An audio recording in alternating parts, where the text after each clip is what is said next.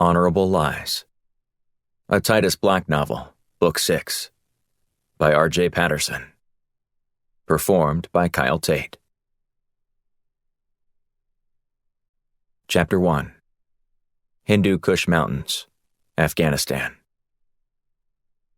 Titus Black scanned the horizon for any movement just beyond the craggy ridge in front of him.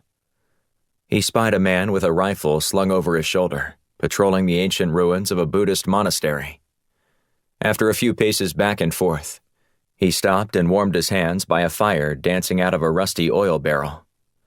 The freshly fallen snow made it easy to follow him, along with the other two guards standing watch near the gate. Black eased back behind a rock and looked at Christina Shields, his partner who had become adept at bridling him in situations like this. "Want me to take a look?" she asked, prying the binoculars away from him. "It's not going to change how I think we should handle this mission," he said. She leaned around the boulder for a few moments, examining the scene. When she retreated back behind the rock, she sighed and shook her head. "You agree with me, don't you?" he asked. "You haven't even told me your plan." "I think you know what it is," Black said with a wry grin. "Go in guns blazing?" "Something like that." She sighed and shrugged. "What other choice do we have, other than wait for them to move her?" Black grunted. "I hate chasing targets. Besides, do you want to sit out here in the cold much longer? It's not like this is a matter of national security. If we leave a few frozen corpses up here, I doubt anyone will care." "If they even see them," she added. "Exactly. So, are you ready to crash this party?" Shields gestured toward the path. "Lead the way." Black, dressed in white combat fatigues to provide better camouflage amidst the storm that had just blanketed the Hindu Kush Mountains, crouched low as he treaded through the half-foot of snow. A gentle breeze blew across his face, stealing every bit of warmth clinging to his exposed skin. His toes had become numb hours earlier, and his ears were so frozen they felt as if they might break off. After traveling along the path for a few minutes, they stopped to take a break. "I would never call this a simple extraction mission," Black said. Shields shook her head. "No way. Not in this terrain." "And this weather," he added. "This woman must be pretty important." "Doubt it. She's just a trust fund kid with well-connected parents. Since barely graduating from Georgetown University, she's bounced around from internship to internship, subsisting on the healthy amount of money her father gave her." "So, she can be exchanged for a lot of money?" "I'm assuming that was the idea when her kidnappers abducted her in Paris," Shields said. "Otherwise, I don't know why anyone would want to kidnap a 24-year-old who perpetually excels at buying her way out of trouble." "Maybe she's a thrill seeker," Black suggested. "Could explain a lot. Or she could just be stupid." Black was inclined to agree with Shields. An incredulous look had spread across Black's face when Firestorm director J.D. Blunt had first issued the assignment to rescue Campbell Morgan in Afghanistan. But now, knowing just what a mess the young woman had gotten herself into, Black could only shake his head. He wondered if she was even alive, considering how treacherous the ascent to the terrorist hideout had been. But Campbell's parents were desperate to bring her back to safety, despite not possessing the $100 million demanded as a ransom. According to Blunt, the family's wealth only ran so deep, and the terrorists wouldn't settle for anything but the full amount. Fortunately for the Morgans, they were friends with Colorado Senator Ted Neal, who begged Blunt to use his team to intervene. As Black continued to lead Shields along the path, he wondered how such a ragtag group of terrorists had succeeded in capturing such a prized American. Maybe they simply hunted unattached young women in Monaco and got lucky, Black surmised. However, he was certain if that had been a popular scheme, he would have probably heard of it before now. When they reached a position less than 50 meters from the gate, Black huddled behind a boulder to discuss the plan of attack with Shields. "Time to activate the drone," Black said. Shields smiled. "The moment of truth has arrived." She pulled a small box out of her rucksack. Just before they left, Jana Shadid, the whiz engineer who'd recently joined the Firestorm team, handed out gadgets like they were Christmas presents, complete with smiles on the faces of all those who received them. She'd given Shields a pair of drones that could enable them to send ahead what amounted to an advance team to take out combatants and expose what was in store for the human agents. Once Shields activated the 2 drones, they whirred for a moment before rising off the ground. She navigated them straight toward the gate. Within seconds, she fired on the guard patrolling the outside of the hideout. Once his body hit the ground, the other 2 guards scrambled outside to see what had happened. One of the men met a similar fate, while the other dove to the ground back behind the wall. Then, a strong gust of wind blasted the 2 drones, battering them against the ground. Black watched as the 2 machines tumbled into the canyon below. "So much for the element of surprise," Shields said. "Surprise is so overrated." The 2 agents waited to see if the other guard might venture beyond the walls again. However, when he did, he brought reinforcements. A half-dozen terrorists staggered out into the cold, blindly firing their weapons in every direction. Black stared in awe at the ragtag crew comprised of a group of boys, without a single one appearing to be older than 16 years of age. Turning toward Shields, he placed his hand on the barrel of her weapon, lowering it toward the ground. "We can't shoot these guys," Black said. "They're kids. And they'll happily kill both of us if we let them," she said, resisting the pressure he'd applied to her gun. He stood firm. "I've got a better way." "And what exactly is that?" "Give me your bag," he said. "What are you doing?" she asked, refusing to comply. "I'm going to offer them money." She shook her head subtly. "We don't have any money." "They don't know that." Shields sighed. "Are you insane? They'll kill you." Black grinned wryly. "They won't even have a chance. Here, put these in your ear." He handed her 2 little earbuds and then scooped up a few rocks before stuffing them into a bag. "Ready?" he asked. "This better work." "I'll go first, just in case things go south." Black emerged into the open with his hands up. "I come in peace," Black said in Farsi, "and I have money." The boys paused, staring at him as if he'd just arrived from another planet. He smiled before activating a device Jana had given him before they left. A shrill pitched sound emanated from a small box in his hand, sending the soldiers to their knees as they attempted to cover their ears. Shields joined him, and they quickly secured all but one of the boys together with a rope as they writhed in anguish. Once they were tied up, Black turned off the box. The boys moaned and exhaled, a few of them hurling expletives at him. The lone boy who remained free kept his hands in the air as Shields trained her gun on him. "We're here for the girl," Black said. "Take us to her." Black pocketed the device and pulled out his gun as the boy gestured for them to follow him. They ducked into the opening of the dilapidated monastery. Though some of its ornate carvings had survived the region's harsh weather since the building had been last occupied by Buddhist monks. Torches lit the entryway before giving way to a more modernized interior. Dirt floors transitioned into hardwoods, while jagged rock walls became smooth with sheetrock and paint. "You plan on using that thing again?" Shields asked. "It's got a limited range," Black said. "As big as this room is, I don't think it will be as effective. I knew it'd be enough to easily take out those kids, but hardened terrorists? It's not worth the risk." "They have money," the boy shouted in Farsi. "And magic." A man emerged from behind a pair of double doors, a gun pointed in front of him. Several other guards joined him, all armed. Black gestured for the leader to lower his weapon. He didn't comply. "Who are you?" the man asked. "We're here to talk about the woman," Black said, his gun still pointed at the man. The man looked at Shields. "Her?" Black shook his head. "The one you were holding ransom. We need her now." A faint smile spread across the man's lips. And what makes you think that I'm just going to give her to you?" "They have money," the boy repeated. "Is this true?" the leader asked. "No, it's not," Black said, before dropping the sack on the ground. Rocks tumbled out onto the floor, exposing the ruse. "I'm not about to give you anything. I'm just here to take your captive and be on our way."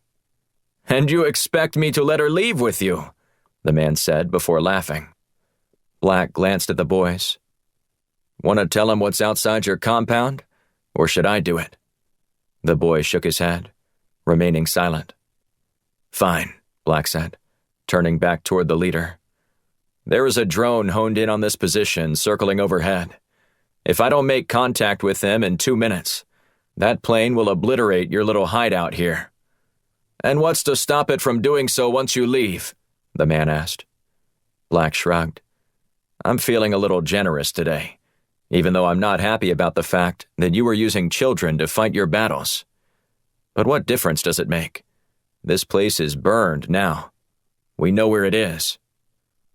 The man looked at the boy and asked them if he'd seen a drone outside. He nodded, eyes widening as he swallowed hard. "Abdul and Amir are dead, killed by a drone," the boy said. The man took a deep breath and studied Black. "This is not how the deal was supposed to go." "Look, if you kill the girl, I don't care," Black said. "This is just a mission to me, as it is to you. And if I die, it'll be satisfying to know that I took a whole den of terrorists with me." The man held up a finger and turned to consult with 2 others in hushed tones. "You think it worked?" Shields asked. "We're about to find out," Black said. The man turned back around and held Black's gaze. "What do you Americans say? Live to fight another day?" Black nodded. "That's some sage advice. Then I'll be taking it today," the man said, before glancing at a security camera in the corner of the room. "You may have the girl, but I have your picture in my database now. If anything happens to this hideout, I will hold you personally responsible and have you hunted by legions of warriors who will leave no stone unturned before you are dead. Do I make myself clear, Mr. Black?" Black nodded, resisting the urge to show his surprise.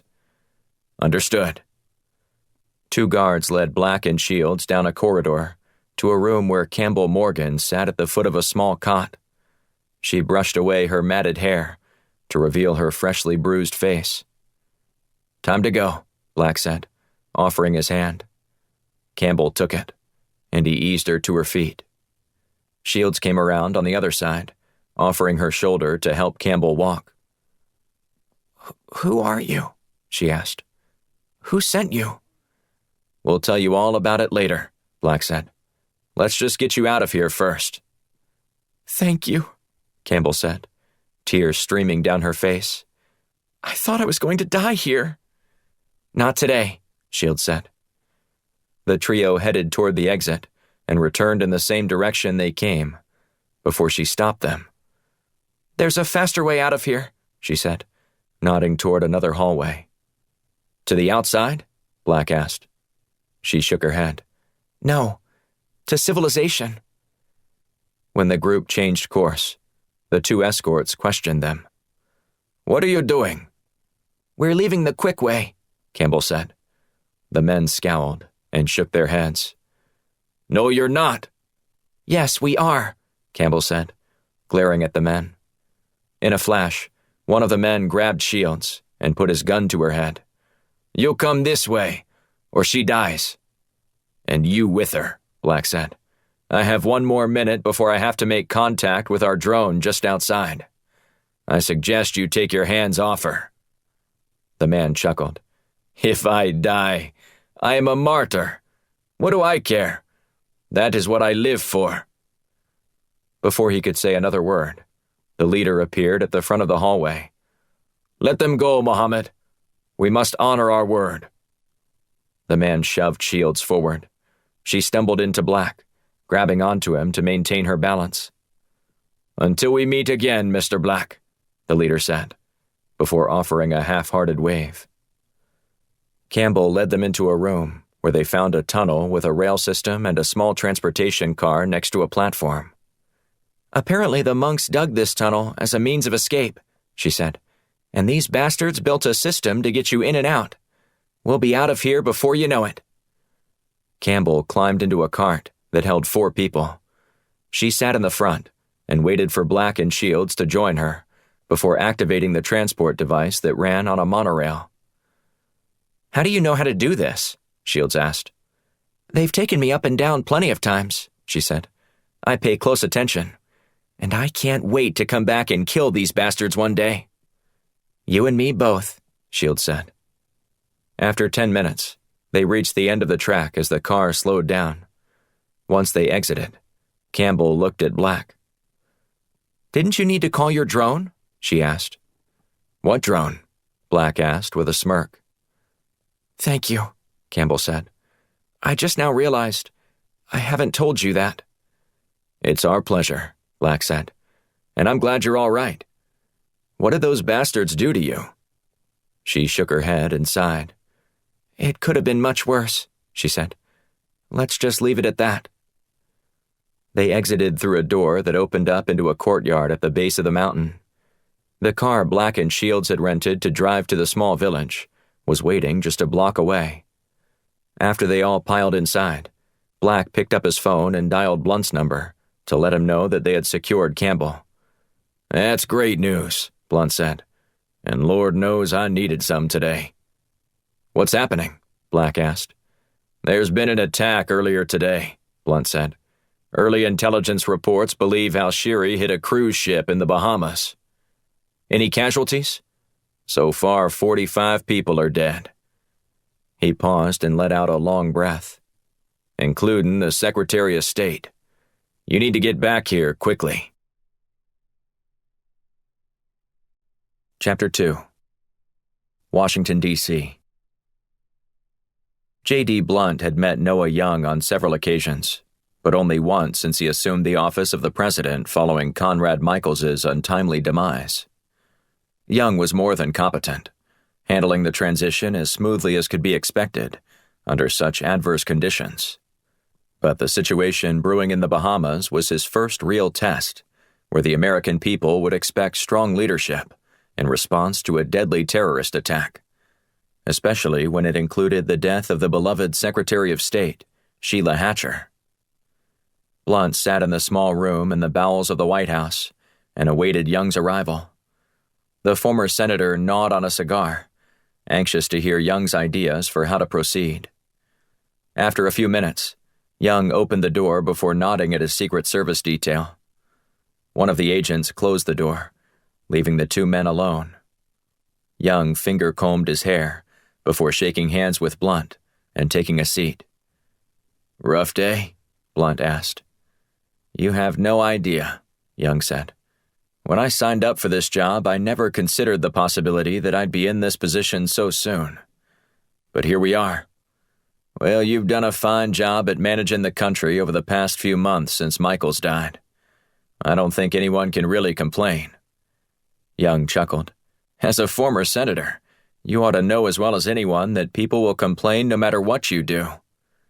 "Unfortunately, I know that all too well," Blunt said. "But any unfounded criticism will morph into a groundswell of dissent if this situation isn't handled properly." Young leaned forward in his chair. "Exactly. And that's why I wanted to solicit your advice on how to move forward. I'm aware that a situation like this might require a more covert approach. I could stand in front of the press and shake my fist, pound the podium, and threaten revenge.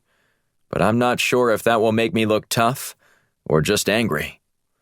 I ascribe more to Teddy Roosevelt's philosophy on such matters, preferring to speak softly and carry a big stick. There are other ways to send a more direct message without being so direct publicly, if you know what I mean." "Of course. But what does that look like with a burgeoning terrorist organization?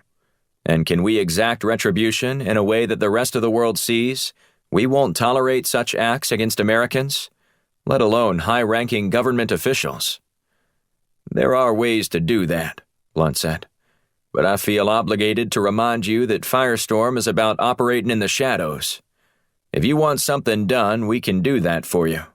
In fact, we are designed to address specific situations such as these. However, we're not supposed to exist, so the quieter we go about this, the better." "But won't that make me look weak?" Young asked. "Shouldn't I at least say something?" "That's something for you to discuss with your aides, but I think you must assure the American people that you're going to handle it. When we're finished, you can show the results of our operation, explaining what happened on a covert mission. That should satisfy the press and anyone else looking to question how you handled the situation." "Sounds like a plan," Young said. "So, what do you intend to do?" Blunt leaned back in his chair as a wry grin spread across his face. "We're going to do what we always do and get to the bottom of this. And right now, I have far more questions than answers. Such as, was the Secretary of State the only target? And if so, who would benefit from her being dead? As well as where did the information about her trip come from? And who else died in the attack? That's just for starters. Making rushed assumptions is sure to either get egg on your face or guarantee that you won't catch the perpetrator. These types of investigations need to be handled discreetly and with caution, because you never know who you're really dealing with." Young templed his fingers as he eyed Blunt closely. "Are you suggesting that perhaps this was orchestrated by someone within our own government?" Blunt shrugged. "Maybe. Maybe not.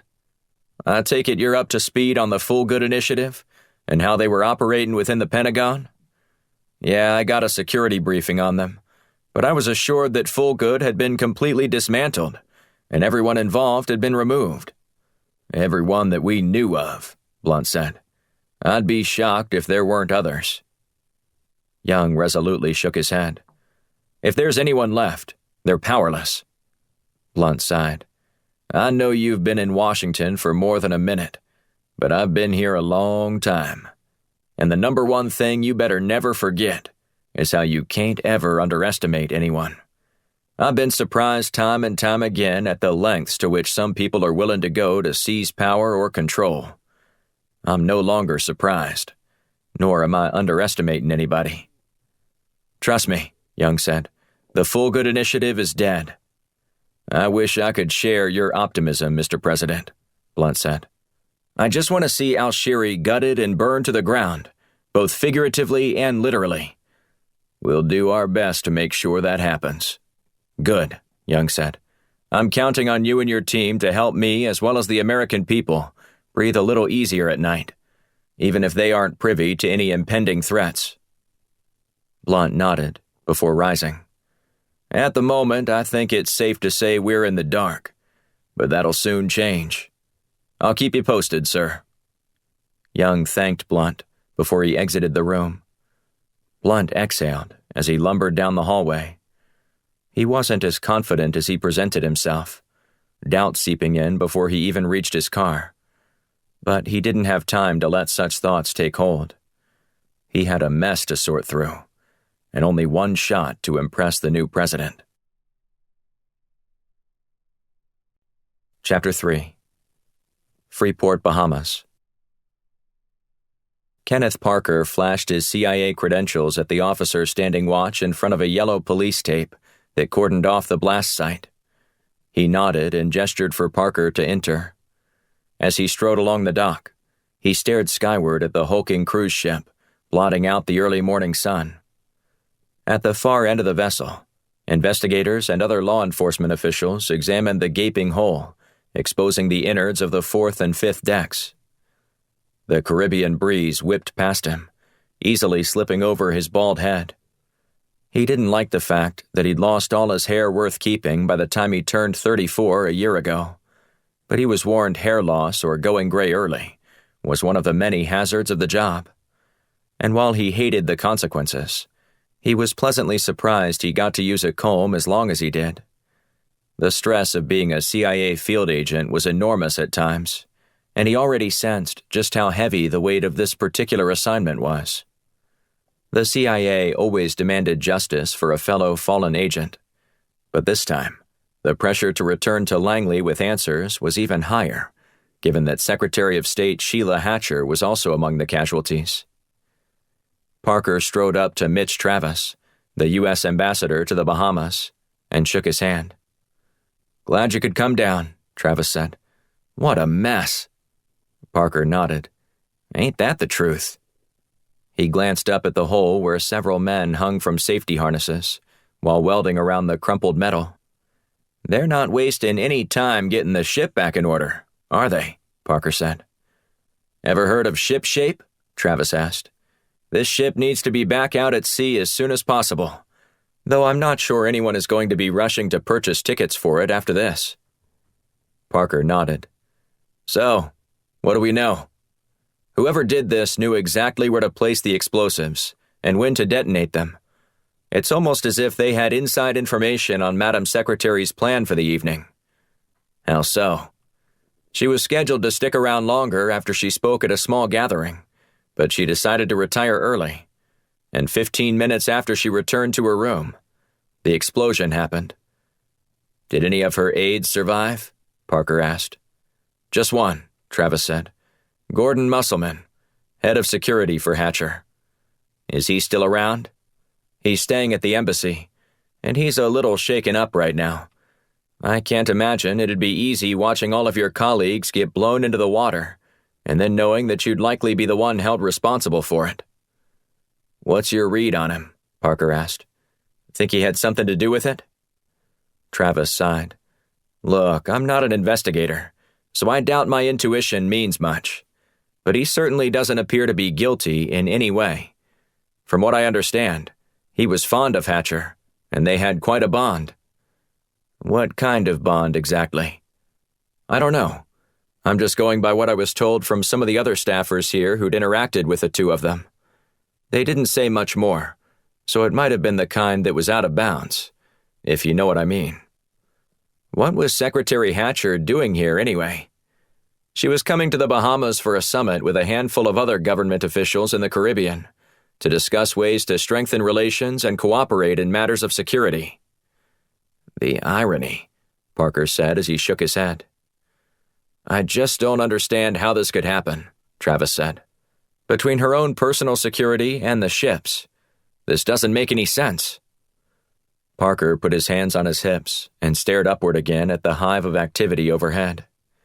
Sparks scattered from the welders working above as the incoming tide lapped against the side of the boat. Slowly inhaling a deep breath, Parker's nostrils filled with the salty air while he considered the ambassador's comment. But Parker wasn't perplexed about who did it. That much was cut and dried to him. The intended target was what he was grappling with. "At least we know who's responsible," Travis said, breaking the long silence. "Those Alshiri bastards are always causing the worst kind of trouble." "Just because they claim to do this?" Parker asked. "Even if they had nothing to do with this, they'd be trying to take credit." "Perhaps, but within minutes after the explosion, they were distributing a video that included footage of the blast. Seems like they at least had an insider knowledge that this was going down, and are connected in some way." Parker slapped Travis on the shoulder. "Guess that's why I get paid the big bucks." Travis managed a smile. "If you need anything, just let me know." "Actually, there is," Parker said.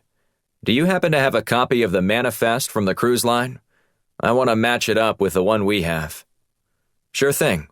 I'll get my assistant to text it over to you right away." "Thanks," Parker said.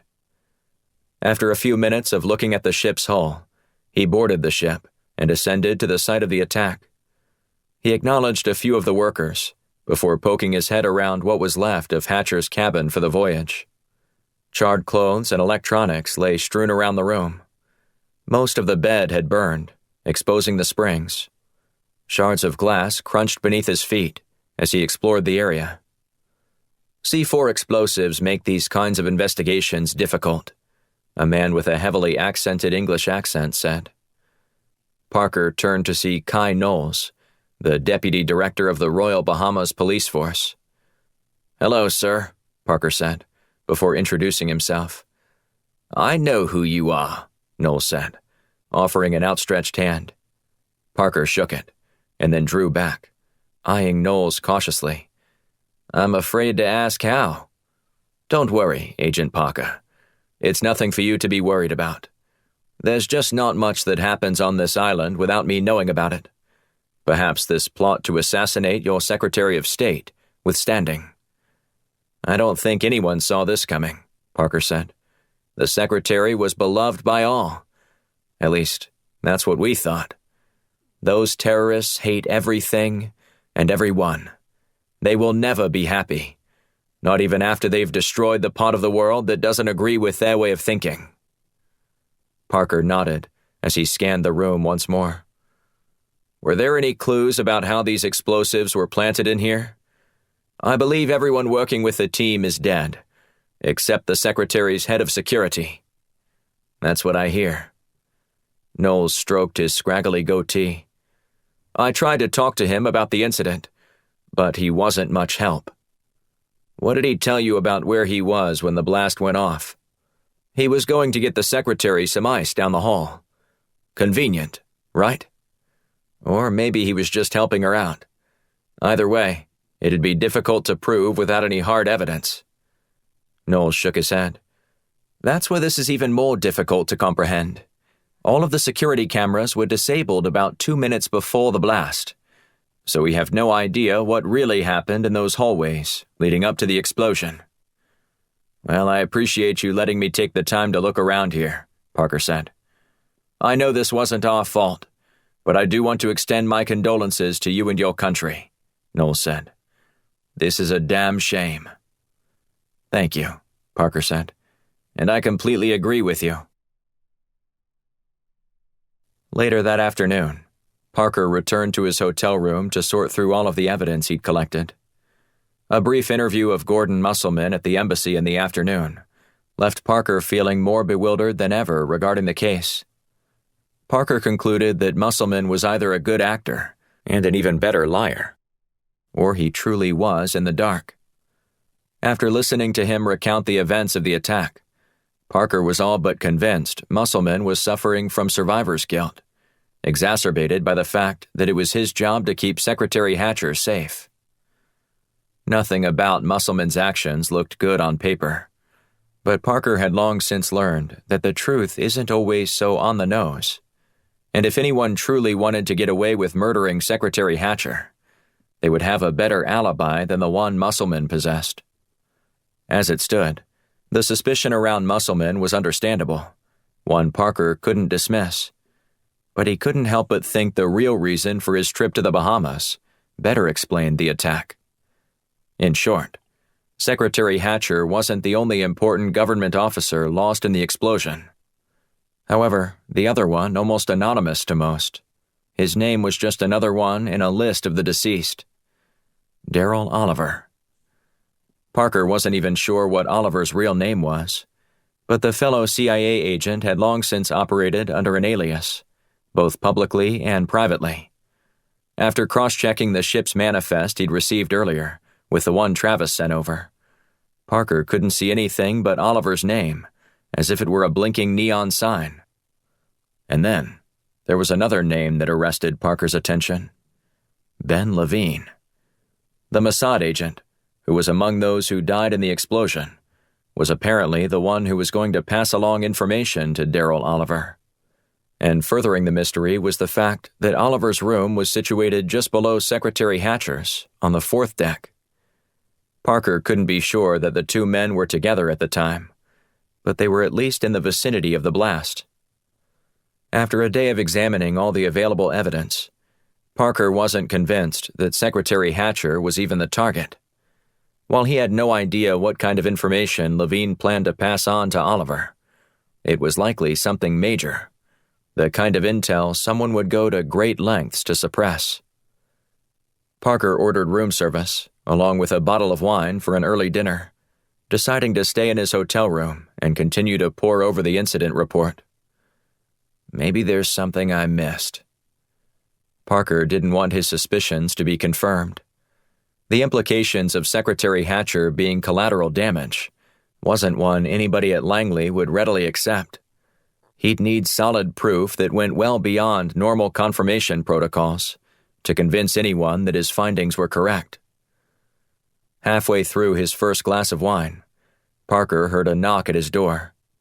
He wiped his mouth with his napkin before palming his gun. Creeping toward the door, he jumped back when he heard a suppressed gunshot fire in the hallway. A bullet splintered the door near the handle. Unsure of what he was about to face, Parker didn't wait around for the second shot. He raced to the balcony and slid open the door. 2 more shots blasted against the door. Parker reached over to the next balcony and jumped for it, his fingers wrapped around the protective wrought iron fence. Glancing at the ground, he gauged the height of his impending fall before letting go. At no more than 12 feet, he hit the ground and rolled. A bullet ricocheted off the concrete patio surrounding the pool, creating panic amidst the vacationers squeezing out the day's final hour of sunshine. More bullets rained down near Parker as women screamed while scrambling for shelter. Parker waited a moment before hurtling over a ground-level balcony fence and darting into a room with an open glass door. He sprinted down the hallway and flagged a taxi waiting by the lobby. After giving the taxi driver instructions, Parker glanced over his shoulder, refusing to exhale until he was certain the man pursuing him wouldn't be able to find him. Parker didn't say a word for the next 5 minutes. "Let me off here," Parker said, pointing to a street corner a half a block away. He ducked into a bar and then called another cab, this time asking the man to transport him to the other side of the island. Upon reaching another hotel, Parker checked in underneath an alias and retired to his room. Now I know I'm right. Parker didn't get the best look at the person shooting at him, but he noticed a marine tattoo on the man's right forearm. Whoever was hunting Parker was an American. He kicked off his shoes and fell onto the bed. After contemplating his next move, he picked up his cell phone. Calling the agency could be a mistake, since he didn't know who exactly was after him. But he had to let someone know what had happened to him, just in case. He dialed a number and waited for the person to answer. "Senator Blunt, this is Kenneth Parker. Do you have a few minutes to talk? I have something urgent to tell you." Chapter 4. Washington, D.C. Black and Shields wasted no time in heading straight to Blunt's office upon returning to the Phoenix Foundation. He was buried in a copy of the Washington Post when they entered and took a seat across from him at his desk. Despite their arrival, he didn't peek over the top of his paper until Black cleared his throat. Blunt peered over the top of the paper and eyed his 2 agents. "I was beginning to wonder if you'd ever make it in." "It's 8:30, Shields said. "We spent all day on a C-130 just to get here this morning. And you want to shame us for being a little late?" Blunt smiled. "Maybe I should send you home to get some more sleep." Shields growled and then shot him a nasty look. Blunt chuckled before turning his attention to Black. "I hope you didn't wake up on the wrong side of the bed this morning, too." Black leaned back in his seat, enjoying the drama. "I'm good. However, I'm very curious about what was so urgent that you needed us in so early today." Blunt folded up the paper and then pulled out a cigar from his desk drawer. "Our freshly minted president is a little antsy right now and worried about getting off on the wrong foot with the American people. If it wasn't for him, I would have let you sleep in today until about noon.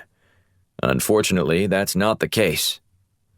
Shields kept silent as she nursed her cup of coffee. "You all right over there?"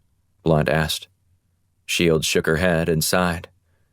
"If President Young is responsible for this, I hope he doesn't walk through that door, because I'd like to stick a combination of titanium and carbon fiber right up his—" Black put his hand on Shields' prosthetic leg and spoke over her. "She had a rough flight yesterday, sir. Now, what is it the president wants us to do? I'm sure by now you're caught up on the terrorist attack on the cruise ship in the Bahamas," Blunt said, his eyebrows arching upward. Black and Shields nodded. "Good," Blunt said. "Now that you know the basics, I need to fill you in on what else is happening that the public doesn't know about yet." Shields perked up. "What do you mean?" "I mean that Secretary Hatcher's death might have been a cleverly disguised cover for the real intended target," Blunt said. "Who else died?" Black asked. "Darrell Oliver," Blunt said. "Does that name ring a bell?" Shields and Black both shook their heads slowly. Blunt shrugged. "Well, I wasn't sure if you'd run into him before during any of your interactions at the CIA, but he was an operative for the agency, and he was supposed to be meeting a Mossad agent on that voyage." "Did they make contact?" Black asked. "We don't know. Not that it matters now," Blunt said. "Why's that?" Black asked. Blunt sighed. "They're both dead, according to a contact I have at the CIA. So, we don't know what kind of information was going to be transferred between the two agents. We just know something was going down." "What does that mean to us?" Shields asked. "Do you have an idea how you want us to proceed?" Blunt leaned back and scratched the back of his head. "I'm not sure there's any clear path forward in this investigation. From where I sit, I just see a lot of threads that we need to start pulling on." Black nodded. "We need to proceed cautiously, because we don't know who we might be dealing with. For all we know, it could very well be an inside job, possibly even some remnants of the Fullgood initiative." "That's definitely a possibility, according to my contact," Blunt said, as he pointed at Black. "We can't rule anyone out until we've investigated this further," Shields said. "Now, can you tell us more about your CIA contact?" "His name is Agent Kenneth Parker," Blunt said. "I wrote his recommendation for the agency, and I've known him for a long time." "And?" Black said, prodding Blunt. "He's an interesting character, prone to gravitate toward conspiracy theories. Before he applied, he told me that the reason he wanted to join the agency was because of a documentary he watched on the Kennedy assassination." "How exactly did that influence him?" Shields asked. "He was convinced that there was a shooter on the grassy knoll, and it was a government insider." "So he's a conspiracy theorist," Black said. Blunt nodded. "That's a pretty accurate depiction of him. If I have a hunch about something and share it with him, no matter how outlandish it might be, he never judges me for it, and he dives in all the way." "Is there anything else you can share with us about Parker's suppositions?" Shields asked. "Other than the fact that a former Marine tried to kill him last night. The details are sketchy," Blunt said. "He was down in the Bahamas looking at the attack site to help the agency possibly determine how terrorists targeted Secretary Hatcher, but he was apparently poking around where he shouldn't have been." "Or he was in the wrong place at the wrong time," Black offered. "That's a possibility as well. But if I had to put my money on one of two scenarios, I'd bet on the fact that he got caught snooping in a place that he shouldn't have been." "By choice?" "Probably just a coincidence. But he raised a few red flags with whoever was watching the blast site like a hawk." "Do you want us to go talk to him?" Black asked. "We can get a full deposition from him upon his return to Washington," Blunt said. "But in the meantime, I suggest you get to the heart of the matter and go after the Alshiri agent pounding his chest about the attack." "Someone is bragging about what they did?" Shields asked. Blunt picked up a cigar and studied it for a moment before responding. "I don't know how much stock I'd put in the reports that Alshiri orchestrated this whole attack, but it's possible. And Bahiri Zahid, one of the top leaders within the organization, seemed eager to take credit." "You know where he is?" Black asked. "Not yet," Blunt said. "But the CIA has an asset who has connections with Zahid. I'm working to get the asset to arrange a meeting with the two of you, under the pretense that you're both arms dealers." "And then what?" Shields asked. "You think he's going to freely admit what he did?" "I don't care about him as much as I do who fed him the inside information that two well-connected agents from both the CIA and Mossad were meeting on that ship. Whoever was behind exposing two high-level agents is a much bigger fish than Zahid.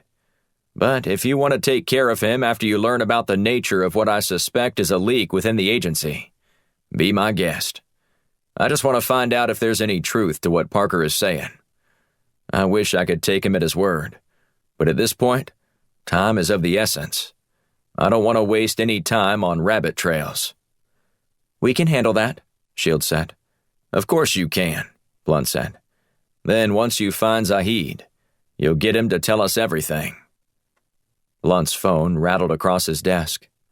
He leaned over and glanced at the screen. "Need to take that?" Shields asked. Blunt nodded. "If you'll excuse me for a moment." He waited to continue his conversation until Black and Shields were outside. "So what do you think?" Shields asked as she closed Blunt's door. "I think Blunt's right," Black said. "Al-Shiri isn't organized enough to get that kind of information." "Maybe someone on the inside gave it to them," she suggested. "We can never rule that out, but it just doesn't seem likely to me. They're a ragtag bunch, not some well-oiled machine." Shields shrugged. "You and I both know it only takes one well-placed asset to trigger a successful operation. But do you think Al-Shiri has even one person high up within the State Department?" She shook her head. "That seems like a stretch, I know.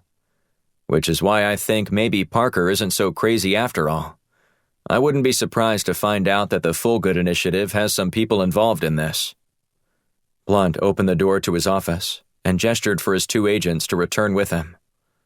"What is it?" Shields asked as she took a seat. Blunt eased into his chair and carefully eyed his 2 agents. "That was Bobby Besserman from the CIA. The asset contacted Besserman about Zahid's whereabouts." "So we know where Zahid is right now?" Shields asked. Blunt nodded. "He's in Turkey, but he may not be for much longer." "Wheels up in an hour?" Black asked. Blunt nodded. "Maybe 90 minutes. Are you 2 ready to go?" They both nodded. "Go get him," Blunt said. As the 2 agents rose out of their seats, Jana Shadid knocked on the door jamb of the office as she entered. "Jana?" Shields said as a grin spread across her face. "Not so fast," Jana said. "I come bearing gifts." Black smiled. "Is it Christmas?" "For you two, it might as well be," Jana said. "What have you got?" Black asked. Jana held out her hand, revealing 2 devices. One was a pair of spectacles, while the other was a small black square. "I don't typically wear glasses," Shields said. "They're for your disguises," Jana said. "And this thing?" Black asked, as he reached into her palm and fished out the square object. "It's a tracking device," Jana said. "It's hardly noticeable, but it can keep tabs on someone in a 100-mile radius." "Impressive," Shields said. Jana nodded. "I thought so. I only finished testing these a few minutes ago, and thought you might be able to test them out for me. However, I didn't know it would be on the field." "I'm happy to help," Shields said. "Me too," Black said. "Let's ride." Blunt forced a smile as he watched the trio head toward the door. "Good luck." "We won't need it," Black said. "Zahid is going to tell us everything we need to know." Blunt chomped down on his cigar. "I hope you're right." Chapter 5. Grand Bahamas Island. Kenneth Parker peeled the curtains back a few inches and then peered outside. The hotel room he'd paid for in cash on the ground floor provided him with a clear view of the common area. The bathroom window gave him an escape route if someone managed to track him down. He considered that unlikely due to all the precautions he'd taken, but he believed he could never be too careful. Parker sat down on the bed and fiddled with his phone battery. He considered removing it an extreme measure, but going off-grid gave him his best chance to stay alive and escape the island. He couldn't shake the image of the man's tattoo. Someone from my own country. Parker shook his head at the thought. His patriotism was a source of pride, part of the reason he wanted to join the agency. But his dogged pursuit of the truth had put him in the crosshairs of an assassin, a fellow countryman. And Parker wasn't sure who he could trust, other than J.D. Blunt. The next morning, Parker slipped outside and hustled to a nearby convenience store that sold everything from snacks to clothes to electronics. He purchased a burner phone and then returned to his room. After checking to make sure no one outside was watching him, he called Blunt. "Were your ears burning?" Blunt asked upon answering. Parker scowled. "I told you not to tell anyone." "If you want my help, you're going to have to trust me. My team is on your side, and if you really need my help, I'll be using them to do it. And I wouldn't dare do the disservice of sending them into the situation blind. The more they know, the better they can help you." "Fine," Parker said. "Just nobody else, okay? I'm getting a little nervous." "Why? Did something else happen?"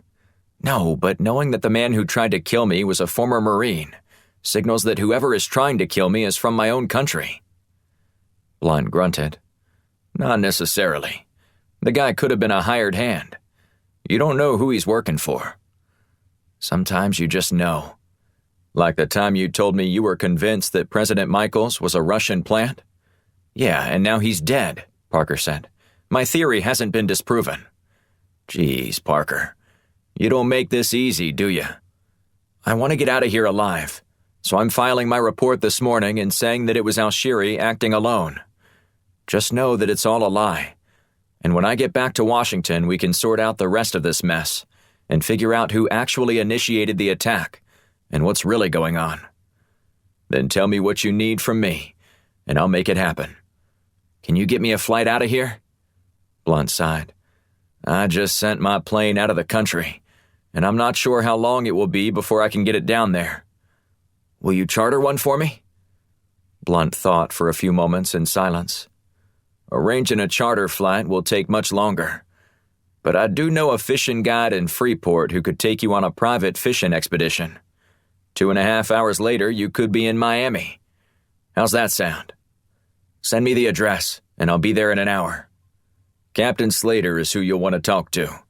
He mostly manages the place these days, but I should be able to convince him to take on a favor like this." "Thank you," Parker said, before hanging up the phone. A couple of minutes later, Parker received a text message from Blunt with the information regarding Captain Slater's sea adventures in Freeport. Parker grabbed his bag and then headed straight to the docks in Freeport. Parker rapped on the door jamb and poked his head inside the cramped office.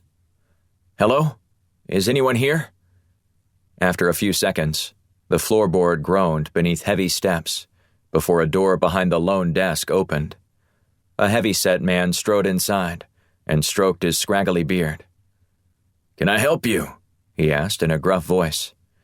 "I'm looking for Captain Slater," Parker said. "Do you know where I can find him?" "You're looking at him, son. What can I do you for?" "I think we have a mutual friend who may have contacted you within the last hour. Mr. J.D. Blunt." Slater nodded subtly. "I know the man well." "Did you speak to him?" "I did." "And?" "I told him I'd look out for you and get you where you needed to go." Parker sighed in relief. "That's great news, sir. What do I need to do to make this happen?" "Since Mr. Blunt already prepaid your bill, I expect all you need to do is put your belongings on the manta ray, the big fishing boat right out front. I'll be out shortly once I finish up some last-minute paperwork." "Copy that," Parker said. He spun around on his heels and followed the captain's orders. Parker wanted to sit on the deck and soak in the warm sunshine, offsetting the cool breeze swaying the palm trees. And a drink in his hand would make the moment almost perfect. But such luxuries would have to wait. He still wasn't certain that he'd eluded any surveillance, even though he hadn't seen a hint of the Marines since seeking safe harbor on the other side of the island. In the cabin below, Parker shoved his bag onto the bench in the galley and sat down. Keeping an eye on the stairs, he fired off a quick text to Blunt, thanking him for his assistance. The ride to Miami wouldn't take much longer than 3 hours, and then Parker could return to Washington to sort out the mystery behind the attack. As promised, Captain Slater joined Parker on the boat, lumbering down the steps with a black cane, which was topped with an ornate bronze carving of a skull. When Slater reached the bottom, he clamped down on the tip of his pipe and stared out the window. "Ready to set sail?" Slater asked. "Sail? I thought—" "Calm down, sailor. It's just an expression. But I still need you to give me a hand up top to shove off." "Of course," Parker said, jumping to his feet. He followed closely behind Slater up the steps. "You ever been deep-sea fishing?" Slater asked. "I'm not much of an angler." "Prefer guns, do you?" "Not if I can help it," Parker said. Slater reached the top deck before spinning around to face Parker. The captain eyed his passenger for a moment. "What?" Parker finally asked, interrupting the uncomfortable silence. "I'm just wondering, what kind of man are you?" Parker grinned wryly. "The kind that'll save your life. I'd rather just hope we don't come to that."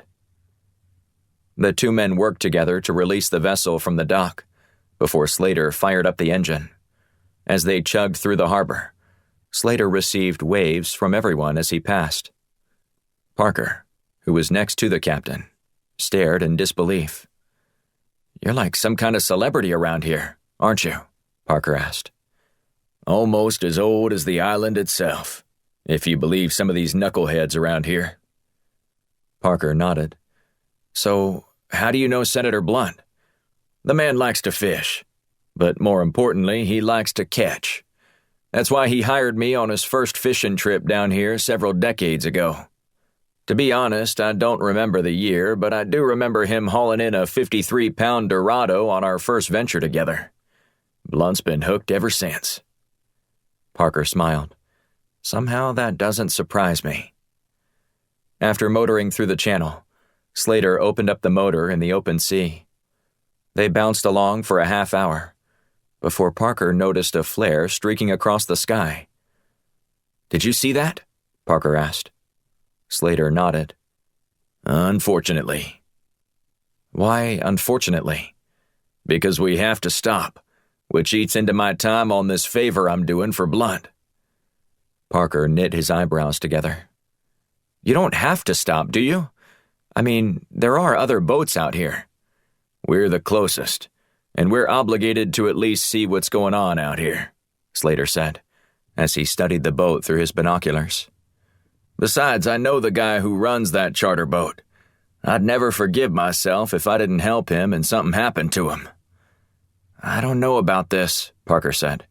"You spooks and your damn conspiracies," Slater said. "Simmer down now and let me handle this."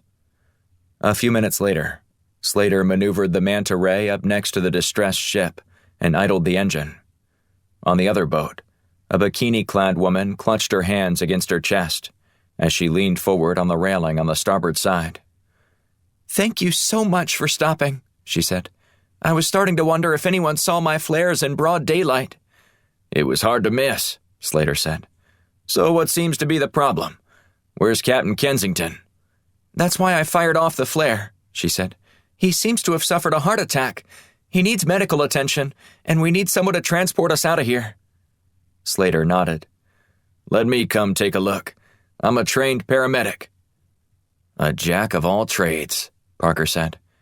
"You stay calm," Slater said softly. Parker pursed his lips and cocked his head to one side. "I'll be fine as soon as I realize this isn't some ploy to kill me." Slater rolled his eyes and sighed. "Just stay put and don't do anything stupid. Better yet, don't do anything at all." The captain lumbered toward the other ship. After he flung his leg over the railing and climbed aboard the boat, he glanced at the woman. "Where's Kensington?" She pulled out a gun and gestured for Slater to have a seat. "Shit," Slater said. "What have I gotten myself into?" "We have no issue with you," said a man as he ascended the stairs. Once Slater locked eyes with the man, the captain moaned. "What's this all about?" "We just want your passenger." "Which one?" Slater asked.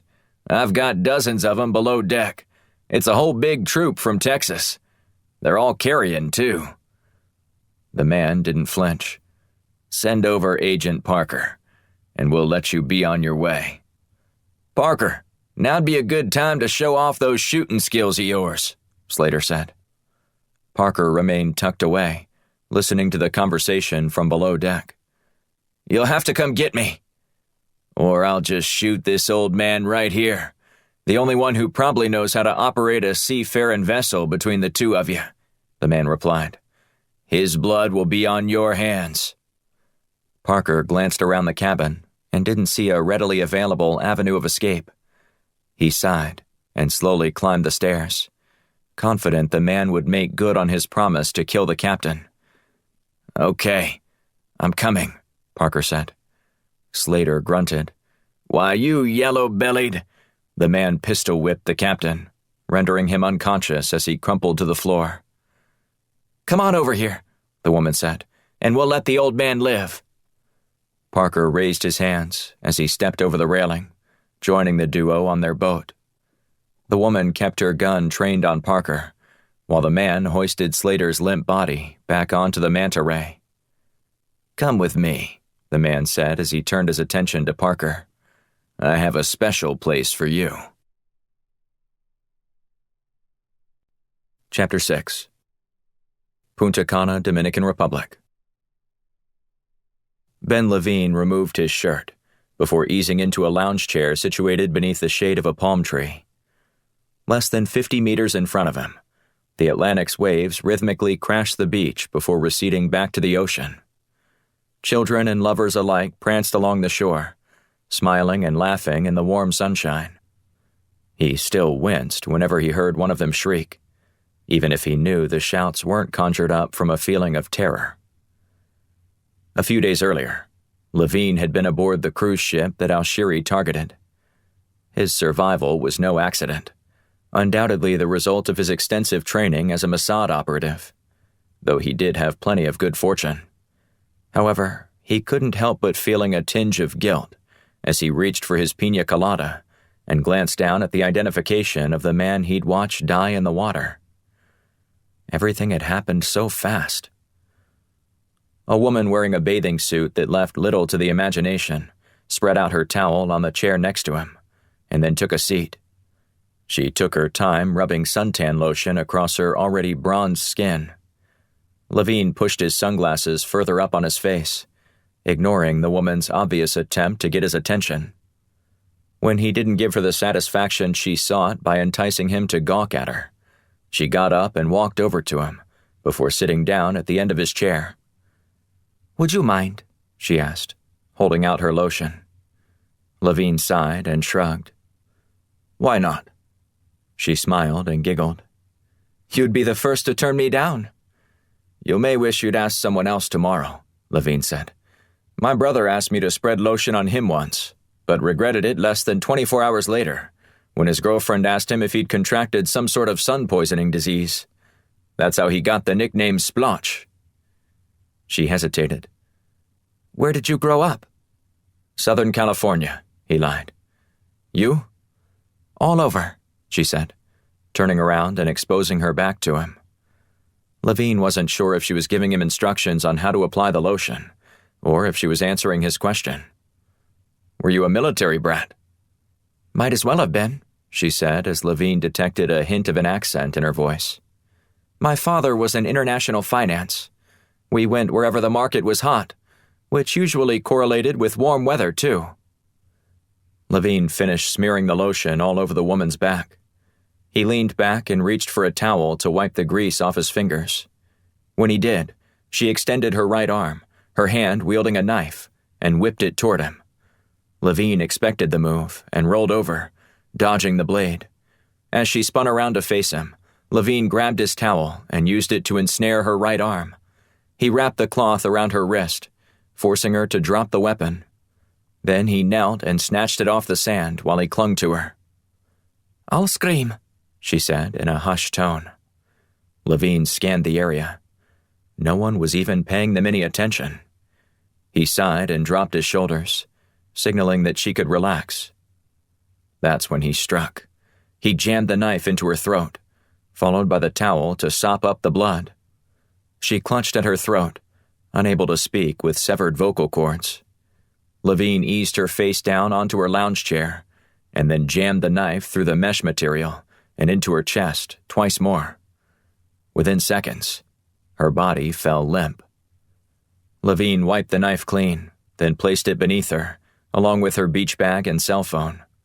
He donned a pair of sunglasses and tugged the baseball hat down low on his forehead before leaving the area. As he walked away, he discreetly scanned the beach once more. Nobody even glanced in his direction. Once he returned to his room, he locked the door behind him and then leaned against it, sliding to the floor.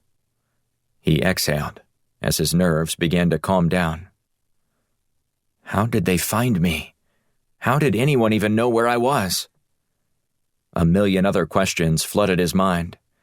He wondered if perhaps the man whose identity he'd stolen was also a criminal. That scenario seemed unlikely. During the fleeting moments after the explosion on the cruise ship, he had realized that the target wasn't the U.S. Secretary of State. He was the target. Or maybe his contact was. Either way, someone knew about their meeting and went to great lengths to make sure it didn't happen, and that nobody even suspected the attack was about anything other than killing Secretary Hatcher. Based on the manifest compared with survivors, she was among the dead. So was the CIA agent Levine was meeting. Now, whoever had orchestrated the attack was cleaning up loose ends. And they weren't about to stop pursuing him either. Not after what he'd just done. Killing an asset in broad daylight was risky, but unavoidable. However, the move would only enlarge the target on his back. Levine pondered his remaining options. The most obvious one was still the one that frightened him the most. Report to his superiors what he'd learned. His reluctance to share this with the higher-ups at Mossad was how this fiasco started in the first place. In hindsight, maybe it wouldn't have been such a bad move. But that didn't matter anymore. He couldn't go back now. That would make him seem guilty, almost as if it was his only option, a roll of the dice. But Levine resisted the urge. He never suspected this much trouble would follow him. Not after what happened in the Freeport harbor. When he closed his eyes, he saw the entire scene unfolding in slow motion. The loss of balance as the deck shook from the blast. Passengers screaming as they tumbled into the water. Ringing in his ears as he hurtled overboard.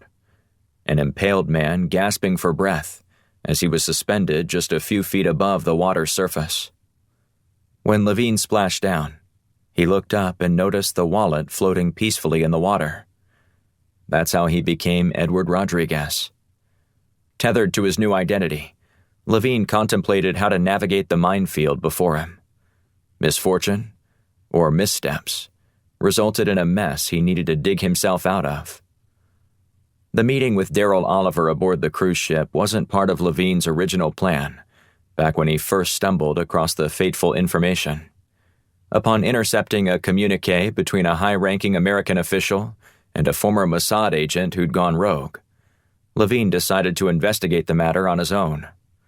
After months of tracking the rogue agent, Levine had become convinced that he hadn't truly gone rogue, but was instead acting on the orders of someone within Mossad, someone who could give him protection. Levine didn't want to share the information with his superiors without knowing what he was up against. So he hired a former Israeli intelligence officer to capture the rogue agent and interrogate him. But that plan was foiled when the agent killed the hired man, leaving Levine with no other recourse but to deliver the information he'd learned directly to someone he trusted at the CIA. Daryl Oliver was that man, and now he was dead too. For a moment, Levine considered checking out of the hotel and disappearing into a remote part of the world. He could start over with one of his many aliases, maybe settle in an isolated village in the Andes Mountains, or buy a small Tuscan villa and run a cafe. It wouldn't be such a bad way to retire. At least he'd be alive. But Levine couldn't. Not just yet, anyway. The information he knew couldn't be buried in his mind, never to be thought of again. Hundreds, maybe thousands of innocent lives were at stake. And while Levine realized he might be able to survive and go on with his life in anonymity, he couldn't live with himself if he didn't share what he'd learned with the proper authorities. Levine needed a plan, and he needed one quickly. Chapter 7. Istanbul, Turkey. Within hours of landing in Istanbul, Black and Shields put their plan in motion to rendezvous with the Alshiri operative Bahiri Zahid. In the aftermath of the cruise ship attack, Zahid had become a quasi-celebrity among terrorist groups. His appearances on several Muslim extremist websites bragging about killing several dozen infidels earned him a nickname that roughly translated into Admiral Death. Publicly, however, he maintained a low profile, his whereabouts unknown, until a well-placed asset reported to the CIA that Zahid was traveling to Istanbul. He was scheduled to be there for a few days, where he was meeting with a handful of other lieutenants from Alshiri to discuss the organization's next attack. While killing Zahid would be a signature victory for Noah Young's fledgling presidency, Black and Shields were more concerned with learning who leaked the information to Zahid, and they needed sufficient proof to finger the traitor. Accusing someone of treason required more than circumstantial evidence and hearsay. Blunt wanted to be able to nail the bastard to the wall, as he put it before sending off his 2 Firestorm agents. Black intended to make Zahid divulge the name of his contact in Washington through a variety of persuasive methods, none of which Black would want performed upon himself. But that was something he wouldn't have to concern himself with until after the most daunting task had been accomplished: apprehending Zahid and moving him to a private location. Black planned to pose as an arms dealer from South Africa, leveraging one of Zahid's former classmates from Cal Tech to set up the discussion. While they were in the air, Shields spoofed the classmate's number and texted Zahid to see if he'd be interested. He enthusiastically responded, telling his friend that his timing couldn't have been any more perfect, since his next big operation necessitated much greater firepower than he'd used in the past. The initial meeting was scheduled to take place the following evening at a cafe in the city's Sultanahmet district. Just a few short blocks from the Grand Bazaar, the public place served as a safe space, as well as one that could enable them to disappear and escape quickly if necessary. Black and Shields spent most of their day scoping out the establishment and searching for all possible pitfalls. Once they were satisfied that the cafe was safe, they retreated to their hotel room to make final preparations for their meeting. "Nervous?" Shields asked, as she tested out the video feed from Black's glasses. "Not really," Black said. "If I'm nervous about anything, it's about who's really behind this and how high up this goes within our own government." Shields sighed and pushed her chair away from the table. "The thing that I just can't figure out is why anyone would want to kill Secretary Hatcher." Black huffed a short breath through his nose before answering. "You're seeing the same thing I am right now. All these extremist groups are using this as a rallying cry. They assassinated a top U.S. government official. That's a major coup for them. And they're going to leverage it into a recruiting tool now." "Yeah, but she's not even all that well known, even within our own borders. I doubt half our country even knew her name until she was killed in the attack." Black chuckled and shook his head. "More than half the country probably couldn't name more than 2 or 3 presidents who predated Lincoln." "True. I will admit that the bar is low. But our collective lack of awareness when it comes to our government leaders makes this that much more of a head-scratcher. Most people will probably forget her name by this time next week." "Hopefully we'll be able to go straight to the source and get all the answers we want from Zahid," Black said. "Where's the fun in that?" Shields said. "Conjecture is what makes this stuff more interesting to me." "If you don't have fun taking down Zahid tonight, you might want to check your pulse," Black said. "This is going to be one wild ride." "I prefer this evening be rather uneventful," she said. "Can we aim for that?" Black shook his head as he dug into his rucksack. He fished out a few more devices and set them on the table. "We're going to do all we can," Black said. "But you're only setting yourself up for disappointment if you think he's going to willingly give us the information we need to know without putting up a real fight. We have to go in with the realization that there's no way he says a peep about that operation, unless we make him. In that case, can we just not make it so complicated? Don't underestimate my methods just yet, Blunt said, wagging his finger. A dash of simple fear might do the trick. Want to bet a 20 on that? Black nodded. You're on. At precisely 9:30 that evening, Black entered the doors of the Mad Hatter, the quaint cafe he and Shields had scoped out earlier. The protocol they set up for verifying each other was simple, almost imperceptible to even the trained eye. But it was effective, which was all that mattered to Black. In one corner of the room, elderly men crowded around a chess table affixed to a wooden barrel. While precedent for such matches required a quiet place, this was the opposite. Spectators cheered or groaned with every play, while discussing openly what was a better move. The departure from chess decorum shocked Black. Are these games always this loud?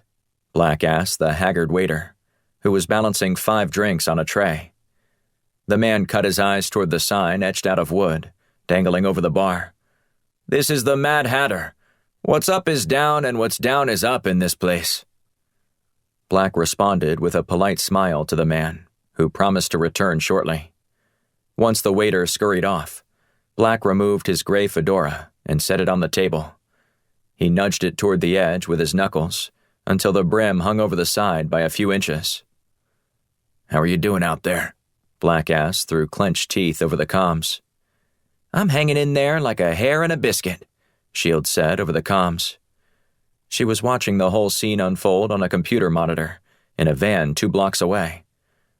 That good, huh? I've decided this van can't be more than a couple of degrees warmer than the freezing air outside. I can barely type. A couple of minutes later, the waiter hustled over to Black and took his order, an Americano.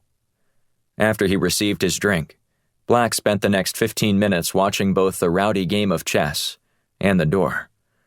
Zahid was late, though Black wasn't surprised. As cautious as the Alshiri operative had been, he'd likely staked out the cafe to ensure that the meeting wasn't a trap. Eventually, he strode through the door and headed straight to Black's table. Black made eye contact with Zahid before gesturing for him to have a seat. It's nice to make your acquaintance, Mr. Clark, Zahid said. Victor speaks quite highly of you. And you as well, Black said in his South African accent that was more than adequate. Consider me an admirer of your work, such as it is. What I saw in the Bahamas was exquisite. Zahid leaned forward as a scowl spread across his forehead. Mr. Clark, please, this is not the time or place to discuss such matters, regardless of your admiration for what I do. Black placed his hands in the air, signaling his regret. I'm sorry, it's just that I rarely conduct these types of meetings in public like this. The first time is always in public, Zahid said. I must know if I can trust you or not. And? Zahid leaned back, stroking his beard while eyeing Black. We shall soon see. I hope you make your decision soon. I have a long list of buyers, and I can't wait around long with something like this. Zahid's eyebrows rose slightly, but he did not respond to Black's statement. So, Victor told me that you're quite the impressionist. Black heard Shields snicker in his earpiece. He didn't flinch, even though he knew he was getting tested. He had 2 options: wing it, or dispute the statement. Black could hold his own with impersonations, but he considered Zahid's challenge to be a test. Victor must have gotten me mixed up with someone else, Black said. I'm not much on impressions. I see, Zahid said, eyeing Black carefully. Black wondered if he'd given the wrong answer and tried to change the subject as casually as possible. So, do you support any teams in the English Premier League? Liverpool, of course, Zahid said with a smile. Salah is a magician with the ball. There's no denying that. Zahid glanced around the room, before returning his gaze to Black. "Let's continue this elsewhere. I think we can conduct business together, and I've arranged transportation so we can talk in a more secure environment." Black nodded confidently. "As you wish." He remained calm, but was taken aback by the upheaval. Black had met with terrorists in the past, each time in public for vetting purposes, before transitioning to private meetings. But Zahid had deviated from the norm, and Black grew uneasy about the situation. Usually the initial meeting resulted in a later meeting. The sudden transition was jarring. Zahid led Black out the door that exited into the alleyway behind the cafe. Black followed Zahid to an idling black SUV parked by the curb. A muscular man dressed in a suit blocked the door. "Omar will check you for weapons first," Zahid said. "Is this necessary?" Black asked. Omar didn't wait for Zahid to answer, running his fingers along the contours of Black's frame. The bodyguard didn't need long to locate Black's ankle holster before quickly removing it and handing it to Zahid. "Mr. Clark, why would you need this to meet with me?" Zahid asked as he removed the weapon from the holster. "Were you concerned I'd do something to you?" Black steadied his breathing, trying to remain calm, as two more burly men crowded near him. "It's a dangerous world out there. When you have the reputation that I do, you make a lot of enemies." "Yet I've never heard of any," Zahid said. Black was still looking at the terrorist when he absorbed a wicked punch to the side of his face before collapsing to the ground. Chapter 8. Atlantic Ocean, off the coast of Florida. Kenneth Parker drew his shoulder near his mouth so he could wipe away the blood oozing from his lips. The bald man standing in front of him wore a white tank top. He leaned forward, resting his hands on his knees as he studied Parker. "It doesn't have to be this way," the man said. "You can just tell me what you were doing at the harbor yesterday, and I'll be on my way." Parker huffed a soft laugh through his nose before shaking his head in disbelief. "There's no way you're going to let me walk out of here, so there's little need for me to tell you anything." His captor considered the statement for a moment, and then sighed. "Suppose there's a way I can guarantee you that this actually happens. I know you've got an attractive wife back in Virginia. Let's not make a widow out of her just yet, if we don't have to. Okay?" Parker's face throbbed from the series of hits he just endured from the man, who answered his partner when she called him Naja. The woman, who went by Fazila, rolled her eyes. "Let me just dump him into the water," she said. "I'll shoot him in the arm, and let the sharks finish him off." Naja glared at her. "Not until he tells us everything we need to know." Fazila huffed as she stormed out of the room, clearly unhappy with her colleague's decision to prolong the interrogation. Parker mustered a faint smile for two reasons. First, he bettered his odds. Second, Naja would get annoyed and maybe take another run at Parker. And that's what he wanted. An altercation was the only way Parker had a chance to survive, which included getting his hands on the cell phone Naja had tucked into the back pocket of his jeans. Parker used the confrontation between his two captors against Naja. "You think I'm going to tell you a damn thing? Better dream on, brother. You couldn't beat a phone number out of me, much less classified information." "I'm not looking for classified information, Agent Parker," Naja said with a sneer. "I just want to know what you were doing at the docks in Freeport." "How many times do I have to tell you that it's classified?" Naja's nostrils flared as he drew back. Parker braced for the hit, and Naja didn't disappoint. The brute recoiled and took a wild swing at Parker's jaw. He leaned back, resulting in only a glancing blow. However, the sudden move to avoid a direct hit put Parker's chair off balance as it teetered backward. Naja kicked one of the front legs, putting Parker on his back. However, in the midst of the fray, Parker's bindings loosened. Parker felt the slack in the ropes around his leg and worked to free himself. Naja knelt down next to Parker and delivered 2 more body blows, unaware of Parker's effort to shake off the rope. Naja drew back and then narrowed his eyes. "Now, I'm only going to ask once more. What were you doing at the docks?" Parker felt the rope slide off his right leg. "I can't," he said in a whisper. "My voice is gone." Naja snarled, then leaned in closer to Parker, but maintained a distance to avoid a headbutt. "You ready to talk now?" Parker nodded. He acted as if he was about to speak, before mustering up as much strength as he could to deliver a kick to Naja's crotch. The terrorist wailed in pain. Instinctively grabbing the area, Parker drilled with his foot. Parker scrambled to his feet and bull-rushed Naja, slamming him into the wall. His head whipped backward and hit it squarely, knocking him out. Parker bashed the chair on the floor, releasing his hands.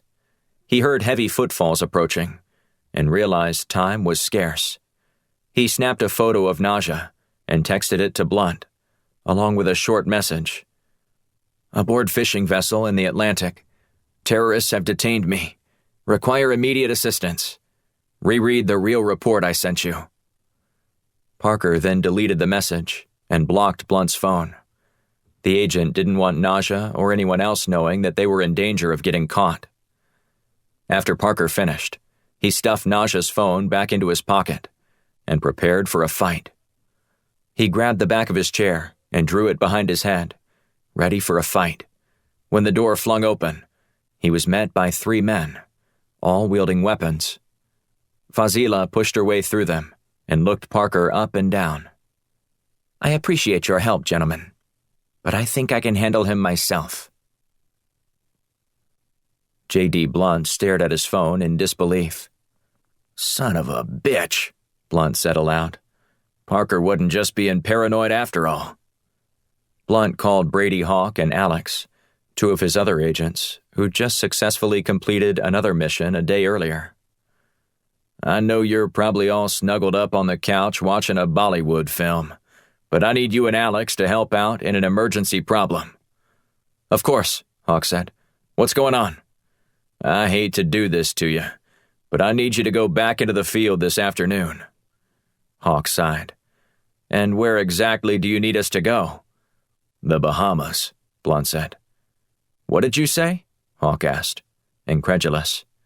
"I need you to go to the Bahamas. There's a CIA agent in trouble, and he needs our help." "I'm willing to make such a sacrifice for our country," Hawk said. Blunt wasn't amused. "This is serious, Hawk. Kenneth Parker is a longtime friend of mine, a young man very much like yourself who cares very much about this country, and I won't abandon him now." "Roger that," Hawk said, turning more somber. "Grabbing our go bags and heading to the airport now." The sun had nearly sunk beneath the horizon when Hawk and Alex arrived in Freeport. They hustled through customs and called Mallory Kaufman, an analyst at the NSA. "What do you have for us, Mallory?" Hawk asked. "Blunt had me triangulate the position of Parker's cell phone call, and it wasn't that far off the coast," she said. "Can you tell me where the phone is now?" he asked. "It appears to be turned off or outside." "Or could they have gone back out to sea and be out of range?" "Not likely. I pulled satellite footage from the area and synced it up with the time of Parker's text. It was partly cloudy most of the day, so I was able to track the ship for a while.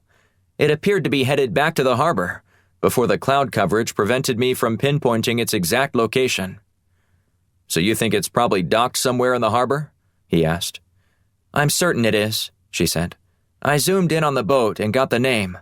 It's called Free Spirit, and it's registered to a rental company in Freeport. I spoke with the owner a half hour ago, and he confirmed that it's been returned. I'm texting you the address now."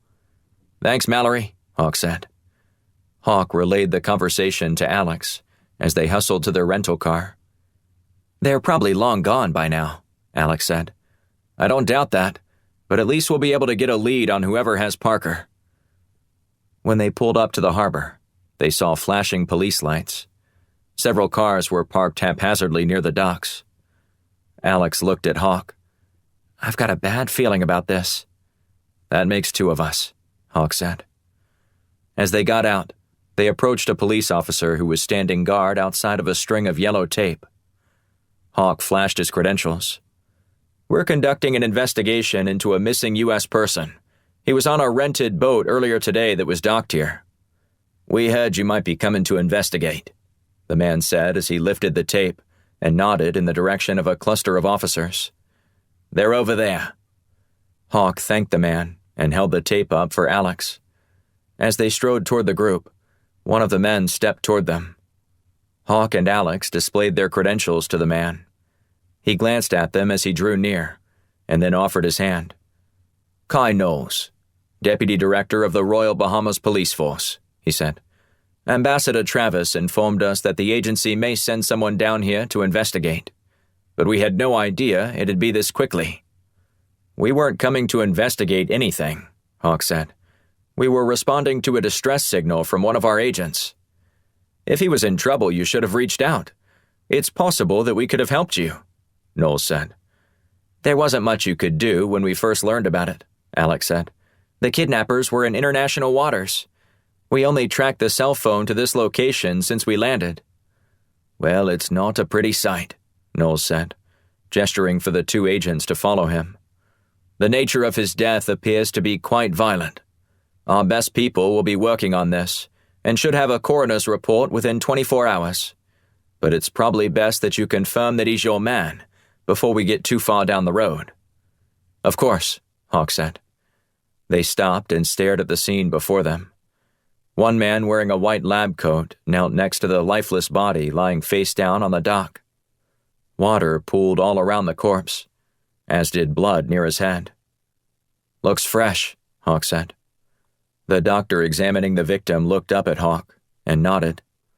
"If I had to guess, I'd say he was killed within 2 hours. Someone found him floating in the water and fished him out because they thought he might still be alive. So there's no telling how this person might have been contaminated by that, but your assessment appears to be spot on." Hawk turned to Knowles. "I'd like to see all the security footage you can possibly wrangle from all these nearby businesses. The quicker we move, the more chance we might have of tracking the attackers down." Knowles winced. "I'm sorry, Agent Hawk, but this harbor isn't exactly like ones in the United States. These areas aren't nearly as secure as you might think. Those cameras are a luxury, and not the kind you'd find on a dock like this." Hawk scowled as he surveyed the area. "See any yachts here?" Knowles asked. Hawk slowly shook his head, understanding Knowles' insinuation. "No yachts, no cameras," Knowles said. "Thieves here don't waste their time on a fleet of rental boats that don't fetch much on the resale market. There are far better targets." "I see," Hawk said. "If you'll excuse me," Knowles said, "I need to deal with another issue. One of my officers here will be more than happy to assist you." Hawk watched Knowles walk off, but not before he stopped and spoke with a few of his men, directing them to attend to Hawk and Alex's requests. "You need to call Blunt," Alex said. Hawk sighed. "He's not going to like this, but at least it confirms one thing." "What's that?" Alex asked. "Kenneth Parker wasn't as crazy as Blunt might have thought," Hawk said, glancing down at the body. "This poor guy was definitely onto something. The kind of something that cost him his life." Chapter 9.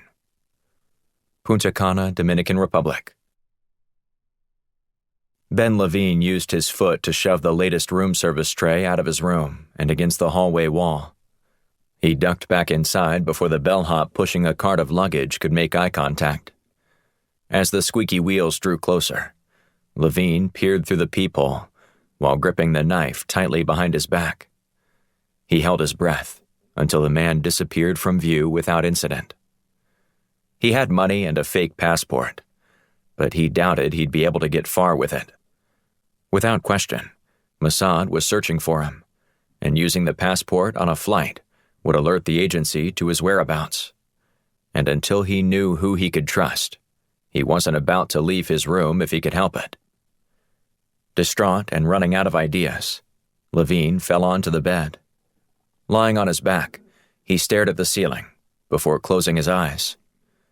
He could still hear the sweet voice of his wife, Esther, telling him to hurry back from the trip because of a big party planned for his father's 70th birthday. Levine had married Esther just over 2 years ago, yet she still had no idea about the truth of what he did for a living. She believed he was an analyst for an investment firm, his job requiring him to travel the globe to determine the feasibility of potential projects. He hated lying to her, but it was a necessary evil. However, Levine felt in this case, his secrecy was more cruel than usual. 3 days before he left, Esther told him she was pregnant. He'd been reluctant to have children due to the nature of his job, though he'd used another excuse with her. Yet she begged him to reconsider. After months of pleading and explaining that she wouldn't feel complete as a woman until she'd become a mother, he relented. Now, he was awash with regret. Levine picked up the cell phone he'd purchased and logged into a secret social media profile he'd created. He'd never told anyone about it, but it was how he spied on certain targets who were careless with the way they conducted themselves online. With a deep breath, he searched for Esther's account and almost immediately wished he hadn't.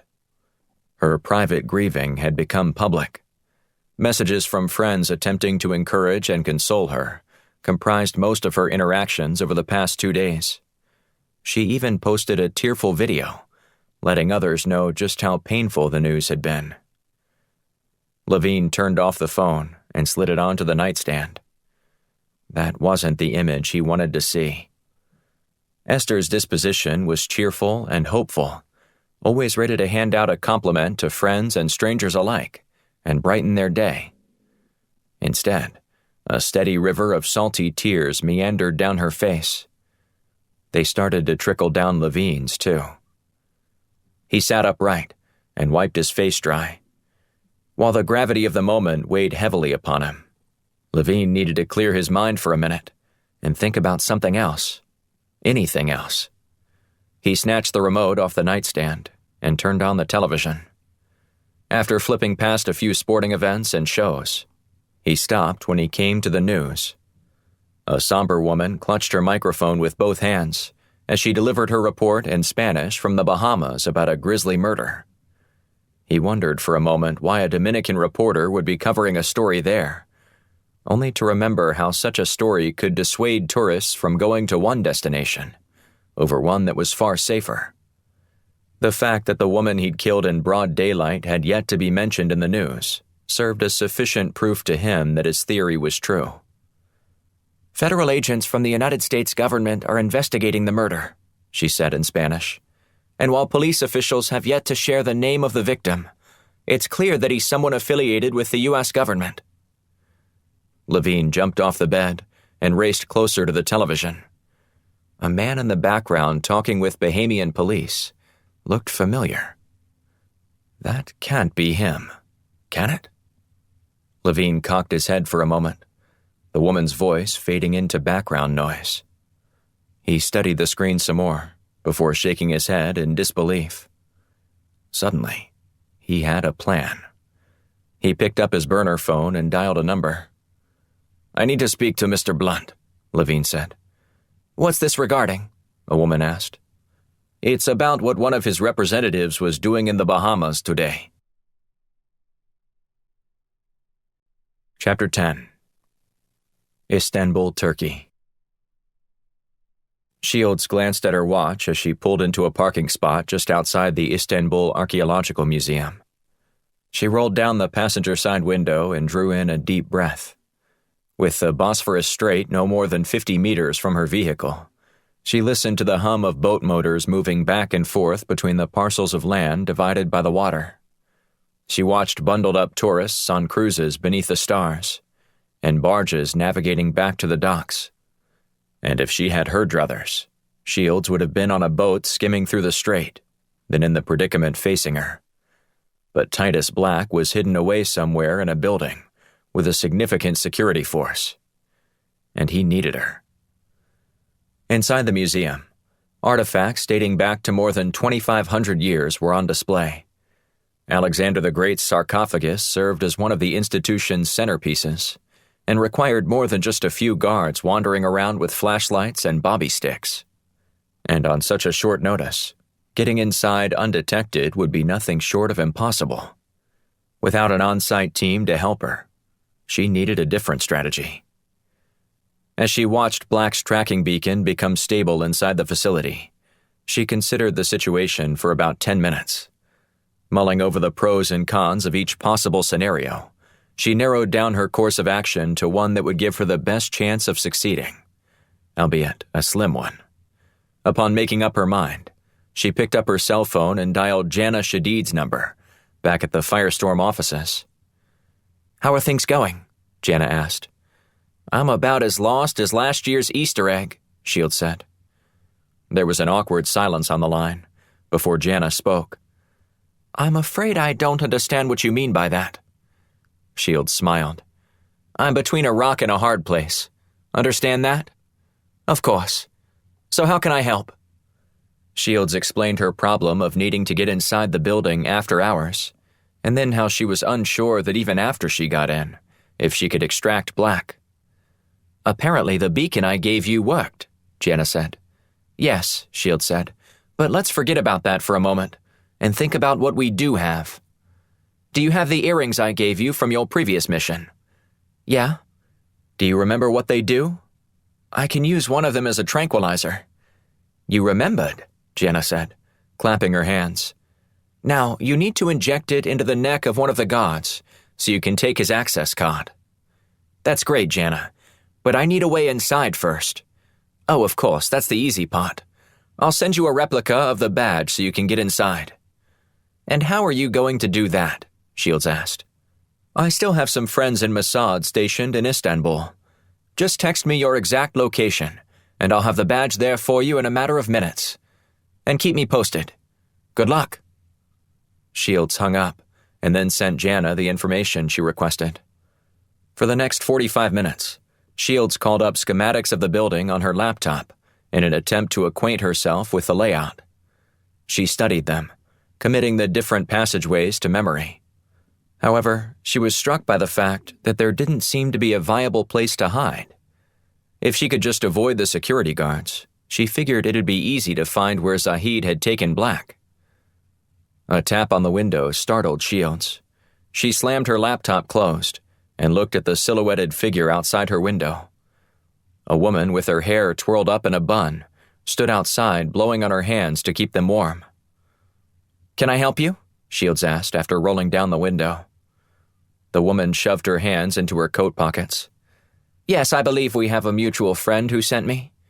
"Jana Shadid?" Shields asked. The woman nodded. "She asked me to give these to you." She handed Shields a small envelope. After peeking inside, she pulled out 2 badges and examined them. "Impressive," Shields said. "What'll be more impressive is if you try to get inside there tonight," the woman said. "Got any tips?" "I'd sit right where you are until the museum opens in the morning." Shields furrowed her brow. "Why's that?"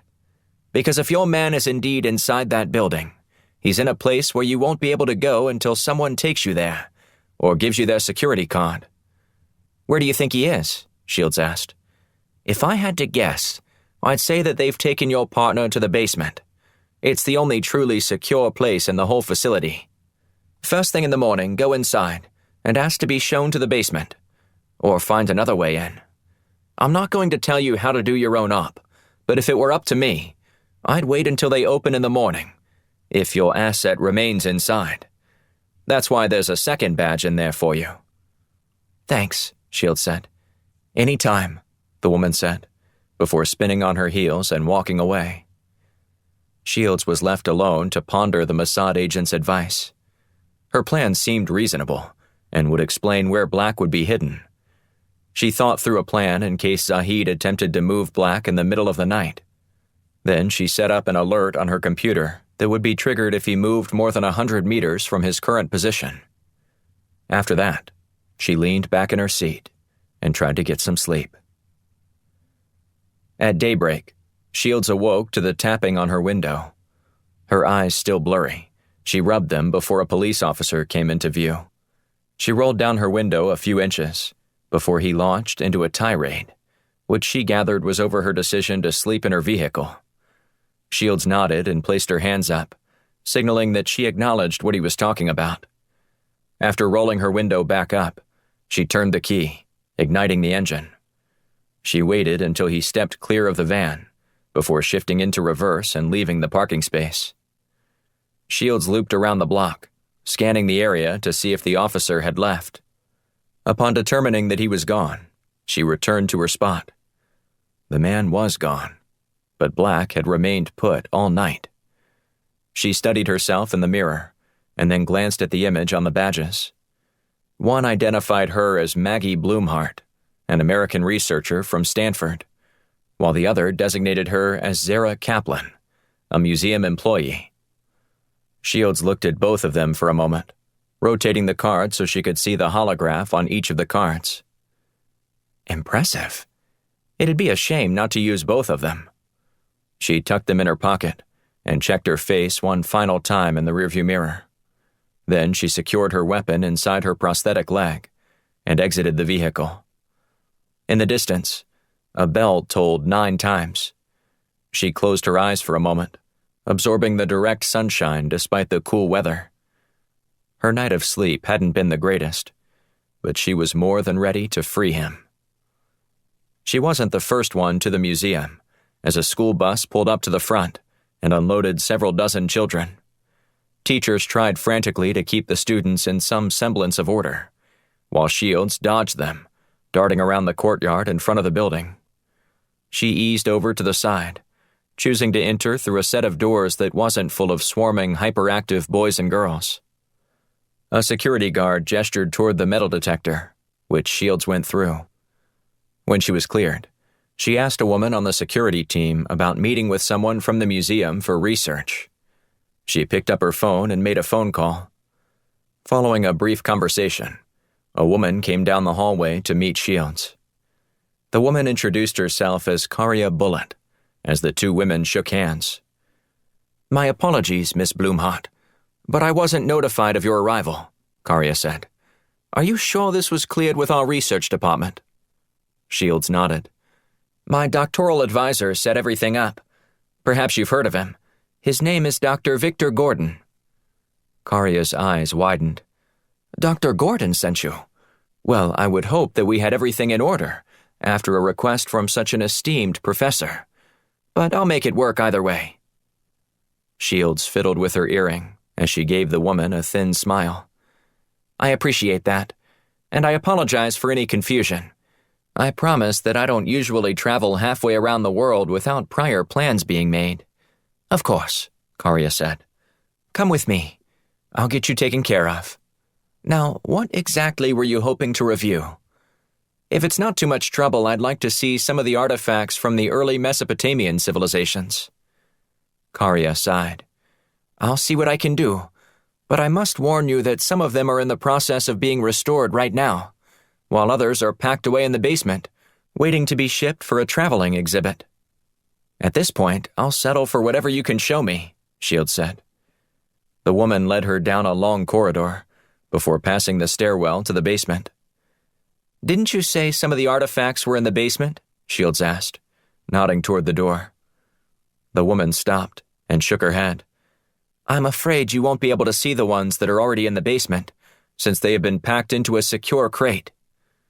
As soon as she spun back around, Shields pulled out her right earring and jammed the sharp stud into Karia's neck.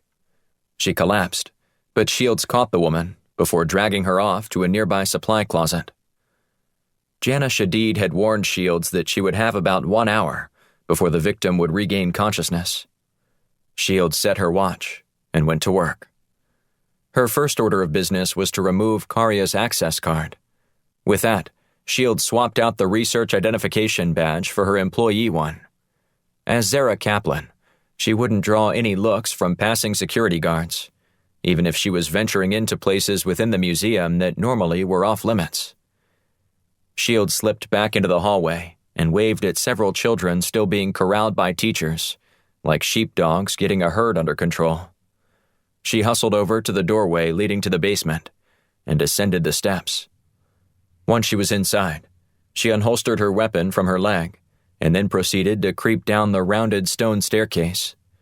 When she reached the ground, she kept her gun behind her back as she glided around the room, which was clearly used for storage.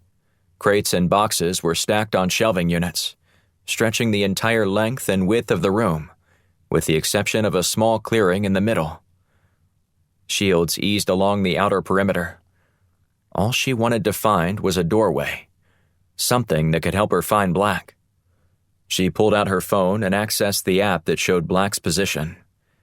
She was getting closer, but when she reached the back of the space, there didn't appear to be anything but a stone wall. What the hell? She felt along the wall, looking for anything that could open up a door to the other side. Black was clearly on the other side, but she couldn't figure out how to reach him. Then, she noticed a small pinhead-sized light shining behind one of the shelves. She waved Karya's access card in front of the small panel. A short hiss was followed by a section of the wall sliding aside, revealing a large room. However, it wasn't what she expected. Instead of walking into a cavernous space that echoed every sound, she found a carpeted room with state-of-the-art walls and a ventilation system. She quickly surmised that the climate-controlled space must be where the museum kept some of its more delicate artifacts when not on display. This was also where Zahid was keeping Black. She glanced at her phone and then navigated toward the blip on her screen through the room lined with shelves and packed with boxes. She followed a corridor to her right, which had a series of doors on both sides. After trying a few knobs that were all locked, she froze when she saw a man brandishing a gun at the far end of the hall. He yelled at her in Farsi before he approached her. Instead of waiting for him to get any closer, she put 2 bullets in his chest before he could react. Shields hustled down to the room she'd seen the man emerge from and found Black, bound and gagged. Working quickly, she freed him and then turned to go. Black grabbed her wrist. "I'm glad you made it, but getting out of here won't be easy. There are another 6 men somewhere else around here." Shields poked her head outside and glanced down the hallway. 3 more of Zahid's men were walking toward them. She looked at Black. "Good thing I did my homework," she said. "You ready to move?" He shrugged. "Almost. Did you bring me a weapon?" She retrieved it from inside her leg and handed it to him. "Happy now?" Black grinned. "You have no idea." They both ripped off several shots at the men from around the corner. They immediately returned fire, resulting in a short gun battle. Black and Shields took out 2 of the men, while the other retreated. "Let's go," she said. Shields led Black to the hallway that ran perpendicular to the one she'd found him in. She went through a door as the environment transitioned back to the old stone architecture, leaving the climate-controlled space behind. They hustled along for 100 meters before she heard a door in the distance slam. "They're in pursuit," Black said. "Are you sure you know the way out of here?" "Right around this corner," she said. But as she sprinted toward the spot she was counting on to exit, there was no door. A wheelbarrow loaded down with bricks sat next to a scaffold. Shields cursed. The footfalls of the men behind them grew louder. "What now?" Black asked. Shields shook her head as she paced nervously. "I need to think." "We don't have time for that," he said. "I know," she said with a growl. Chapter 11. Mount Vernon, Virginia. Ben Levine purchased his ticket at the front gate and followed an usher's directions upon entering Mount Vernon. Levine had visited the U.S. Capitol on several occasions, but he'd never taken the time to visit the estate of the country's first president. He wound his way along a path, circling around the large field in front of the house, before reaching the lower garden. With most of the plants anxiously awaiting the arrival of spring, there wasn't much to see. He glanced at his watch and realized he needed to move quickly. Levine ambled toward the stables, which saw far less traffic than other parts of the grounds. He poked his head inside the building for a moment, taking in the artifacts used for driving mules and horses during colonial times. Lingering for a moment, he took a deep breath before he heard a smooth, sultry voice that had a hint of a foreign accent. "There's a black SUV in the parking lot farthest from the entrance. License plate WKV9242, she said. "Get inside, and Mr. Blunt will be waiting for you." Levine never turned to look at the woman, only nodding imperceptibly. She eased away from the stable and merged into the line of tourists. For the next 15 minutes, Levine continued his tour of the facility. He rushed through the mansion itself before exiting the gates and heading to the SUV. The arrangement felt somewhat like espionage theater, but this was Levine's own request. If someone within the upper echelon of the U.S. government would target him and use Secretary Hatcher as collateral to cover it up, he couldn't be too careful. He glanced over his shoulder several times and used rearview mirrors on parked cars to monitor any movement behind him. When he was certain that he wasn't being followed, he strode up to the SUV and slid into the back seat. "Agent Levine," a man in his late 60s said. "I'm J.D. Blunt." "It's a pleasure to meet you, sir," Levine said. "Are you confident no one tailed you?" he asked, as he gnawed on an unlit cigar. "Yes, sir. I didn't see anyone milling about." "Good," Blunt said. "I appreciate you reaching out to me, and I understand how you would be paranoid. I find myself wondering about my own government these days." Levine sighed. "I'm afraid I'll only add to your worries after I tell you what I've learned. Better to die grappling with the truth than living with a lie," Blunt said. "Whatever you're about to tell me, I'm sure it won't be the worst thing I've ever heard." Levine took a deep breath before continuing. "Several months ago, I was running a surveillance operation on a rogue Mossad operative. About a year before this, he was what the CIA would consider deep cover and had been directed to develop a relationship with one of the region's more dangerous terrorist cells, Amin al-Amin. However, the agent returned for a few months before abandoning his post for good. He's wanted right now and will be tried as a traitor." "And this is what you wanted to tell me?" Blunt asked. "There's more. While I was monitoring this rogue agent, from what I could gather, he made contact with a high-ranking official within the president's administration. And even though you have a new president now, he's still been reaching out to this particular person. We're not sure who the official is, but the rogue agent has had plenty of exchanges with the man, so he obviously still has some position and power." "Is that all?" Blunt asked. "Hardly. It's the nature of their conversations which is even more disconcerting." "Please continue," Blunt said. "Whoever this official is knows the names of U.S. agents embedded within terrorist cells all across the Middle East and is passing them along to our rogue agent. I'm not sure what he's doing with them, but I can promise you that your people aren't safe." "How are you handling this rogue agent?" "I've only been ordered to follow his movements," Levine said. "My superior believes there's a mole somewhere within our own organization, and we're using this agent to determine who that is. After that situation is resolved, I'm sure this man will be dealt with swiftly and severely." "Do you happen to have phone records referencing the number that your guy is calling?" Blunt asked. Levine shook his head. "They're being very careful. Both of them are using encrypted phones, dialing numbers that are rerouted dozens of times before reaching their intended destination." "If something changes, will you let me know?" Blunt asked. "Maybe, but I'm not making any promises given my current situation." "What does that mean?" Levine looked out the window before returning his gaze to Blunt. "Since I'm officially dead, I don't know when I'll go back to Mossad. Even my family doesn't know I'm alive. And to make matters worse, someone else knows that I'm still alive." "Who?" "No idea. But I wasn't interested in sticking around to find out when a woman tried to kill me when I was trying to lay low in the Dominican. I killed her in self-defense, and left her body. I hadn't heard about that. I doubt you will, Levine said. You think the Dominican wants bad press in light of what just happened in the Bahamas? They're set to reap a windfall when everyone switches up their vacation plans. Blunt nodded. You have a good point. If you don't believe me, reach out to the embassy there. They've probably heard the rumblings about the dead woman found at a resort on Punta Cana.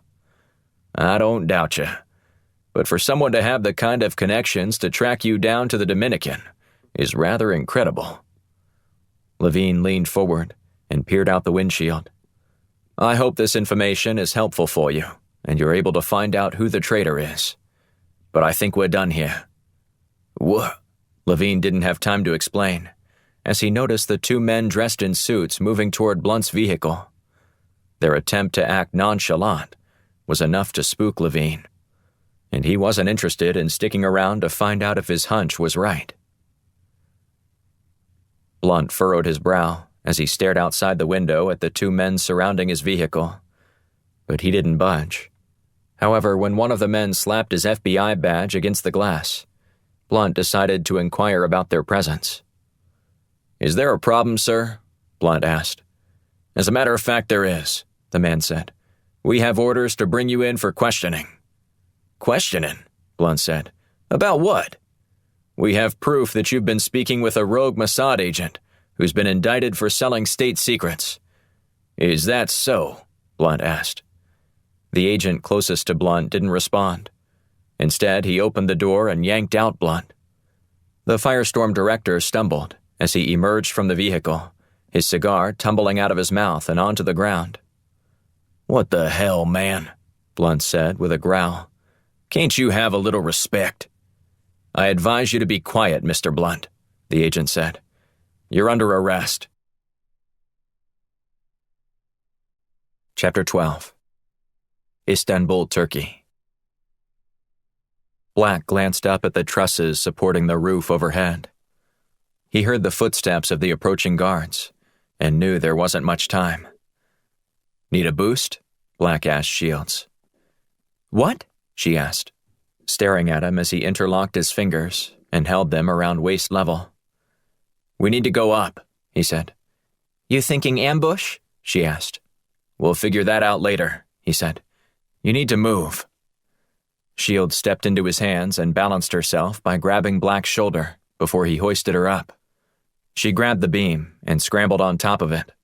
Then Black took a few steps back and then sprinted toward the wall. He stepped high on it, launching himself high enough to catch the beam and straddle it.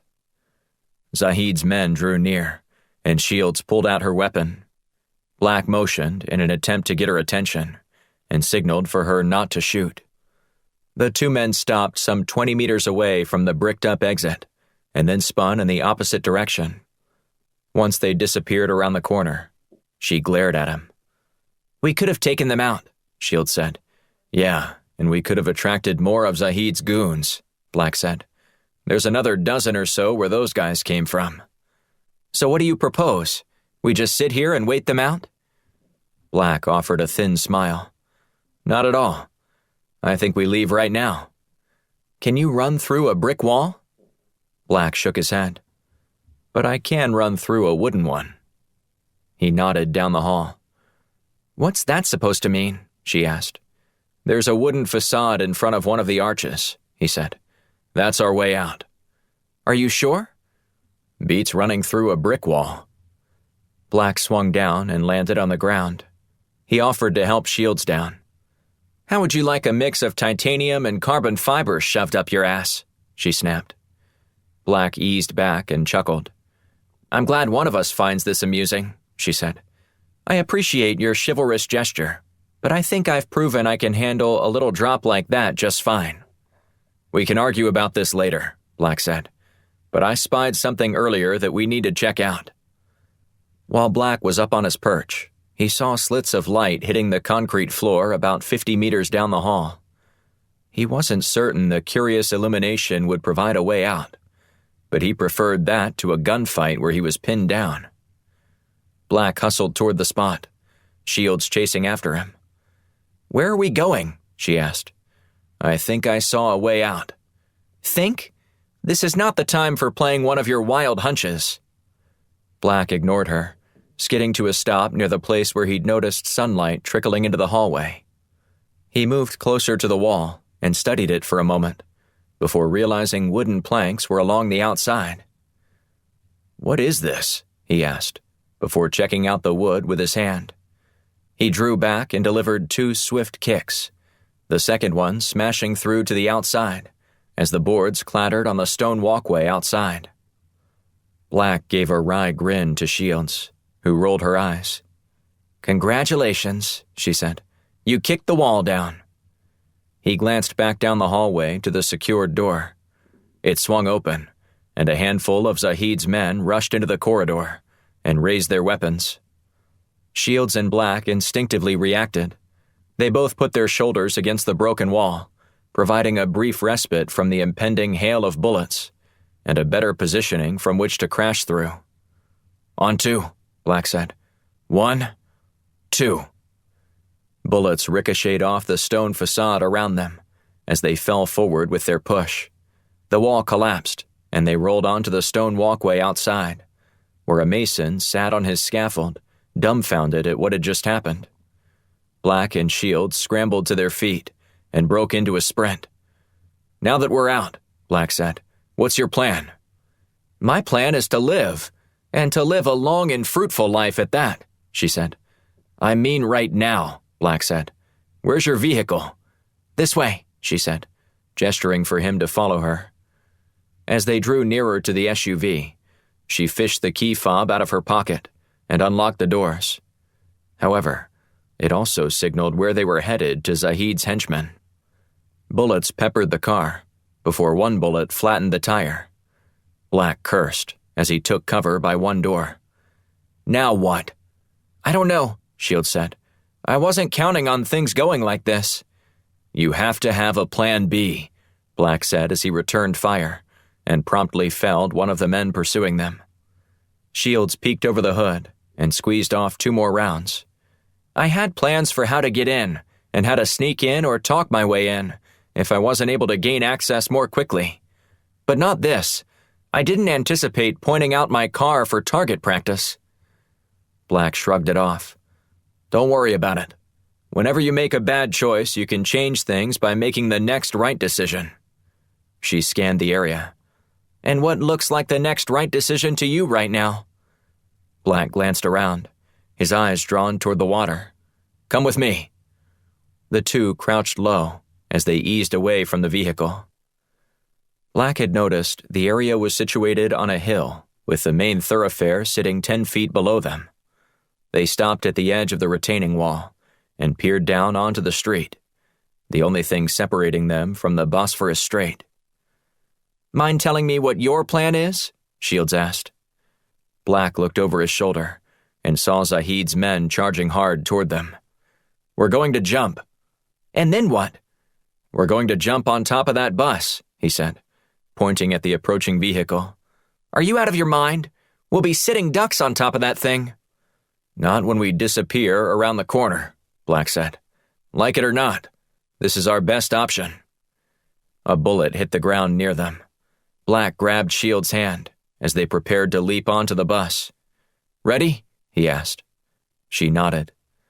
Black counted them down from 3 before the 2 agents hurtled themselves onto the roof of the vehicle. The bus slowed briefly, but kept moving in the tight morning traffic. In a matter of seconds, they rounded a corner and disappeared from the men's line of sight. "There's a dock about a half-mile from here," Black said loudly, trying to speak over the wind. "We're going to jump on a ferry and disappear." "Think we're home free yet?" she asked. "We will be once we get on that ship." The bus came to a stop, and Black and Shields slid off the side, resulting in bewildered looks from the departing passengers. The 2 agents headed for the dock, but loud shouting arrested Black's attention. He glanced over his shoulder to see 2 of Zahid's men racing through the crowd. "We've got company," Black said. "Change of plans," Shields said, nodding toward the smaller boats. "Roger that," Black said. They continued toward the line to board the ferry, before ducking low and sneaking out of the crowd, Hustling down an embankment, they reached another dock with smaller vessels. They found one captain and offered him $500 to take them across the strait. No questions asked. He happily obliged their request. Within 5 minutes, they were skimming across the water. Black looked back at the ferry packed with passengers. He saw one of Zahid's men frantically searching for the two agents. "I think we're safe now," Black said, nodding toward the ship. Shields offered a faint smile. "We're alive, but we still don't have Zahid." "I'm not done yet," Black said. "There are other ways to capture him." "But we just made it a whole lot more difficult." "Whoever said this was going to be easy?" Black asked. When they reached the other side of the strait, Black and Shields thanked the captain before getting off the small vessel. They went to a small cafe to discuss their next move. "We need to tell Blunt," Shields said. "I know," Black said. "He won't be happy. Let me do it." Shields furrowed her brow as she pulled out her cell phone. "I'll talk to him. He never yells at me."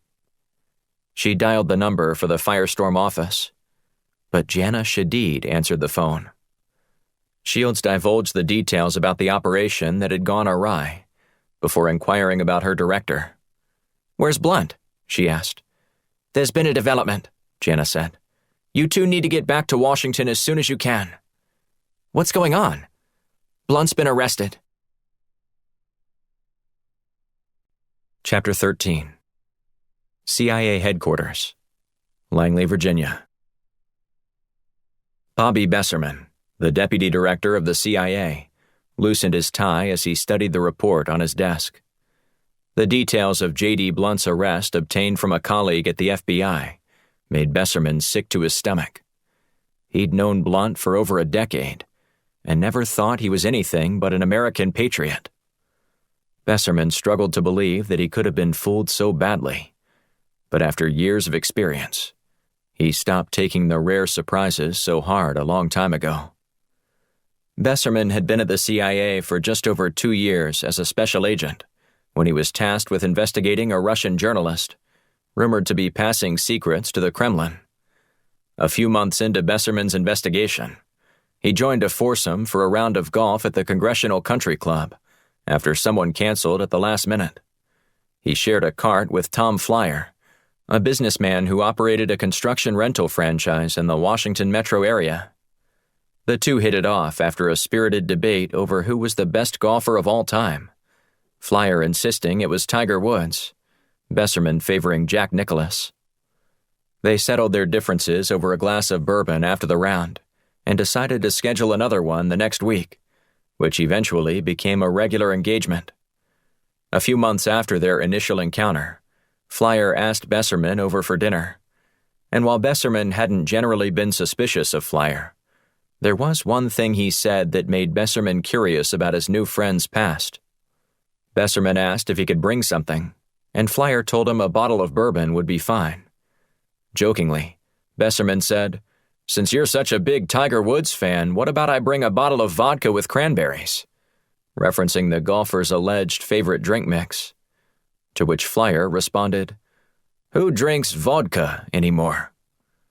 But it was the way he said vodka that made Besserman curious. That long O drawn out, like only a native Russian speaker would say it. Besserman hung up and immediately launched his own investigation into Flyer. All of a sudden, something didn't seem right. And it didn't take long for Besserman to prove his intuition was correct. Flyer's business had been on the rocks during the recession, and Besserman found that Flyer was receiving payments through a consulting business from a Russian-controlled oil company. Flyer didn't have any equipment an oil company would need, not in the U.S. or on foreign soil, and neither did he possess any familiarity with the industry, according to his past professional experience. All that led Besserman to question why an oil company would put Flyer on such a healthy retainer. It didn't make sense. Then Besserman called the country club and asked about who was scheduled to play with Flyer's foursome that day, learning the missing golfer was a man named Randy Moneymaker. When Besserman visited Moneymaker, he disclosed that Flyer called 2 hours before they were scheduled to start and said that the tea time had been canceled. Besserman never said another word to Flyer, who was promptly arrested by the FBI on tax evasion charges later that week. So when Besserman heard that J.D. Blunt had been arrested, the deputy director wondered how he'd been fooled so badly again. Or had he? Besserman's investigation into Flyer led to information that made sense. Flyer needed money. The Russians needed someone close to the agent looking into the Russian journalist. But Blunt's arrest seemed to come out of the blue. The deputy director didn't want to believe that Blunt was involved in passing along information illegally to a rogue Mossad operative, as the FBI alleged. But Besserman couldn't dismiss it out of hand, not after everything he'd seen and experienced in his years with the agency. He'd been fooled before, but something just seemed off about the situation with Blunt. And that's why Besserman called a meeting with Blunt's team. Besserman threw the folder into his briefcase and then locked up his office.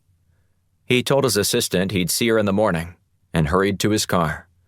He wanted to beat the traffic in order to reach the Firestorm offices in time.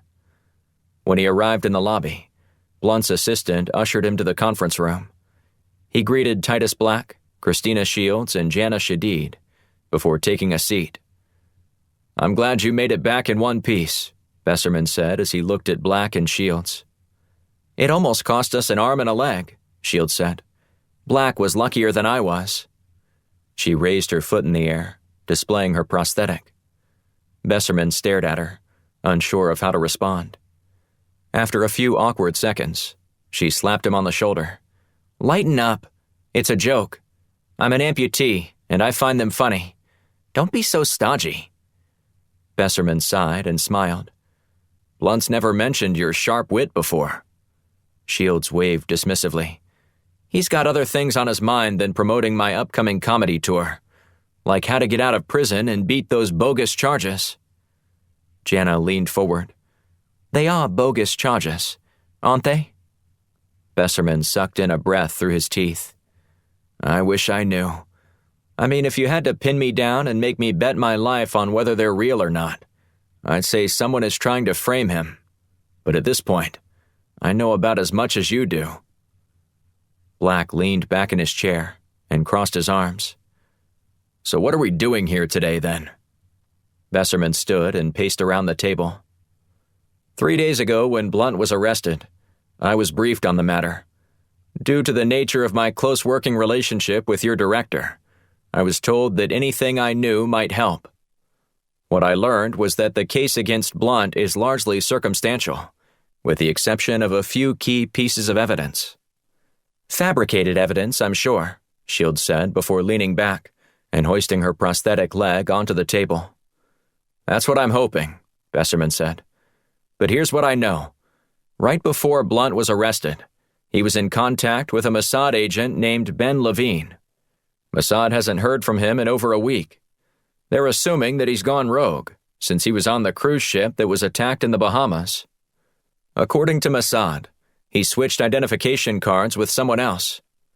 Their agency sent someone to Freeport to identify the body and bring it home, upon hearing the report that he had died in the explosion. But obviously the man identified as Ben Levine was someone else." "And he made an attempt to see Blunt?" Black asked. "Not just an attempt," Besserman said. "They actually met in Blunt's SUV before he escaped when agents started to close in on the vehicle. Now, is there anything else you might know that would be helpful?" Black nodded. "There was an agent that Blunt told us about. One of your people." Besserman raised his eyebrows. "Kenneth Parker?" "Yeah, that's the one," Black said. "He'd called Blunt and told him that he was investigating the attack in Freeport, but that he suspected something else was going on. Blunt didn't tell us what exactly, but Parker had shared how someone tried to kill him. What did his report say?" "Well, here's where it gets interesting," Besserman said. "What he said in his report may contradict reality." "How so?" Shields asked. Besserman sat down in his seat. "Kenneth Parker was found dead in the Freeport harbor, while you two were in Istanbul." Black looked at Jana. "Did you know about this?" She nodded her head. Blunt sent Hawk and Alex down to rescue him when he asked for help. Parker had said he was unsure who he could trust, but by the time Hawk and Alex arrived, he was dead. Did they catch who did it? Black asked. Shadid shook her head. I doubt it. Parker thought the person who first tried to kill him was a Marine. Former Marine, Shields said. Once a Marine, always a Marine, Besserman said. Shields shook her head. Not when you try to murder a fellow patriot who's just doing his job. Black shifted in his seat and sat upright. Right now we need to get Blunt out of prison, and what I'm most concerned with is how we can do that. Of course, Besserman said. That's my priority right now too. He's vital to this investigation, and you guys need him. Hell, I need him. We all need him back in the saddle, so we can figure out the true target of that attack and who initiated it. Amen to that, Shields said. Black looked at Besserman. So, I'm hoping you have an idea on how to free Blunt. I do, but it centers around tracking down Levine and getting him to tell us what he was so desperate to tell Blunt. Can't you get in to see Blunt? Shields asked. They're not letting anyone in to see him other than his lawyer, Besserman said. Maybe he can get a message to Blunt, Shadid suggested. Unfortunately, he's being held on treason charges, and the protocol is a little different, Besserman said. The conversations between the lawyer and client are supposedly confidential, but that doesn't mean that they aren't being recorded. They spy on them? Shadid asked. Besserman shrugged. That's where we detain intelligence officers. It only seems fair. So from what you're saying, Shields began, it looks like the only way we're going to get Blunt out of prison quickly is by finding Levine. That's right, Besserman said. And I was hoping that you might be able to do that. That's a tall order, Black said. Shadid smiled. And I think I know just how we can find him, too. Chapter 14. Washington, D.C. Blunt shuffled into the interview room for his meeting with his lawyer, Rob Fulcham. Being detained for 3 days was torture enough for the Firestorm director, but the slow response to bringing in legal representation made him wonder how he might be treated fairly in a court of law.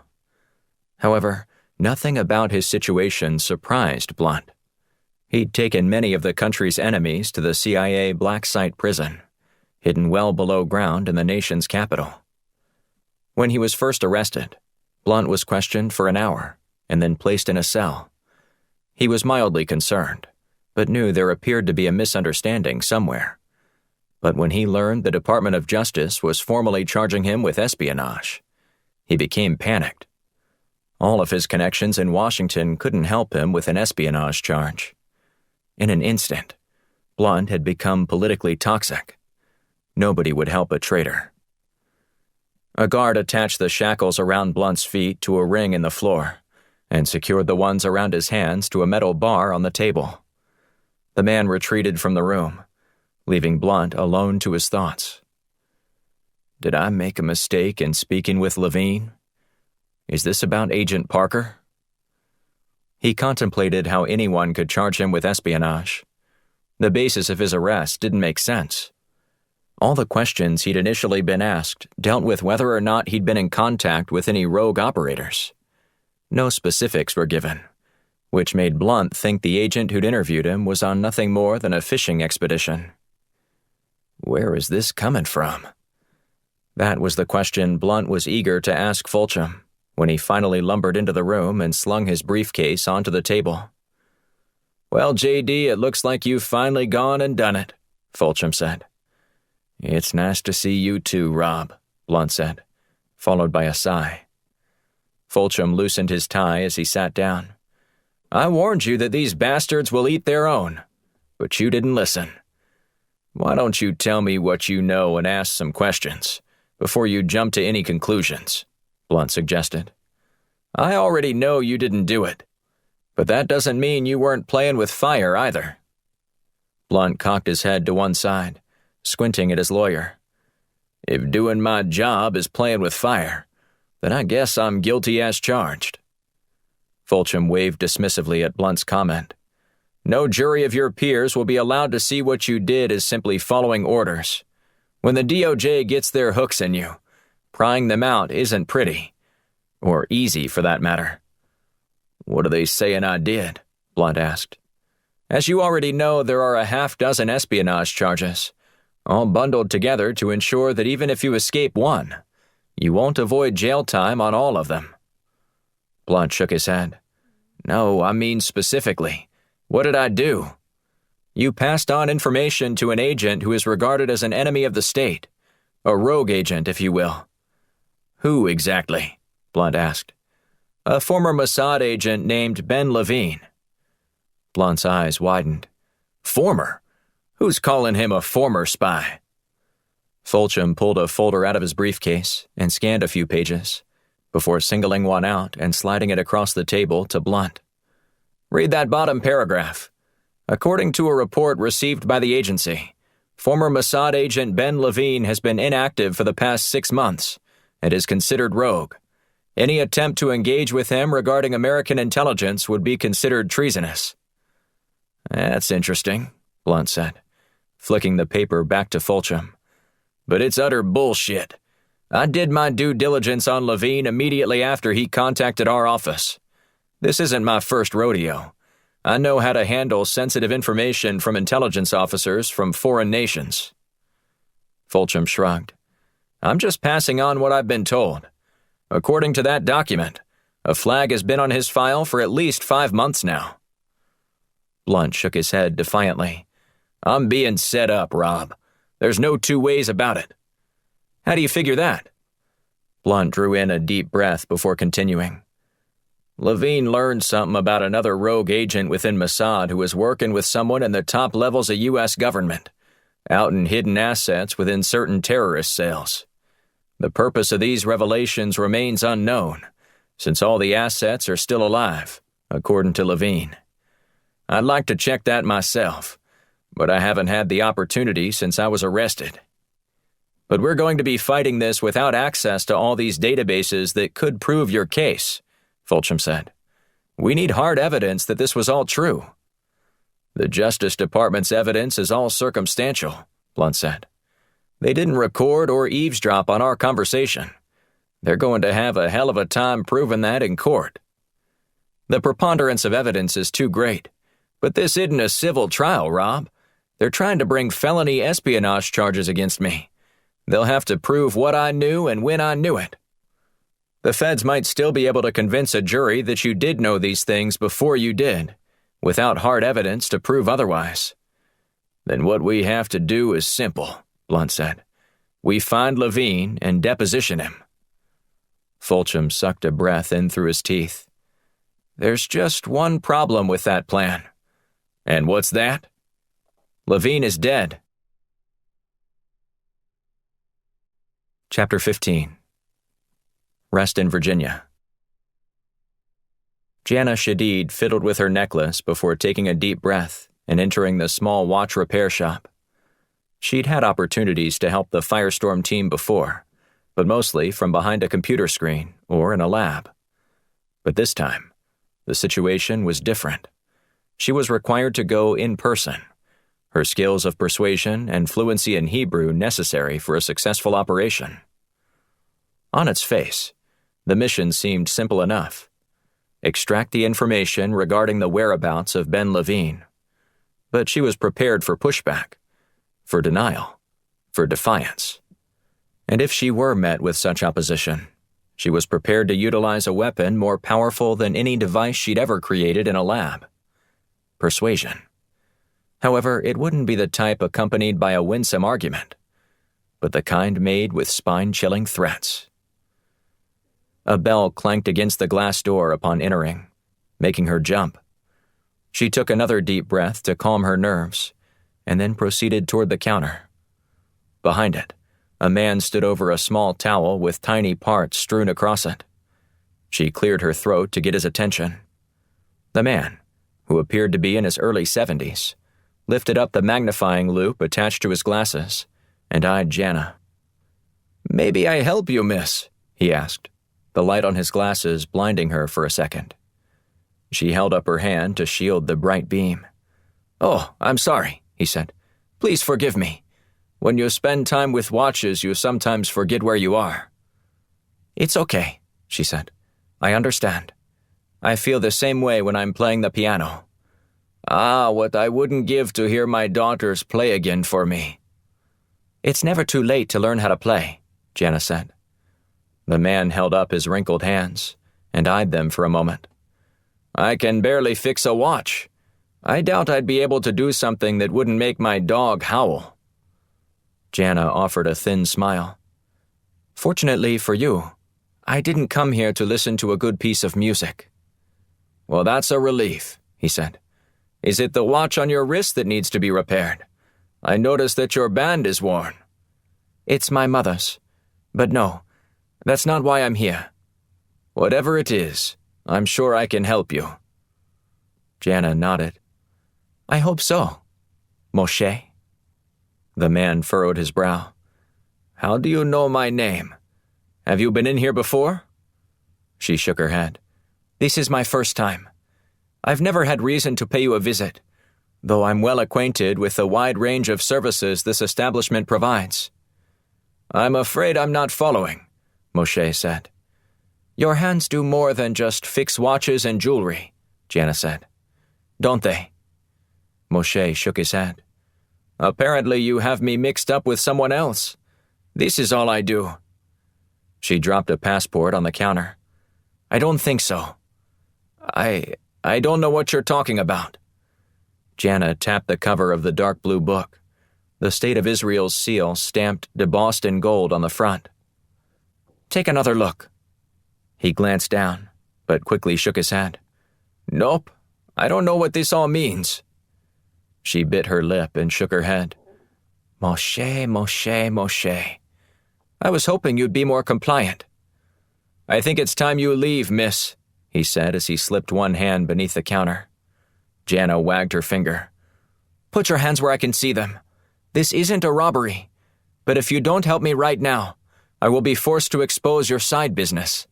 And seeing how the watch repair industry has been in a state of steady decline for quite some time, it'd behoove you to comply." "Again, I have no idea what you're talking about." She raised her eyebrows as she produced a document from her purse.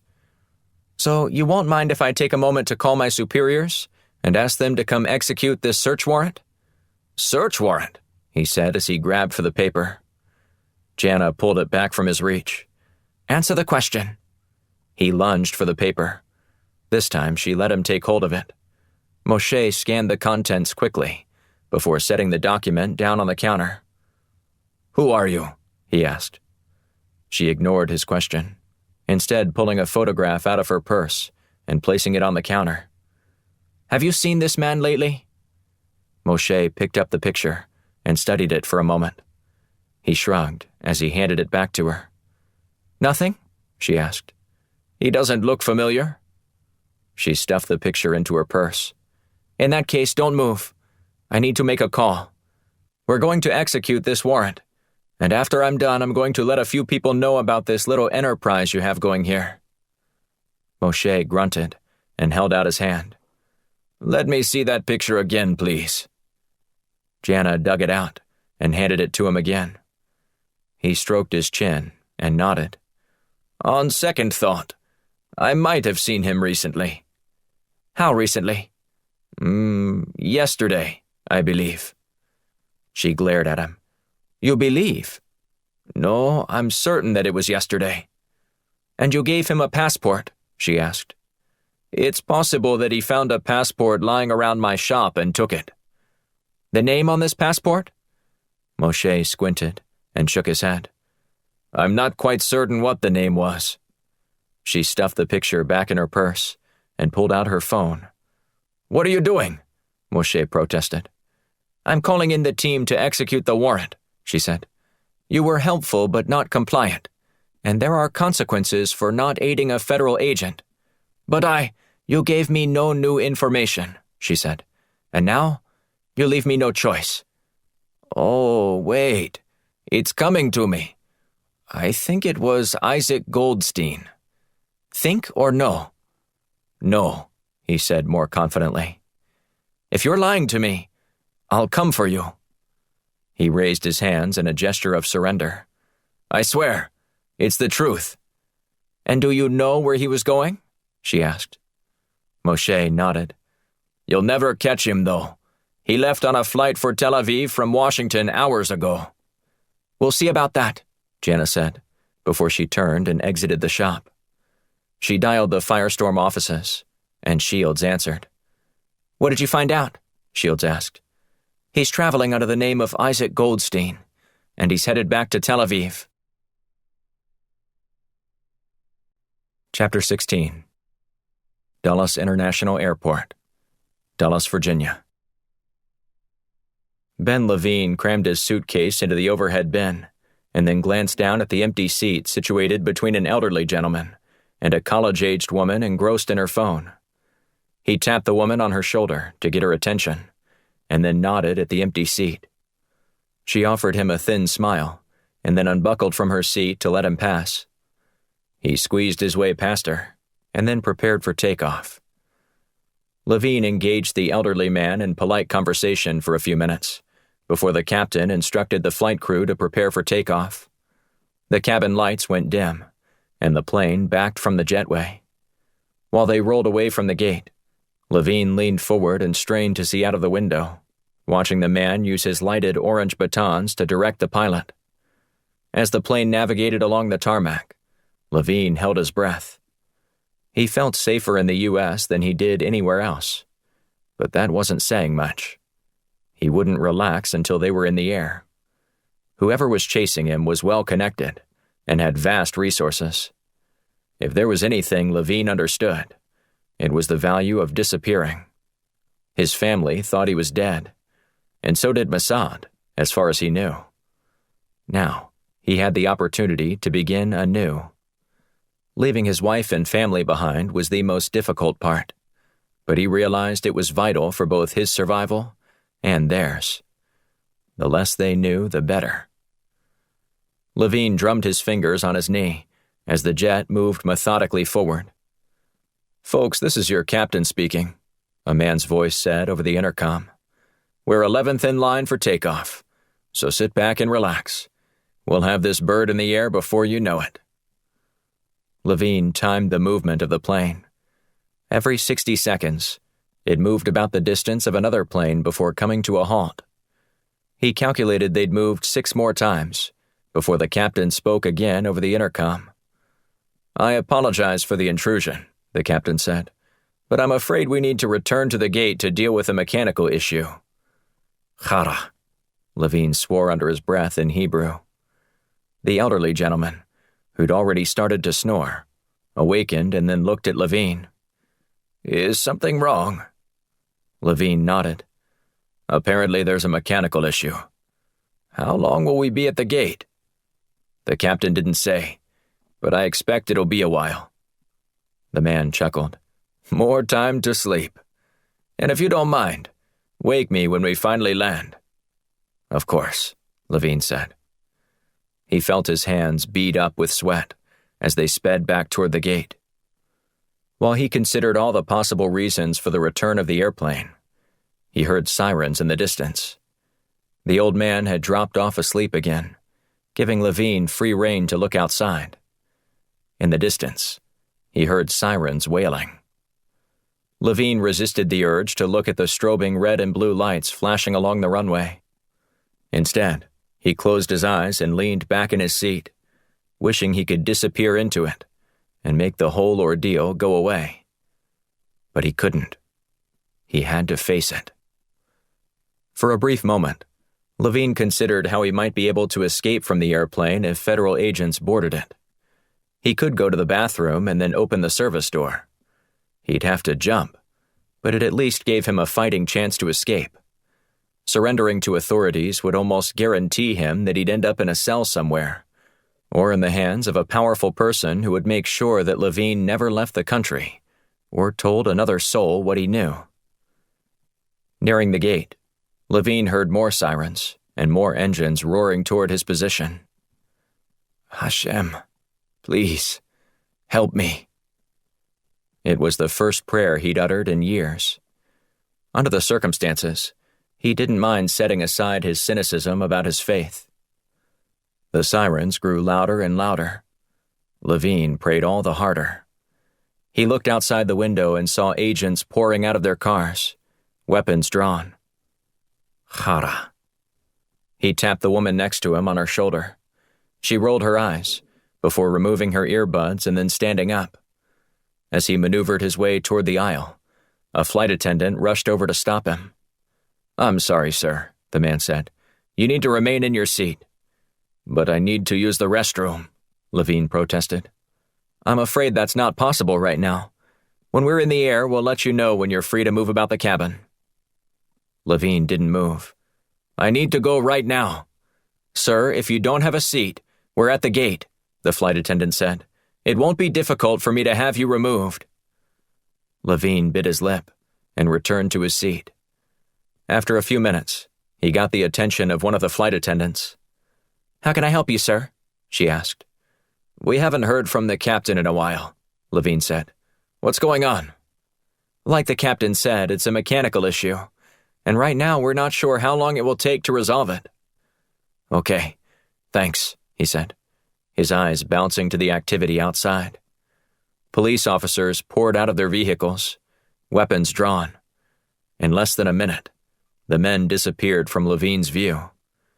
He drummed his fingers on his knee again, before bouncing it up and down. The woman next to him removed her earbuds and put her hand on his knee. "Would you chill, man? They're not going to send us back in the air if something's wrong. It'll be all right." Levine turned slowly toward her, narrowing his gaze. She removed her hand from his knee and offered a faint smile. "Just relax," she said again. Levine took a deep breath and leaned back in his seat. He assumed a calm demeanor, which lasted all of about 30 seconds, broken by the sound of pounding fists on the door by the jetway. He squeezed the armrests and said another prayer.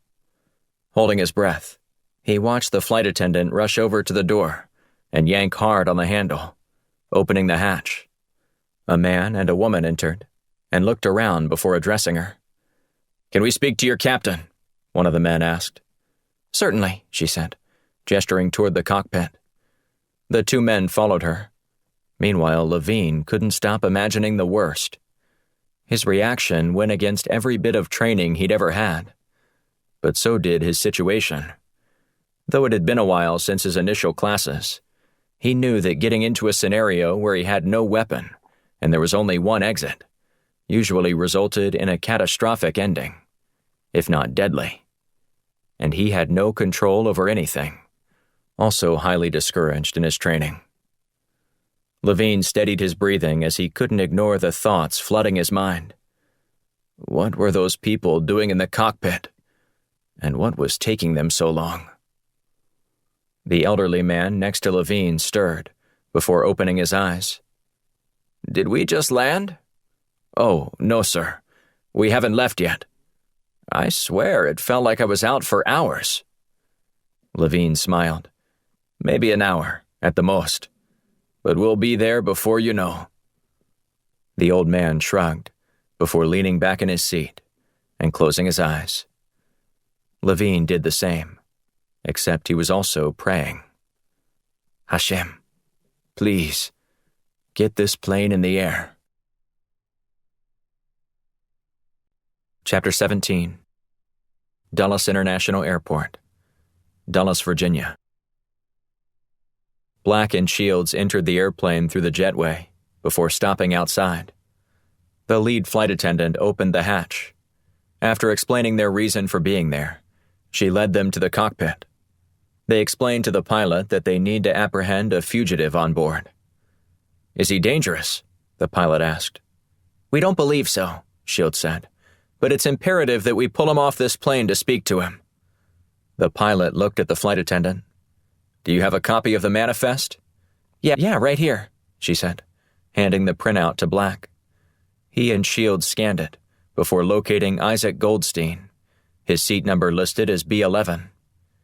Black looked at Shields. "Let's go get him." "Roger that," she said. "Sir," Black said, turning to the pilot. "I don't believe this will take long, and we're not expecting any type of violence. But please remain inside the cockpit with the door locked. We'll radio to you when the situation is diffused. Am I making myself clear?"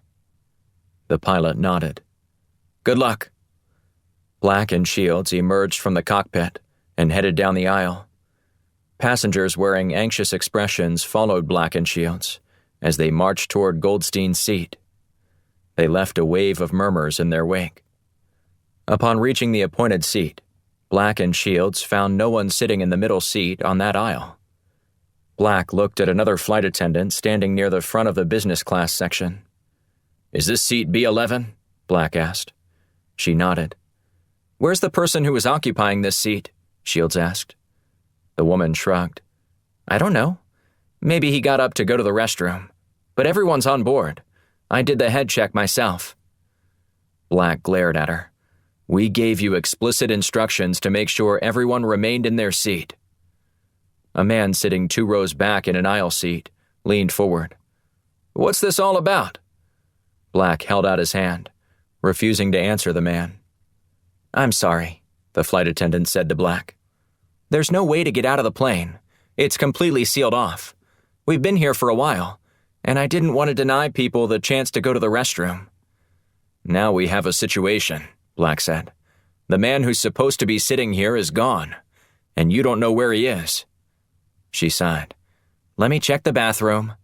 "I'll go with you," Shields said. Black watched them hustle down the aisle. More worried looks spread across the faces of all the passengers. The young woman sitting in the aisle seat on Isaac Goldstein's row took her headphones off and looked up at Black, almost as if she was unaware anything was happening.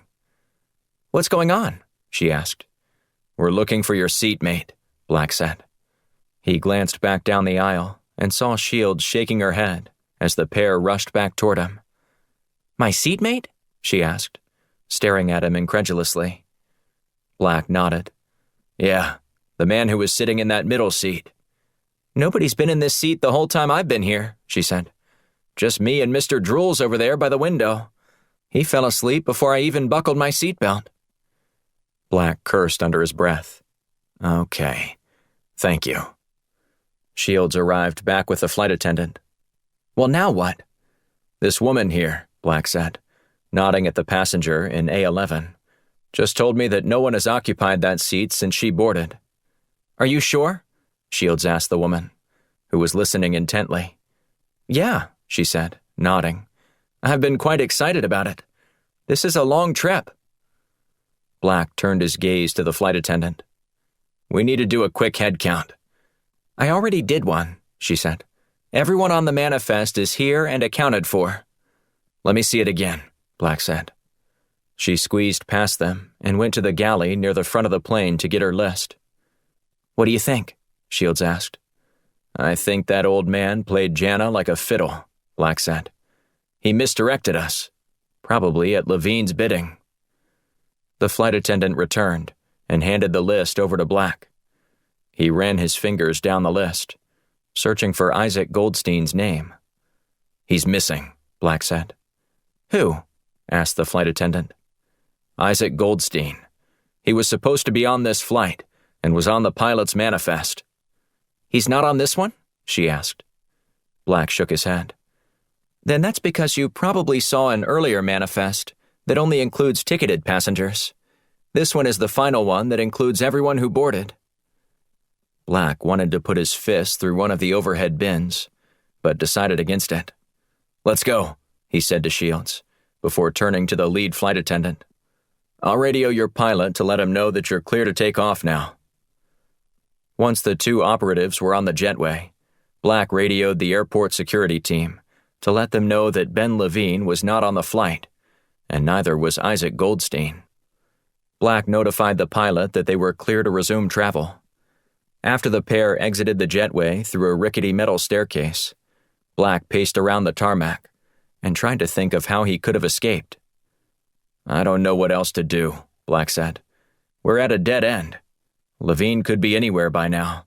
For all we know, he never came to the airport." Shields tied her hair up in a bun and let out a long breath. I should have gone with Jana. No, it would have definitely tipped off the forger.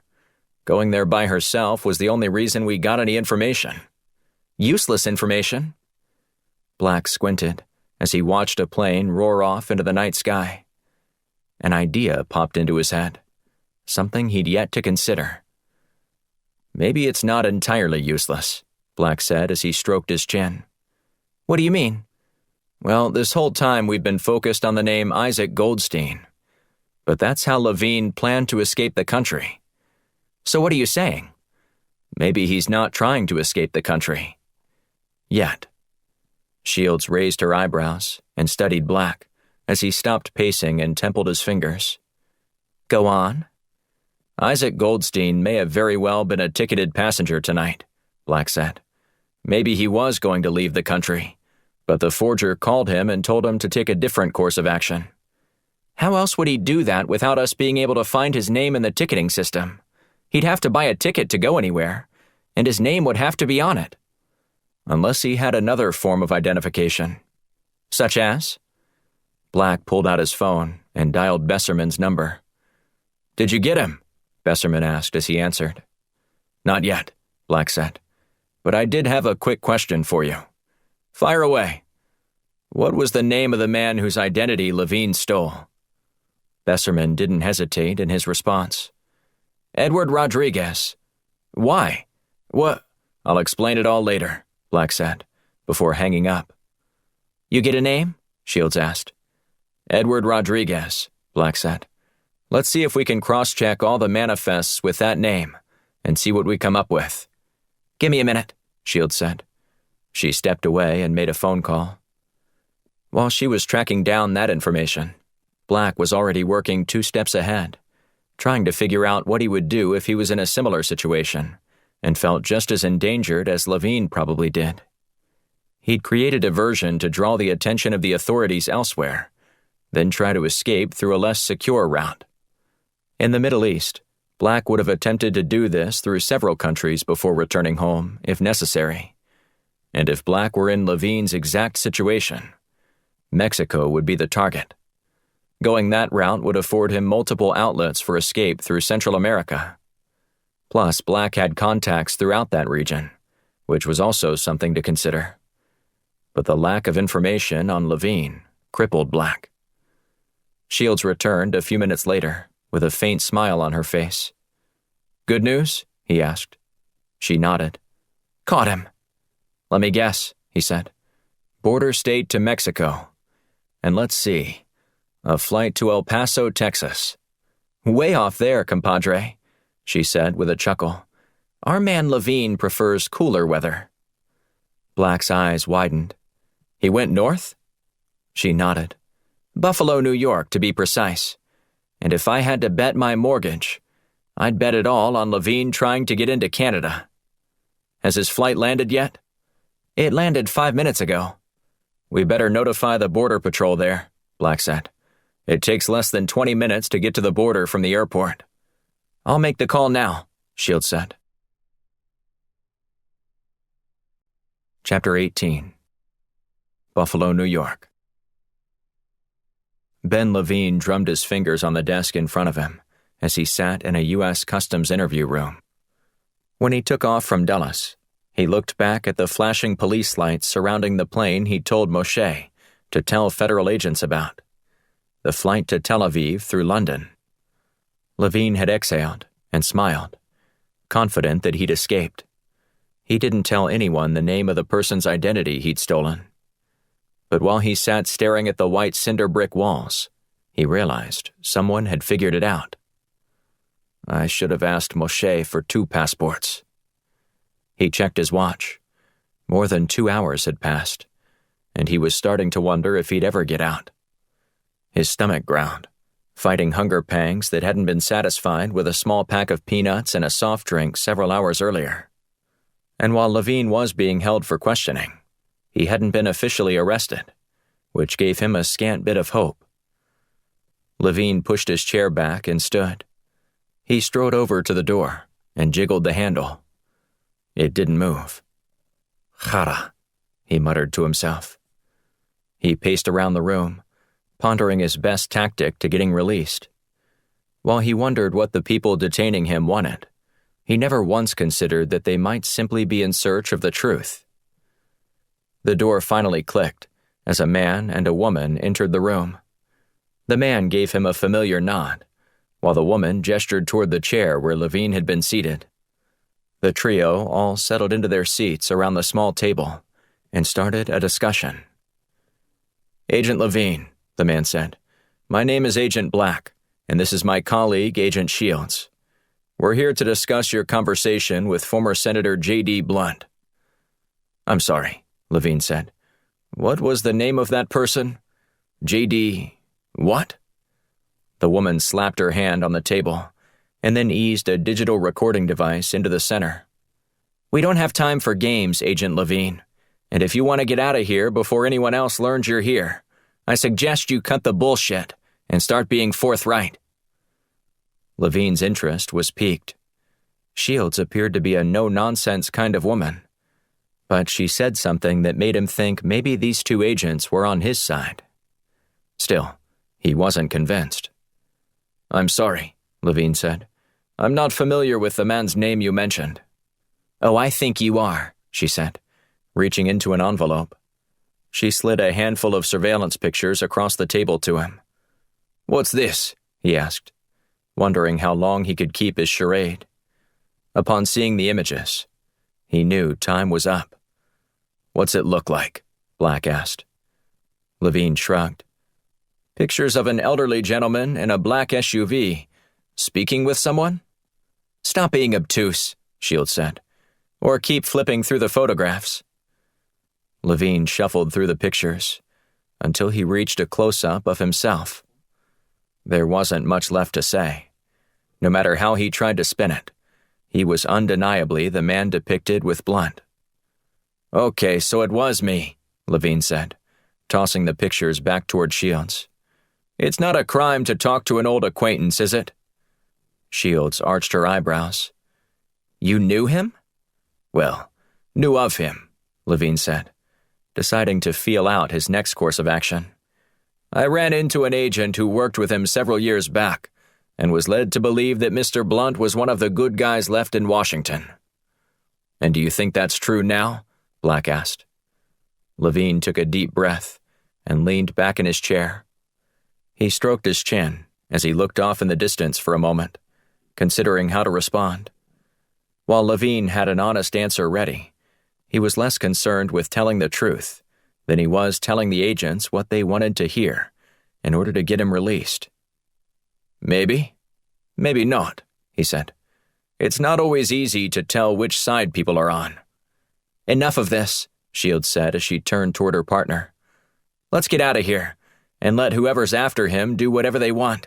He's just wasting our time." Both agents deliberately rose to their feet and headed toward the door. Okay, Levine said. "What do you really want to know?" Shields spun on her heels and walked back to the table, leaning on it. She glared at him. "How about just start with the truth? What did you meet with Blunt for?" She sat down, their eyes locked. Agent Black slowly returned to his seat. "After surviving the attack on the cruise ship that killed your Secretary of State, I have been hunted," Levine said. "I escaped with my life in the Dominican Republic and sought refuge in the U.S., mostly to get the message I'd originally intended to pass along to someone who could do something about it." "And you thought Senator Blunt could help you?" Black asked. Levine nodded. "I did." "And what did you tell him?" Shields said, her glare intensifying. "I told him what was really going on. A rogue Mossad agent was outing deep-cover agents in various terrorist cells in the Middle East." "To what end?" Shields asked. "I'm not sure," Levine said. "To my knowledge, none of them have ended up dead. Initially, I believed it had something to do with getting illegal drugs into your country. But now?" Black asked. "I don't know. But I'm not convinced that was it," Levine said. "These terrorists aren't exactly big players. But maybe that was the point. It's easier to go under the radar when all eyes aren't on you." Levine had fleshed out his theory more than he was letting on, but he was still unsure if the two agents in front of him were truly his allies, or simply a ruse to get him to reveal all that he knew. Shields shrugged and looked at Black. "Not sure this will help Blunt's cause, but it can't hurt." Black nodded. "Yeah, but at this point, if we can't help him, he's as good as dead." Wait, Levine said. "What are you trying to suggest?" Shields slapped her hands on the table. "This isn't helping our cause." "And what cause is that?" Levine asked. "Senator Blunt has been arrested," Shields said. "And frankly, it's because of you. If we can't use the subject matter of your conversation as a defense, the feds are going to prosecute him on charges of treason." "Treason?" Levine asked. "But I'm an Israeli. We're intelligence allies." "That's not what Mossad says about you," Black said. "They're considering you a rogue agent." "That's absurd. I've never done anything to—" Chapter 19. Washington, D.C. The next morning, Black and Shields regrouped at the Firestorm headquarters to discuss the best way to utilize the information they learned from Levine in order to free Blunt. After Jana joined them, they initiated a conference call with Bobby Besserman. "So, what did you find out?" Besserman asked after exchanging pleasantries. "Levine was cooperative," Black said. "But he's just acting on hunches. Nothing definitive." "Is there any way I can help you with that?" Besserman asked. "There is, sir," Shields said. "Levine gave us the name of 2 deep cover agents who he knew were exposed by a rogue Mossad operative. If you can verify they are still active and alive, that'd be helpful. It also helps us confirm his story." "And then what?" Besserman asked. "If everything checks out, we need an audience with President Young." "Okay, give me those names," Besserman asked. "Van Williams and Patrick Garvey," Shields recited back to him. "I'll look into this right away. Anything else I should know about?" Black took a deep breath.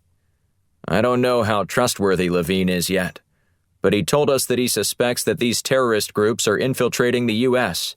to set up a sleeper cell." "A sleeper cell?"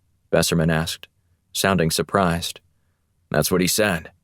He thinks the terrorist groups are too small-time to be planning anything major by themselves. But together, maybe a huge strike. Combining with other groups is one sly way to slip under our radar," Besserman said. "We keep an eye out for these groups, but how active they are is what really gets our attention. The deep cover agents are there to make sure we don't miss anything. But linking arms with other smaller groups indicates a departure in how they've operated in the past. What's most frightening is if that's true, then we have no idea how many sleeper agents have already slipped into the country," Black said, "and we'll likely have no way of finding them." "Agreed," Besserman said. "I'll find out about these names and call you right back." Black ended the call, and then looked at Shields and Jana. "Well, now what?" Jana asked. "You do have a plan for getting Mr. Blunt out of prison, don't you?"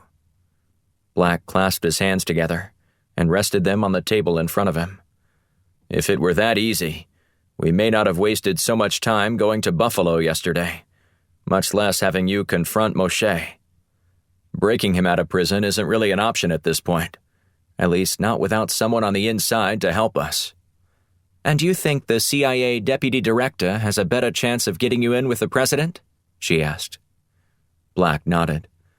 "It sounds like a long shot, I know, but Blunt has been an ally for the White House under the previous administration, and President Young would be ill-advised to ignore such a wise advisor." "So what do we do until then?" Jana asked. "I say we gather together all the evidence we can, so we can state the strongest case to the president," Shields said. Black stood. "Then let's get to work." 2 hours later, Black's phone rang with a call from Besserman.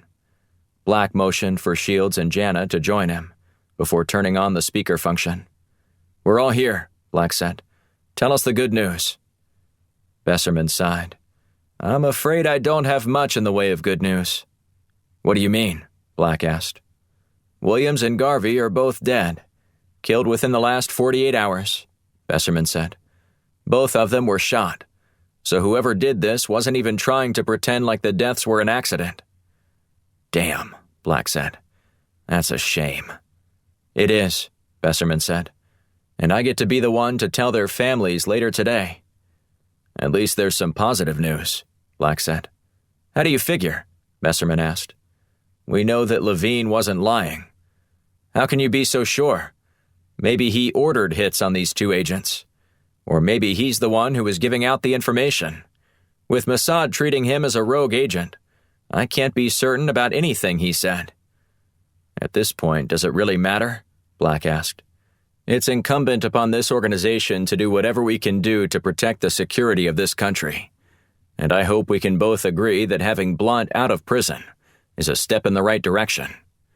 I completely agree, Besserman said. But that's not how this works. If I go to the president, he's going to ask, if you go to the president as the deputy director of the CIA, he's going to listen to you, Black said.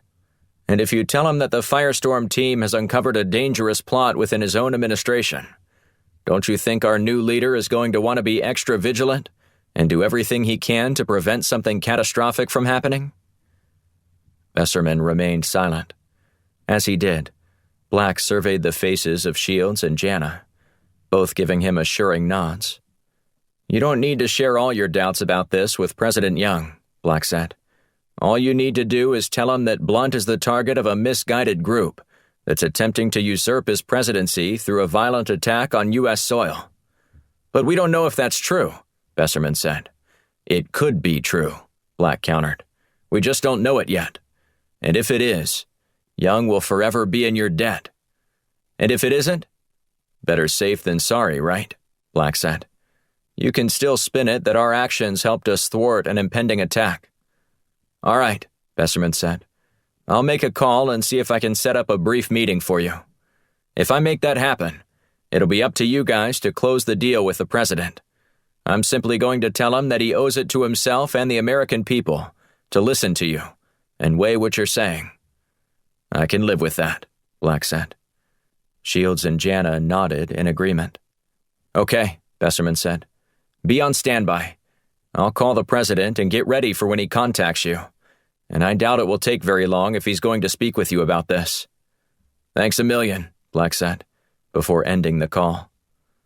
A faint smile crept across Black's face.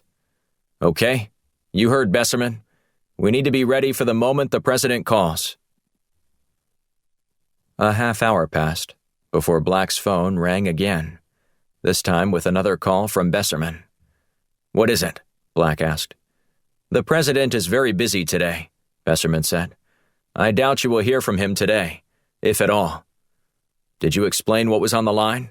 Black asked. I did. And? And he's busy. He's the leader of the free world. I doubt he has much time to entertain your theories on why Blunt was apprehended. Black clenched his fist. Look, it was your job to sell the president on why he needed to talk to us. I'm starting to wonder if you even believe us yourself. I want to believe you. I do, Besserman said. But I'm in a different place than you are. I need hard proof, or else I won't be able to get far here. I'll help you however I can, but I'm not going to lie to the president just to help you get a meeting with him. Fair enough, Black said. We'll just have to figure out another way to reach him. What are you going to do? Besserman asked. Don't worry. We have plenty of ideas. Black hung up the phone and sighed. He resisted the urge to pound his fist on the table. That didn't go as planned, now did it? Shields said. I have a friend on the White House communications team, Black said. She might be able to get us cleared to attend President Young's press conference later this afternoon. And then what? Shields asked. We're just going to walk up to him and have a private conversation with him? Black shrugged. I don't know. I'm just spitballing here. Maybe we should ask Besserman to ask the president again, Jana suggested. He's made his position clear, Black said. And I understand why it wouldn't be good for him to do that, especially if there is some kind of mole within the CIA leaking all this information. He also has a political minefield to navigate too. So, got any other ideas? Shields asked. Before Black could respond, his phone rang. He furrowed his brow as he scanned the number. "Who is it?" Shields asked. "I don't know," Black said, before answering. "This is Agent Black." "Please hold for the President of the United States," a woman said. Black's eyes widened as he spoke in a hushed tone to Shields and Jana. I guess President Young has had a change of heart. He put the call on speaker and sat down. "Agent Black," Young said. "Yes, Mr. President," Black said. "Sorry about all that," Young said. "I was in a meeting with several other people when the deputy director called, and I have some misgivings about some of the men in the room. I didn't want anyone to think I would seriously entertain a call with you." "Well, I appreciate you doing so, Mr. President." "All right then, what do you want to talk about?" Black went over his well-rehearsed story, recounting the interview of Ben Levine and its implications on national security. Black could tell Young was hesitant and needed more convincing. "I understand how you might be apprehensive in taking any action on this, but the most troubling piece of intel that we learned was how smaller terrorist cells in the Middle East might be banding together to sneak people into the country.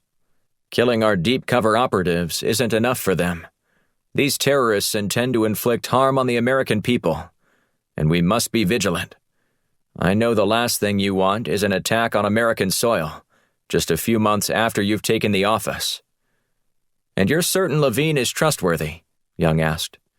"He may have had an incentive to lie, but everything he said tracked with what we know," Black replied. "If I had the authority, I'd act on it." "Then why don't you?" "Because the person who gives us these orders is being detained by the FBI and charged with treason. It's a farce. You know and I know it.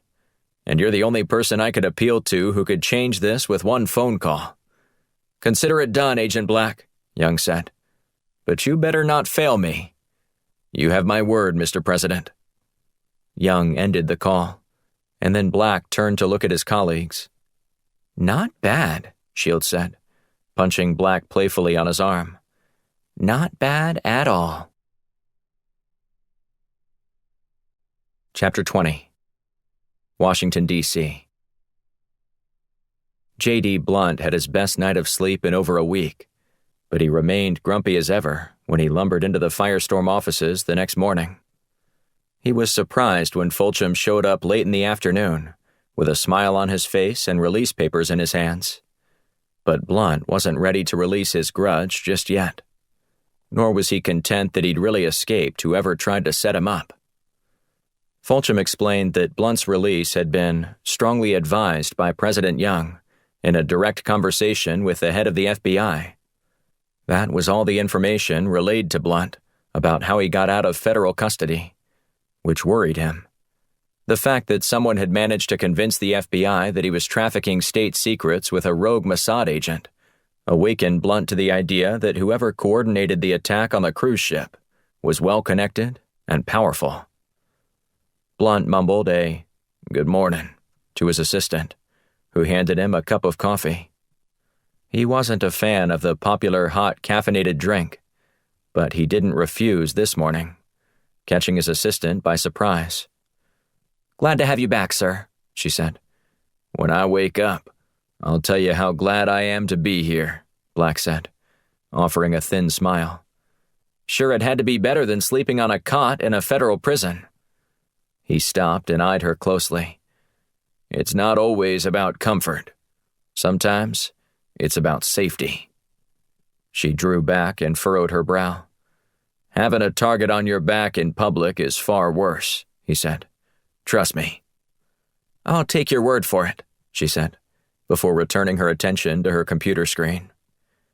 Blunt resumed his walk to his office. He unlocked the door and settled into his chair with a groan. After taking a few sips on his drink, he stuck his tongue out and then tossed the cup into his trash can. Who can drink that nasty stuff? He pulled out a bottle of bourbon from his bottom drawer and poured a small glass. He took a long pull, savoring the smooth taste as it went down. That's more like it. Blunt sifted through a few reports on his desk before he was interrupted by a knock on his door, which had remained open. He looked up to see Titus Black. "Rough night?" Black asked, eyeing the glass of liquor. "It could have been worse. Could have been spent another one behind bars." Blunt leaned back in his chair. "Who do I have to thank for getting me out?" "Probably President Young," Black said with a shrug. "And you had nothing to do with it?" "I may have had a conversation with him."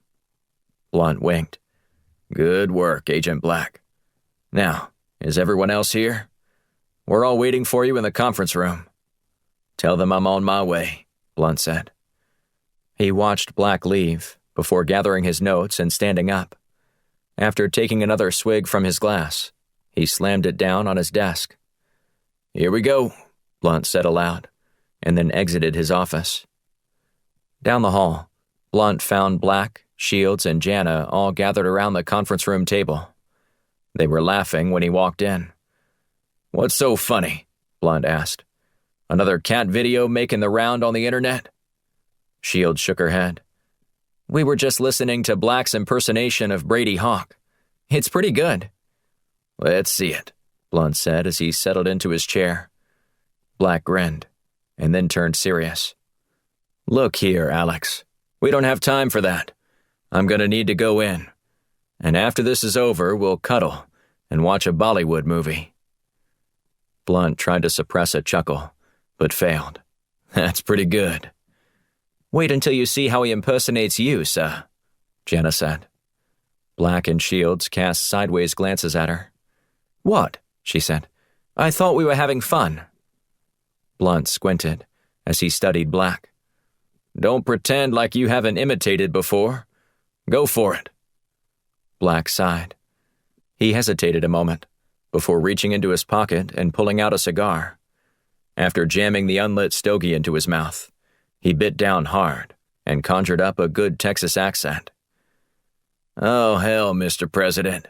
You think we can't turn that entire desert into a sheet of glass?" Black said, mimicking his boss. "Just give me a chance to show you what my team of talented operatives can do." Blunt grinned. "The Texas accent is spot on. Not sure I'd say that to the president, but not sure I wouldn't either." He proceeded to fish a cigar out of his pocket and clip both ends of the stogie. "I miss these the most. Nobody in prison has cigars, only cigarettes. Anyone else want one?" Black reached for a cigar that Blunt held out, but he drew it back before his agent could grab it. "Cruel," Black said. "You would have wasted it." "Adding it to my impersonation repertoire wouldn't have been a waste." "That's your opinion," Blunt said. "Now, let's get down to business." "Welcome back, sir," Shields said. "We're glad you were able to escape the long arm of the FBI." "Bastards," Blunt grumbled. "Those were a few nights of sleep I'll never be able to get back." "Speaking of bastards," Black said, "we've got a few to catch." Blunt nodded. "So I understand. How are we going to handle this?" Black gestured toward Shields. "Would you mind showing how you're going to do this?" Shields nodded, and then stood. "I can't take complete credit for this because Jana helped me design this program." "Program to do what?" Blunt asked. "Good question, sir," Shields said, clicking the remote for the projector. "Based off the information we gleaned from Ben Levine, we cross-referenced the data of arrests on attempted illegal entries through various ports on both coasts. The port on the East Coast made the most sense, so we narrowed down our search there.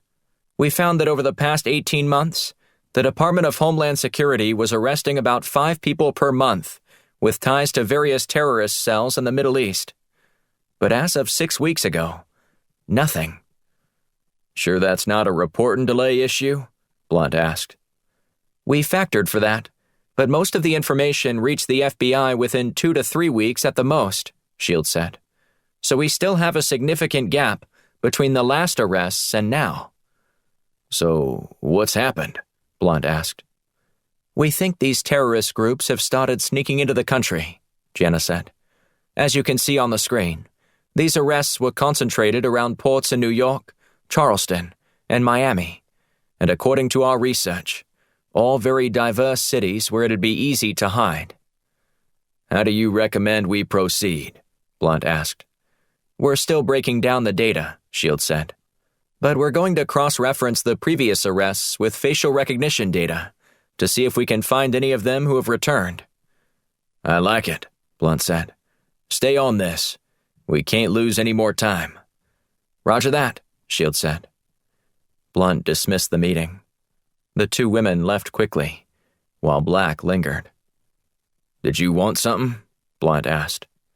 Black remained seated and nodded. I'm a little concerned about where this might lead. What do you mean? Blunt asked. It's hard to imagine that there isn't a leak. If Levine is to be believed, someone within our government was feeding this intel about deep cover operatives to a rogue Mossad agent. It's as if they were using a middleman to avoid any culpability. Got any feeling about who's behind this? To be honest, I'm not sure the Full Good initiative is completely dead. Blunt nodded. I'll mention this to Besserman when I meet with him later today. But keep your ear to the ground on this, and see if you can poke around to see who might be involved. Will do.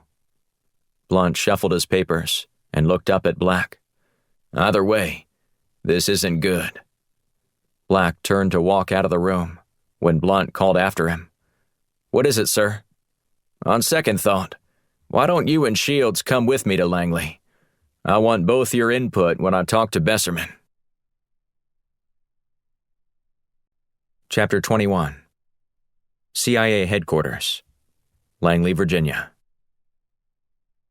Besserman picked imaginary lint off his suit jacket as he waited for his guests to take a seat. He wanted to speak with Blunt alone, but he insisted on bringing along two of his operatives, Black and Shields. It wasn't that Besserman didn't trust them, but plugging the leaks he was finding required extra diligence.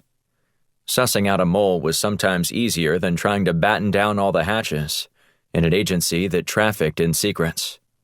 Spies were great at keeping things to themselves, but were prone to say too much when they became too comfortable with their colleagues. And that's what concerned Besserman the most about Blunt's team. Black and Shields sat down, while Blunt shuffled toward his chair. He leaned his cane against the side of the table before easing into his seat. A cane, J.D.? Besserman asked. Don't be fooled, Blunt said. It's also a lethal weapon. I'll take your word for it, Besserman said. Wise decision, Shields said. Besserman slapped the table, his gaze meeting Blunt's. So, let's talk. What has your team here been able to unearth while you were lounging around at Club Med? Club Med, Blunt grumbled. I ought to stick this up your... Lighten up, Besserman said. Can't you take a joke anymore? When you work in intelligence and your own government tries to frame you, those aren't the kind of jokes you find very funny. Besserman nodded. I understand. This coming from a man who had to fake his own death to avoid getting hunted by his own government. Now you're getting it, Blunt said. You still haven't answered my question, Besserman said. Blunt gestured toward Shields. Why don't you take it away? Of course, sir, she said. Shields explained to Besserman how the Firestorm team was plotting on a U.S. map all the terrorists who'd been deported while trying to sneak in at seaports. She also went into detail about their efforts to use facial recognition to track some of the previously deported terrorists. And what have you found so far? Besserman asked. We're working our computers overtime to capture the images of anyone who's currently in the country, but shouldn't be. It's a monumental effort, but we're hoping to have some news one way or another within the next day or so. Let me know as soon as you hear something, Besserman said. If we can coordinate efforts, all the better. Blunt arched his eyebrows. Do you have a team of operatives you can trust? I'm working on that, Besserman said. What's that look like? Blunt asked. I have some of my closest aides conducting an internal investigation, Besserman said. We still haven't been able to pin down the source of the leak, but we're working on it. Is it a high-level leak? Black asked. Besserman nodded and smoothed out his tie. I'm afraid that's what it looks like. and it's far trickier to gather enough proof to prosecute those bastards. We might be on a fool's errand, but I don't care. The truth matters." "Amen to that," Blunt said. "I want whoever that son of a bitch is who got me arrested. He deserves to have the book thrown at him." "That's guaranteed to happen if we can prove it," Besserman said. "Those agents sacrificed everything to go deep cover, and to have their lives ended because someone in our own organization outed them angers me to no end." "That's the kind of thing that makes my blood boil," Blunt said. "To be fair, your blood is usually already simmering," Shields said. Her crack resulted in Besserman and Black chuckling. Blunt remained stoic. "Getting back to business," Besserman said. "I have more bad news. Last night, the bodies of 2 more agents who were deep cover, embedded with different terrorist cells, were found dead." "I want their names and who they were working with," Shields said. "Maybe we can plug that information into our database and see if it helps us narrow down our search." "I'll send over that information as soon as we're done," Besserman said. Black shifted in his seat and locked his gaze with Besserman.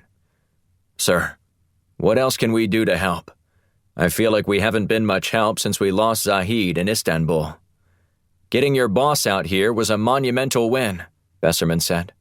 "We need his brilliant mind directing this investigation, so we can shut down this leak and keep our people safe." "Are you pulling out the other agents?" Black asked. Besserman nodded. "As soon as possible. Losing them is a crushing blow, but I can't in good conscience let any more of them be slaughtered."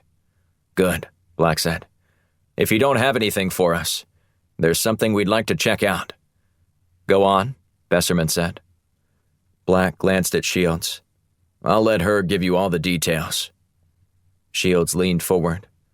"So, as we've been analyzing all this data, there are some patterns that we noticed, particularly in the way that these terrorists have attempted to enter the country. I believe I've identified a freighter that's coming into Miami tomorrow night that fits this pattern, and we'd like to investigate." "You need any help?" Besserman asked. "We'd rather not have any," Black said. "The tighter the circle, the better our chances are of catching the terrorist and interrogating him.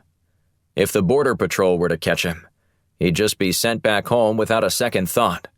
So we'd like to pose as border agents. Do you think you can make this happen without raising any red flags? If you run into any trouble, don't hesitate to call me, okay?" Besserman said. "And good luck." "Thank you, sir," Black said. Blunt stood up and grunted. "I appreciate you making a call to the president. I promise not to disappoint you for sticking your neck out for me." Besserman smiled and shook his head. "When have you ever disappointed me, J.D.?" Blunt shrugged. "I'm not sure, but I don't intend to start anytime soon." Chapter 22. Dante B. Fussell Port, Miami, Florida.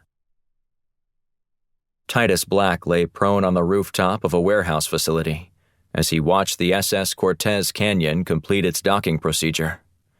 Studying the scene through his binoculars, he took note of all the people awaiting the ship to begin its unloading process.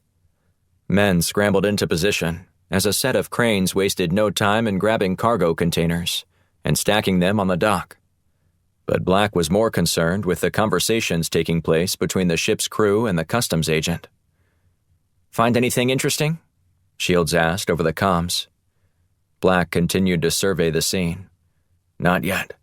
So far, it looks like a bunch of old friends catching up." "That's not surprising," she said. "This ship has docked here 6 times over the last year."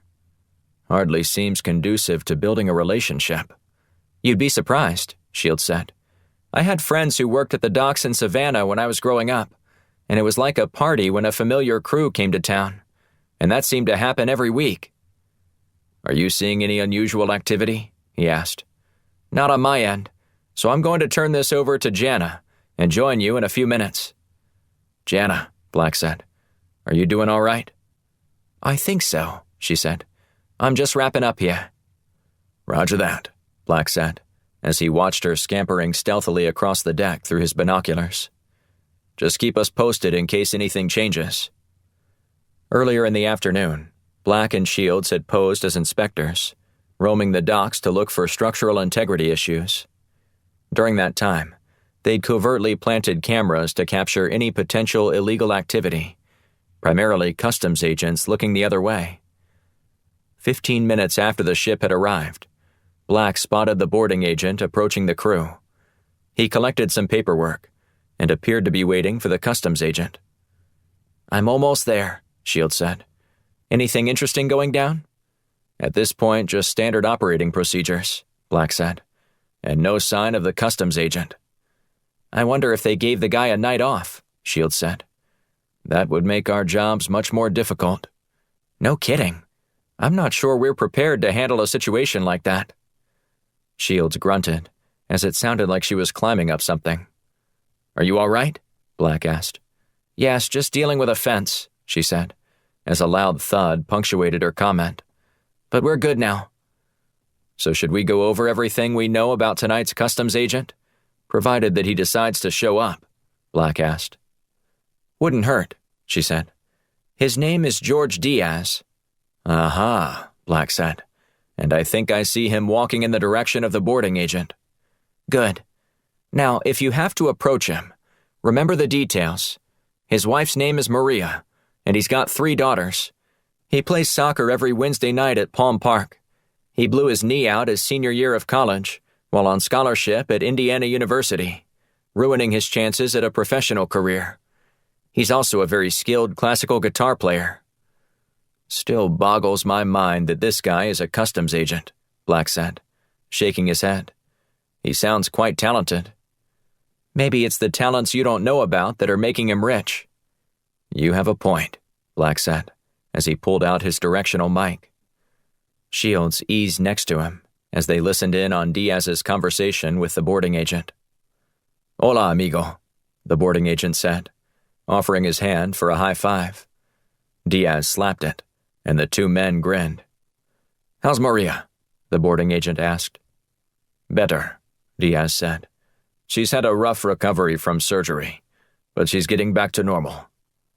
"Maybe this will help," the boarding agent said as he palmed multiple $100 bills into Diaz's hand. "Muchas gracias," Diaz replied, before pocketing the money. "Every bit counts." Shields looked at Black. "That was slick. They made it sound real in case anyone was watching." "Are you sure it's not real?" Black asked. Shields shook her head. "I mean, come on. You think there's any shred of truth to that?" "Better make sure, so we don't get egg on our faces." "Roger that," Shields said, pulling out her phone. Black's eyes widened. "What are you doing?" "I'm calling Maria Diaz." After a brief conversation, Shields hung up. "Well," Black said, "she hasn't had any procedures in the past 15 years, unless you count her C-section for her youngest, Lupe, 6 years ago." "That's all the confirmation I needed to hear," Black said. "Let's go meet Mr. Diaz." They climbed down from their perch and strode up to the dock. Diaz furrowed his brow as he saw them approaching, cocking his head to one side. "I'm sorry, but this area is restricted until we've cleared the ship," Diaz said. Black and Shields both revealed the FBI badges they used in these situations. Diaz stared at them a minute, unsure if they were real. "If you'd like to call my supervisor, Mr. Diaz, I'll be happy to provide you with his number," Black said, "although I can promise you that he doesn't like being interrupted at this time of night." Diaz drew back. "There's no need for that. What do you 2 want?" "We need to speak to you," Shields said, pausing for effect. "Alone." She glared at the boarding agent and the other crew members standing around. They scattered, catching Shields' drift. "What's this all about?" Diaz asked. "Nobody told me the FBI would have agents on the docks tonight." "There's a reason for that, Mr. Diaz," Black said. "It's Agent Diaz. After that stunt you pulled tonight, it's going to be Inmate Diaz," Shields said. "What are you talking about?" Diaz said with a growl. "We just captured you on video taking a bribe. That's not exactly going to endear you to your superiors." "I did no such thing," Diaz bristled. The boarding agent just gave you a handshake full of Benjamins, Black said. You want to dispute the veracity of video evidence in court? Go right ahead. It's a losing proposition. Randy McMichaels is the boarding agent and a good friend, Diaz said. He heard about my wife's operation and wanted to contribute. I never took a bribe. Huh, Shields said, studying him closely. Maybe we should get you on charges of fraud then. There's been nothing illegal happening here tonight, Diaz said, his nostrils flaring. Except that your wife Maria didn't have a surgery, did she? She most certainly, Shields put her finger to her lips. I'd stop talking if I were you. I just spoke with her a few minutes ago, confirming your deception. So that may have been a way to throw off someone watching you, but not a way to throw off this someone. Black chuckled and shook his head. Looks like you're in a bit of a predicament, Mr. Diaz. Any suggestions on how we should proceed? Diaz looked at both agents and appeared to be considering their question. However, he didn't acquiesce the way Black had hoped. Let me see those badges again, Diaz demanded. I already told you that you can call my boss, even if he won't be happy, Black said. I want to see them, now, Diaz said with a sneer. Black and Shields forked them over. Diaz studied them for a minute before saying anything else. What's that number? He asked. Black shrugged. It's your career. Damn right it is. And I'm not about to let two people who I have never heard of wander onto one of my ships. Homeland Security Protocol requires you to notify our office ahead of time if you want to see what we're doing. I see, Black said. So you're going to play hardball, are you? This is called doing my job, Diaz said, his eyes narrowing. If you'd been doing your job the right way, you wouldn't have allowed terrorists in the country, Black said. So spare us the self-righteous lecture and your indignation. I suggest you leave right now, or I'll call the Port Authority on you, Diaz said. Black didn't move.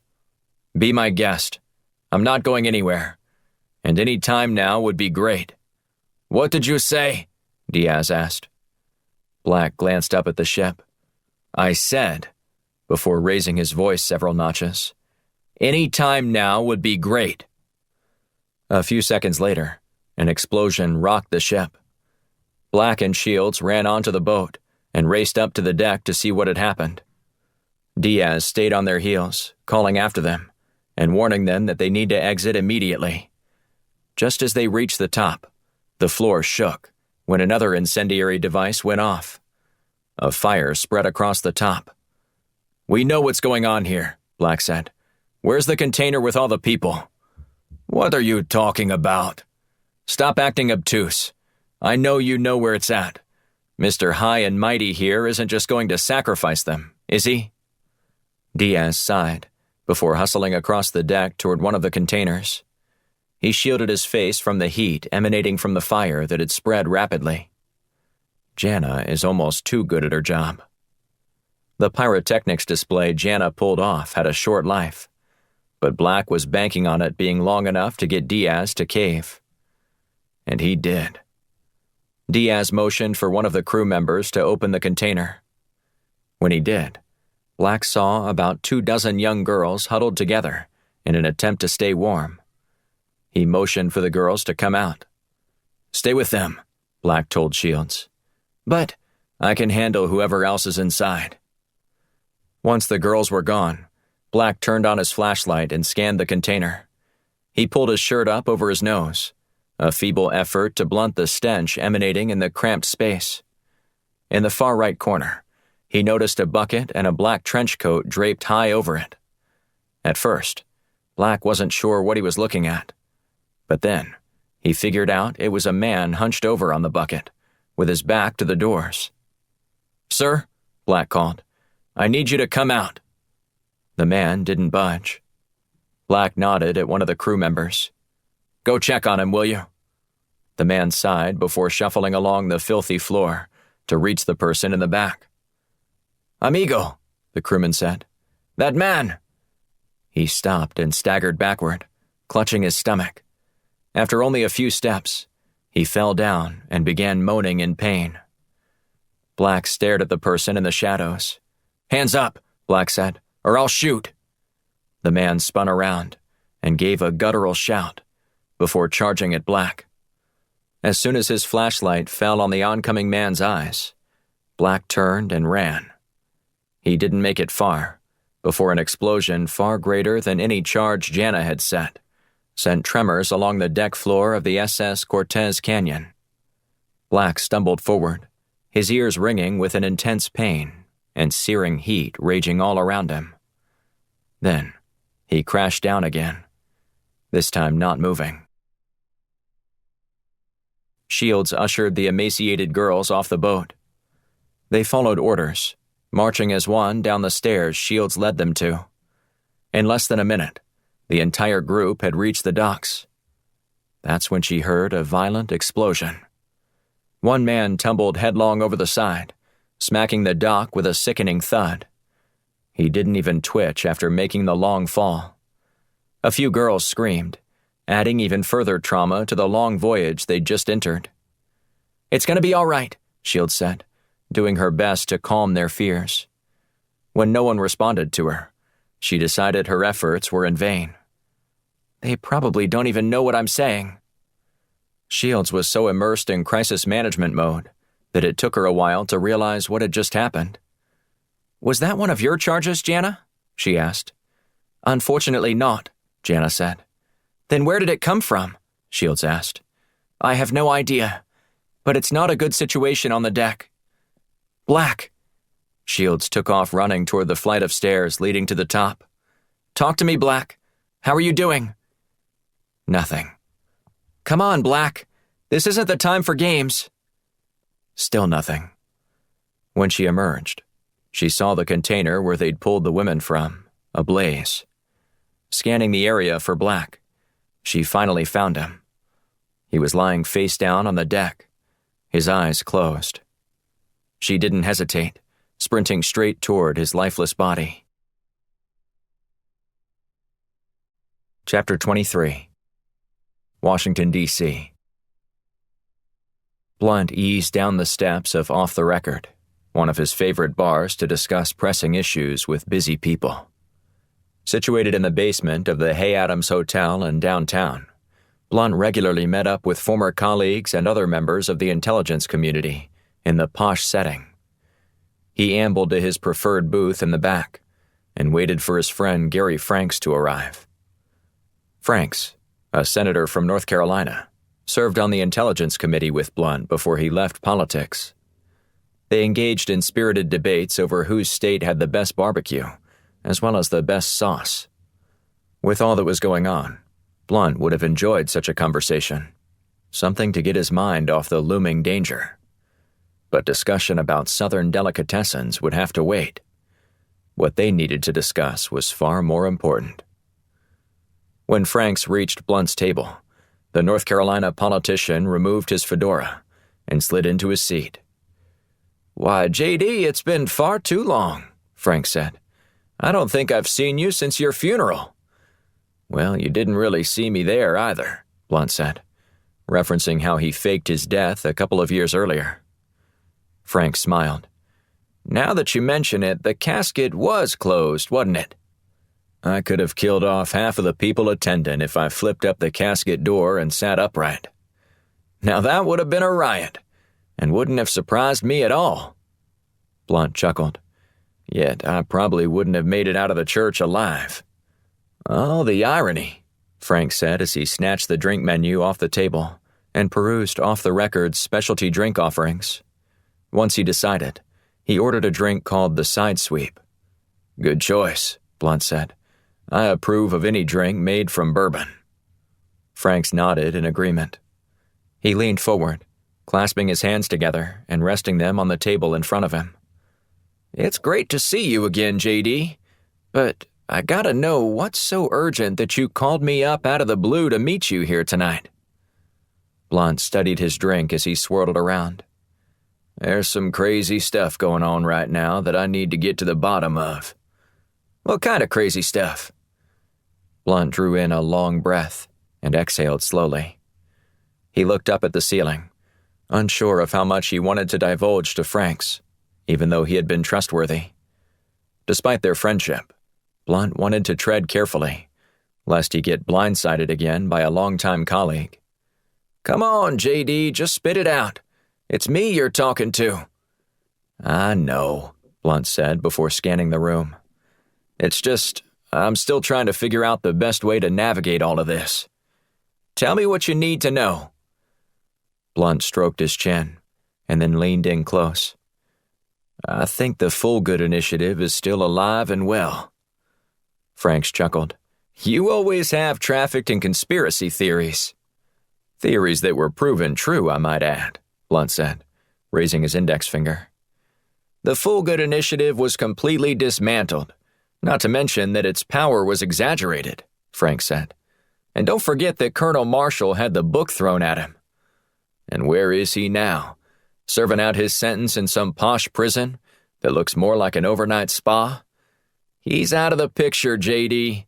You don't need to worry about him anymore." Blunt shook his head.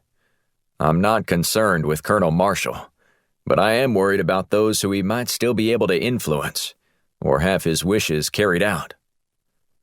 The waiter eased up to their table and placed a drink in front of Franks. "Is this what you wanted to know from me?" Franks asked. Blunt surveyed the room again, before speaking in a hushed tone.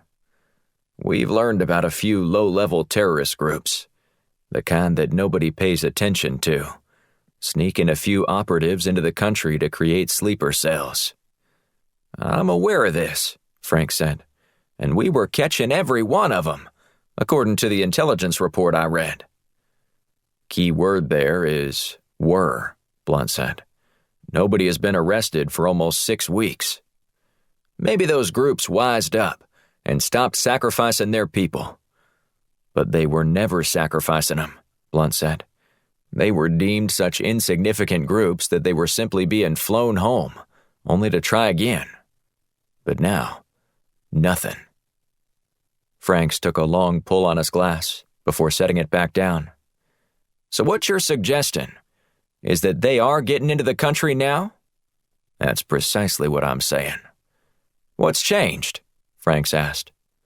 "A rogue Mossad agent is believed to have obtained the identities of deep cover agents embedded in various terrorist organizations across the Middle East," Black explained.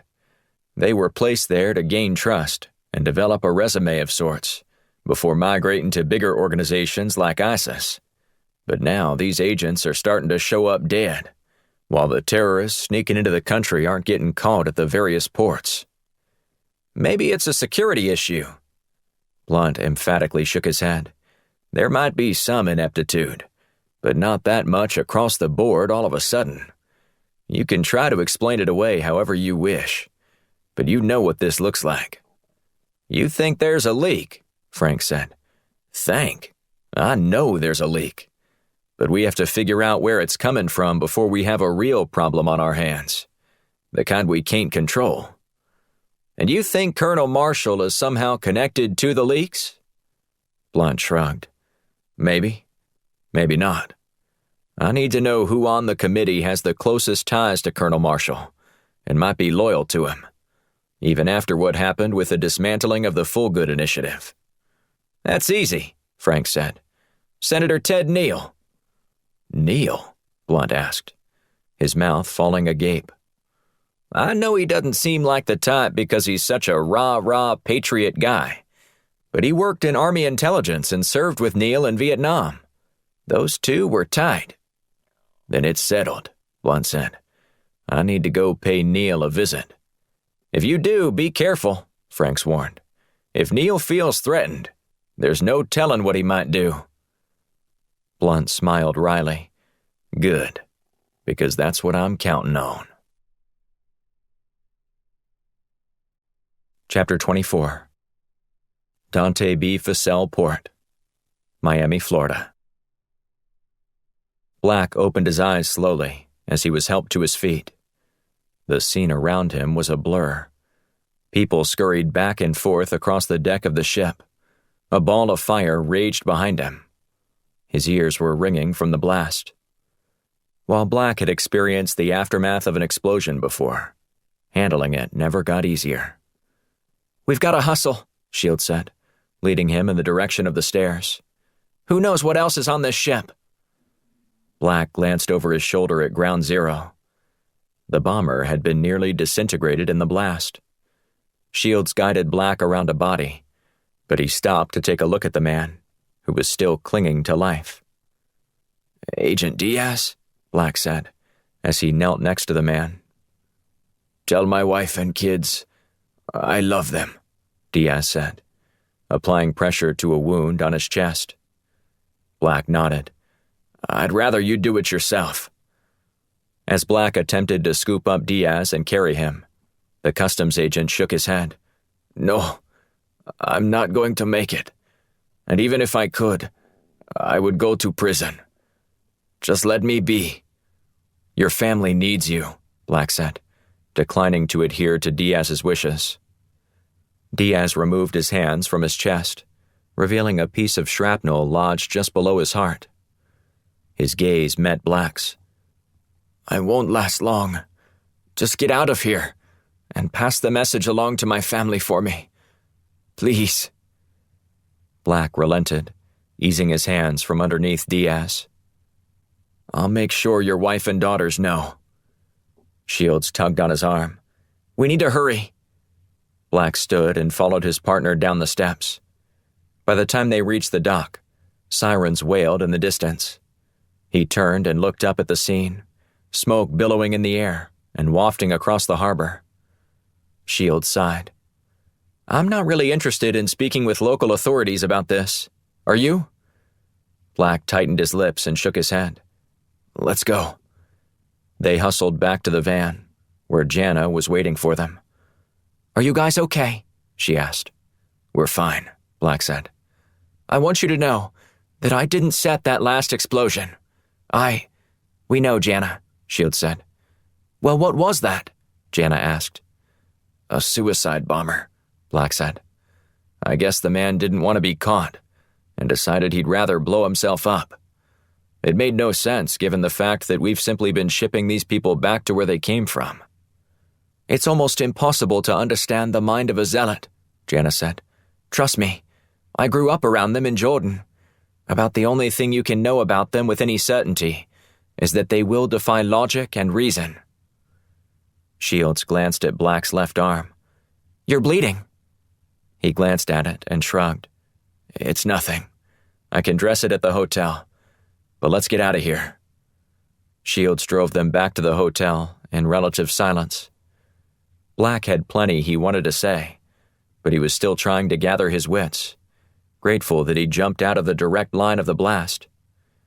Diaz hadn't been so lucky, and the image of the dying customs agent was seared into Black's mind. That could have been me. When they'd all retreated inside their hotel room, Black sat down at the table. Shields went to work on cleaning up and bandaging Black's injury. A 3-inch gash on his left bicep wasn't too deep, but it hadn't stopped bleeding. "You need some stitches," Shields said. Black offered a thin smile. "Know a good nurse?" "I dressed up as Nurse Ratched once for Halloween," Shields said. "I only need stitches, not a mid-brain lobotomy." Jana walked over to him and picked up the first aid kit. "I can do it." "So can Shields," Black said.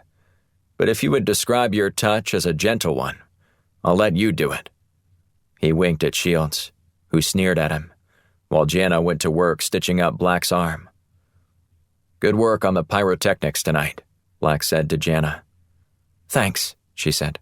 "Happy to help." Shields paced around the room. "We may not have caught one of these scumbag terrorists tonight, but I think it proves what Levine was saying about these guys sneaking into the country. Knowing when and where those ships were arriving into certain ports would have allowed for someone to pay off customs agents, or at least arrange for the ones susceptible to coercion to be on duty." "Who has that kind of power?" Jana asked. "It wouldn't even really be about power," Black said. "A customs agent could ask to work a certain night, or a certain portion of the dock. Making that happen wouldn't be a big deal. It's the removal of our deep cover agents who could alert Homeland Security about possible arrivals that's made this all possible. And now we have no idea how many of these terrorists have entered the country, Shields said. Black winced as Jana pulled a thread tight. We need to keep compiling data on them, but at least we aren't working in theory anymore. It's a fact that this is and has been happening. I want to take another run at Zahid, Shields said. He's the key to this whole thing. Trying to figure out who's behind this and gathering enough evidence to prosecute them will take a while, Black said. And by the time we catch whoever is responsible for this, it could be too late. Agreed, Shields said. Jana finished up on Black's arm. All better now. We'll see how it heals before I agree with you, Black said. The more gnarly the scar, the cooler in my book. You're welcome, Jana said, tentatively. Shields laughed. He's not thanking you yet, Jana, but he will. She kicked him in the shin. Black moaned as he reached for his leg. That's an assault with a deadly weapon right there. Stop looking for sympathy, tough guy, Shields said. Black glared at her and shook his head. You think this is funny, don't you? Shields winked. Of course not. It's torture. Black inspected Jana's job once more, before getting up and sitting on the foot of the bed. We need to tell Blunt what happened here tonight. Any volunteers? Both women looked at him blankly. Okay, fine. I'll do it, Black said. He walked back to the table to pick up the phone, when it buzzed with an incoming call. Shields snatched it up and glanced at the name on the screen. It'll have to wait, she said. It's Besserman. She put the call on speaker and answered. How did the operation go? He asked. It'll be in the news soon enough, she answered. That bad, huh? Actually, not all bad, Shields said. We're all alive, and we know that Levine was telling the truth about terrorists sneaking into the country. But unfortunately, we don't have anyone to interrogate. Maybe not there, but you may have someone soon enough, Besserman said. What do you mean? We've got another lead on Zahid, Besserman said. You up for taking another run at him? Shields grinned and looked at Black. Just tell us where we need to go. Get back to Washington, and I'll get you briefed, Besserman said. But right now, he's off the coast of Greece. Chapter 25. Washington, D.C. As Blunt shuffled down the sidewalk toward Johnny's half-shell restaurant, he contemplated what had transpired the night before on a cargo ship in Miami. The report from his team left him relieved that at least President Young would feel vindicated in sticking his neck out for Blunt. But there was still plenty of work to be done, including catching who had orchestrated the attack on the cruise ship. Blunt needed to feel out Ted Neal and see how the Colorado senator would react to the news. Blunt yanked open the door to the restaurant, the aroma of seafood instantly bringing a smile to his face. His mouth started salivating the moment he walked by a table with piping hot Maryland crab cakes, Blunt's favorite. He wound his way through the restaurant until he found Senator Neal tucked away in a corner booth in the back. He was sipping a glass of bourbon and studying the menu. I know that's just a prop for you, Blunt said, nodding at the menu. If I told you that every bill you ever proposed would pass if you could list off every item this restaurant serves, I bet you could do it.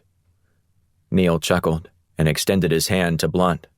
You're delightful as ever, J.D. The two men shook hands before Blunt eased into his seat across from Neal. The Colorado senator wasn't wearing a tie, and his sleeves were rolled up just below his elbows. I introduced you to good barbecue, and you introduced me to this place, Blunt said. 2 hours here is the equivalent of a culinary joyride, Neal said. I'm not sure you can leave this place with your pants not busting at the seams and a smile plastered on your face. That's how you know you're doing it right. Neal grinned and nodded. Absolutely. So I don't imagine you wanted to meet just to discuss good food now, did you? Blunt shook his head. So, What's on your mind, JD?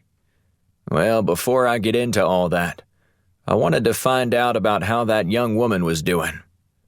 Campbell Morgan? Yeah, she's the one. Neil buttered a piece of bread. She's doing quite well, actually.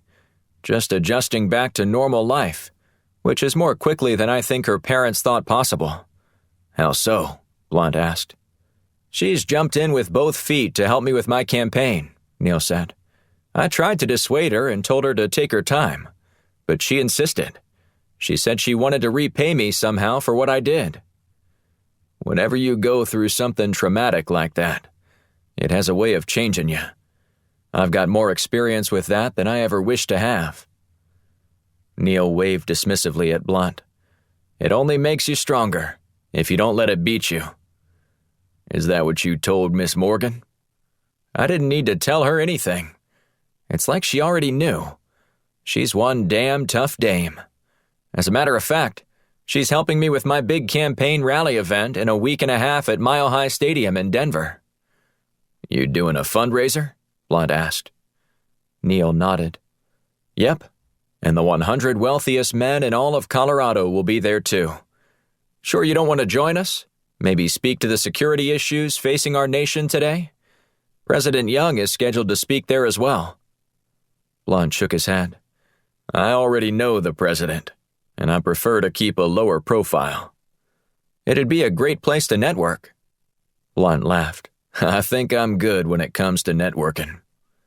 You can never have enough friends, Neil said with a wink. Look, when you can go to Mogadishu and meet up with someone who can lead you across the Ogo Mountains, you probably can consider your network complete.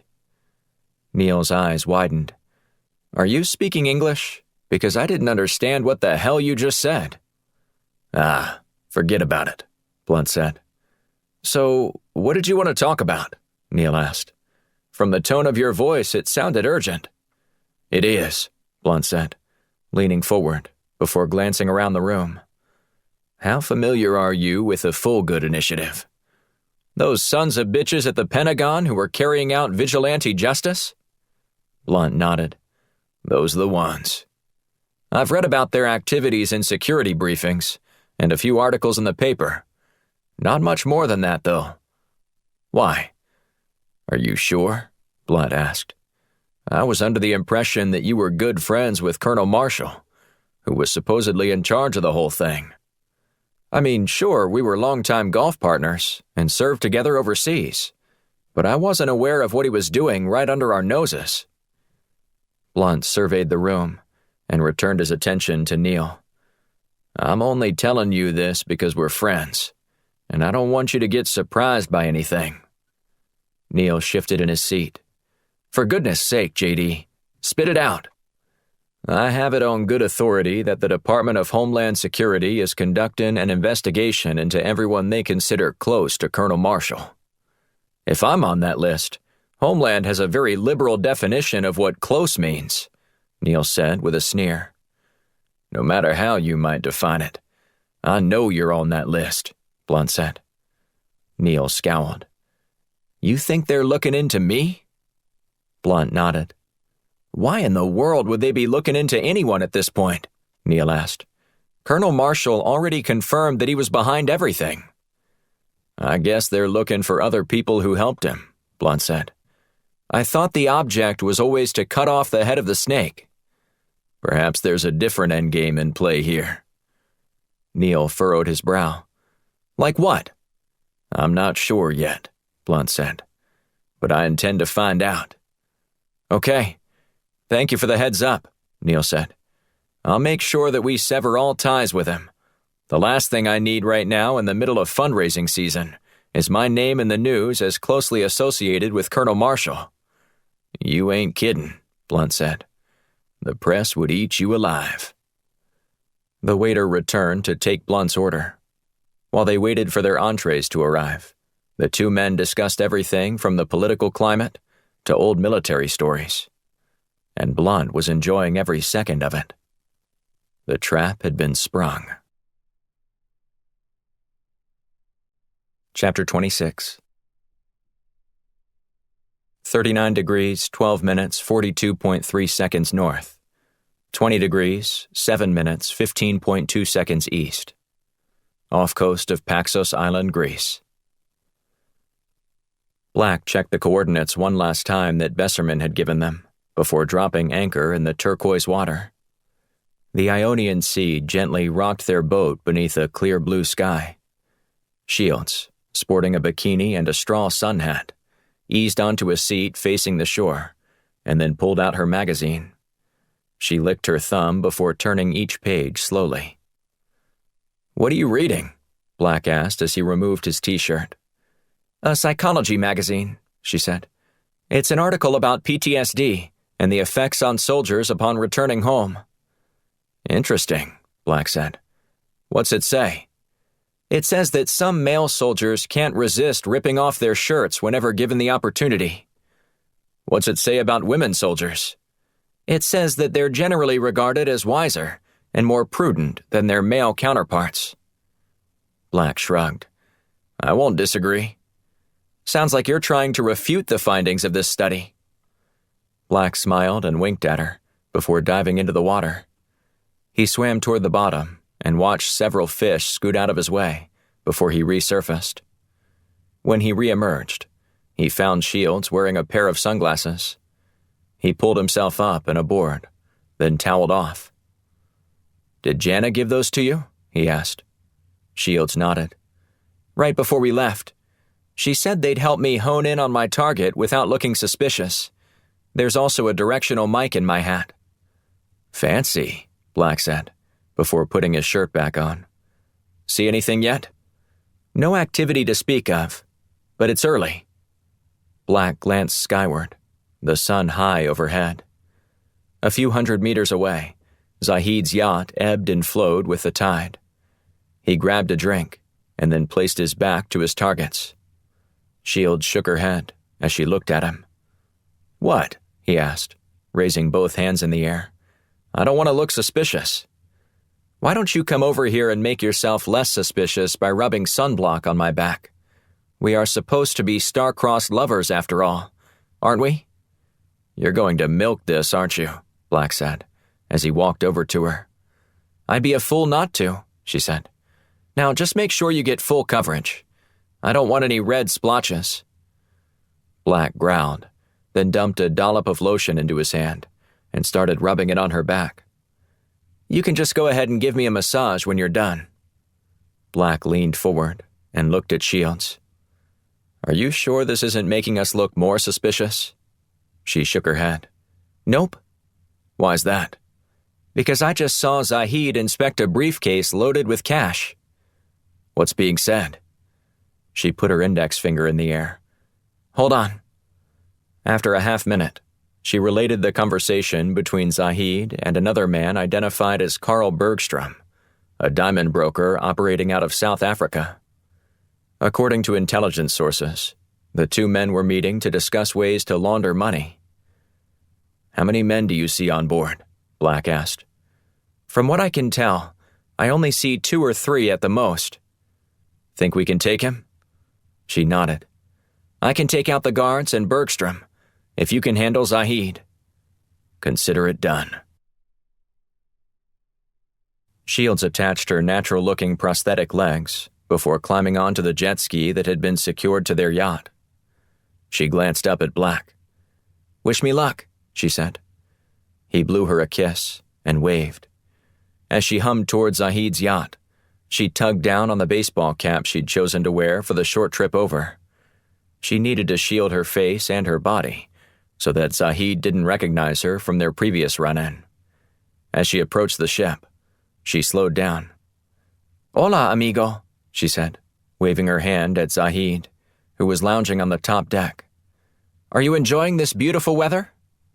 Zahid stood and waved back. "I most certainly am. Are you?" "I'd be enjoying it more if my boyfriend could get his yacht to work," she said, adding a Spanish lilt to her English. "Well, it's not actually his yacht. He rented it to impress me, but he sent me over here to see if you might have a wrench. According to him, the engine won't start because of some part, which I can't even pronounce in English or Spanish."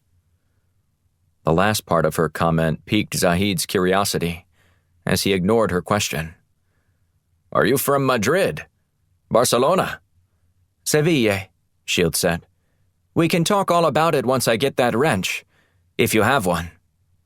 She looked toward the yacht and saw Black waving with both hands. Zahid smiled, returning the cordial gesture. "Just one moment," Zahid said. He turned toward one of his guards and instructed him to go get a wrench. She glanced toward the ship, and Black wasn't anywhere to be seen on deck. "Come on, Black. Hurry up." Her jet ski engine idled, churning the water beneath her. She scanned the water again and noticed Black speeding toward the shore some 50 meters south of her position. After a sigh of relief, she looked up when she heard footsteps again on the deck of Zahid's yacht. "Seems that one of my crew hands has found what you need," Zahid said. "He's going to lower it down with a rope." Shields went over the scenario one final time in her head.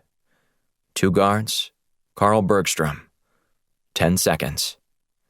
She'd bragged about her shooting prowess to Black, even proving her claims true. But there was no margin for error here. "Thank you," she said with a smile. Zahid smiled back. "Of course. Glad to be of service to such a beautiful woman." "Oh, you're too kind," Shields said. When the rope reached her, she took it in her hand before giving a swift yank on it. The move caught the guard by surprise, and he stumbled. With her right hand, Shields trained her weapon on the man and hit him twice center mass, sending him tumbling over the railing of the ship and splashing down into the water. The other guard was still reaching for his weapon when he took a shot to the head. Carl Bergstrom turned his back to her as he tried to escape, but she nailed him 3 times before he toppled face forward to the deck. Meanwhile, Zahid had vanished. Black resurfaced and waited for Zahid to appear on the starboard side of the boat. The plan was for Shields to eliminate the 2 guards and Bergstrom, flushing Zahid to the opposite side of the deck.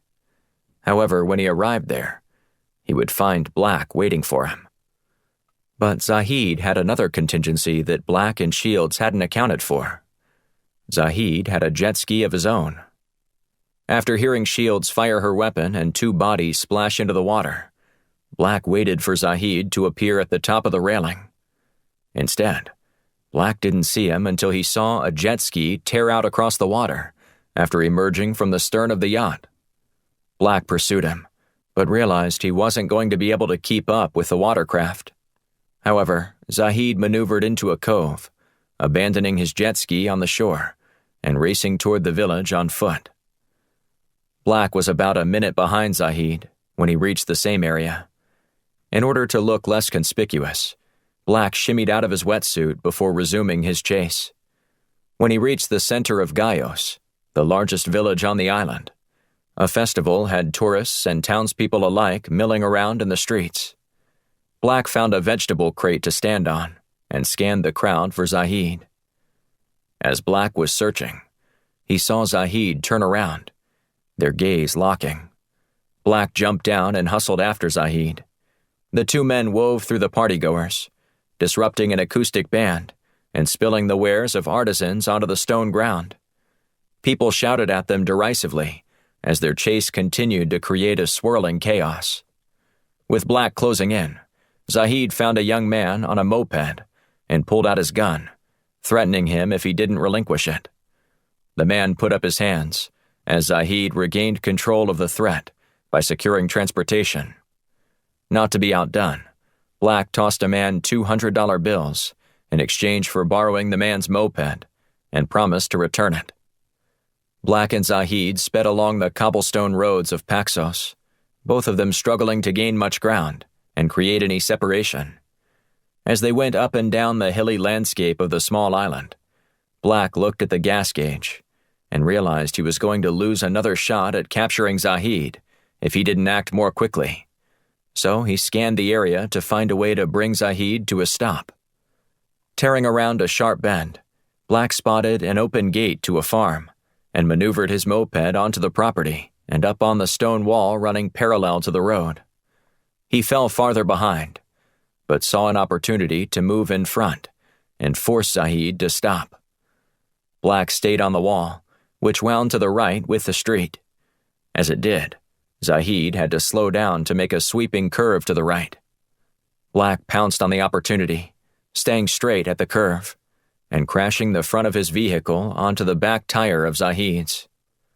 The sound of crunching and mangling metal reverberated off the walls in the tight space.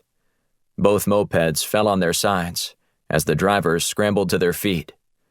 Zahid's weapon remained tucked into the back of his pants, while Black had lost his upon impact. Overhead, a sheep looked down from his perch atop the wall, chewing grass. A nearby farmer stared at the scene, his brow furrowed. Black assessed his options and decided he only had one. With full confidence, he dove in the direction of his weapon lying several meters away. But Zahid trained his gun on Black and issued a warning. "One more move, and reaching for that gun will be the last thing you ever do," Zahid said. "Now, Agent Black. Yes, I know your real name. You'll have to remind me where I was in my interrogation of you in Istanbul. I seem to have forgotten." Black stopped and slowly rose to his feet. "I think we were about to become friends." Zahid laughed and shook his head. "I admire your cunningness and wit, but that's not even close to how I recall the situation that caused us to part ways. Involuntarily on my part, of course." "I was about to offer you a deal that would save your life," Black said. "Well, now, I'm about to do the same to you," Zahid said, before sucker-punching Black and sending him back to the ground. Chapter 27. Washington, D.C. Blunt barged into Alex Duncan's office, an unlit cigar hanging out of his mouth. He settled into the chair across from her desk and propped his feet up on it. After crossing his arms across his chest, he took a deep breath and then exhaled loudly. When Alex didn't even acknowledge him, he cleared his throat. Alex looked up slowly from her monitor and peered over the top of her glasses. "If you don't get your nasty feet off my desk, I will hurt you." Blunt chuckled and winked. "I was beginning to wonder if I was invisible." "I'm busy working," she said through clenched teeth. "Did you set up a tap on Ted Neal's phone yet?" he asked. She nodded, returning her gaze to the screen. "Nothing to report yet." "Nothing?" Blunt asked with a furrowed brow. "He hasn't made any calls since I spoke with him?" She sighed and glanced at her notepad to the right of her keyboard. "I consider 2 campaign finance calls, 3 borderline flirtatious calls with his administrative assistant, 1 takeout order, and a call to the dry cleaners to check on his favorite suit. About as nothing as it gets in my world." Blunt cocked his head to one side. "So, he was flirting with his assistant, was he?" "Meh, that might be a wrong characterization. More like making an ass out of himself and getting nowhere. By the way, have you seen Kara, his assistant? She's way out of his league, filthy rich or not. And she's a kind-hearted human being on top of that." "Then why is she working for Ted Neal?" Alex shrugged. "People got bills to pay." Blunt interlocked his fingers behind his head and looked at the ceiling. He closed his eyes and pursed his lips. "You upset about something?" she asked. "Upset? No. Frustrated? Yes. I thought we'd have something by now, and I still haven't heard from Black and Shields yet." "That's what you're really worried about, isn't it? Hawk and I know who your favorite team is." "Well, don't go bragging about it in front of Black and Shields," Blunt said with a wink. "They both have fragile egos." Alex smiled and kept typing on her computer. "Fortunately, it's not all bad news." Blunt sat up. "Really? What have you got?" "I started doing a little digging into Daryl Oliver," Alex said. "Hadn't the CIA already done that?" Blunt asked. "They had. But when we were in Freeport, I went back to the police station with Kai Knowles. the deputy director of the Royal Bahamas Police Force. Are you familiar with him? I know the name from your report. Well, what I didn't put in my report was that Knowles forgot to give the CIA liaison a cell phone that they found on Oliver when they pulled his body out of the water. How did that happen? Alex looked over the top of her glasses at Blunt. Let's just say the police station down there isn't exactly the model in efficiency. So what did you find? Blunt asked. I found nothing on the phone itself, because it was toast after being in the saltwater for a long time. Apparently in his back pocket, according to one of the officers who briefed me on it. When I got back, I figured out it was a burner phone, but was able to figure out the number for it. And I got a list of the few calls Oliver made on it. And you'll never guess who the last call was to before he departed for the cruise ship. You're right, Blunt said. I won't, because I hate these damn guessing games. Just spit it out already. None other than your good buddy, U.S. Senator Ted Neal. Blunt stroked his chin. Now that's certainly interesting, isn't it? Alex nodded. I thought so. But what are you going to do about it now? I'm going to bury that bastard. Chapter 28. Gaios, Greece. Black stared up at Zahid, whose hands held a gun steady.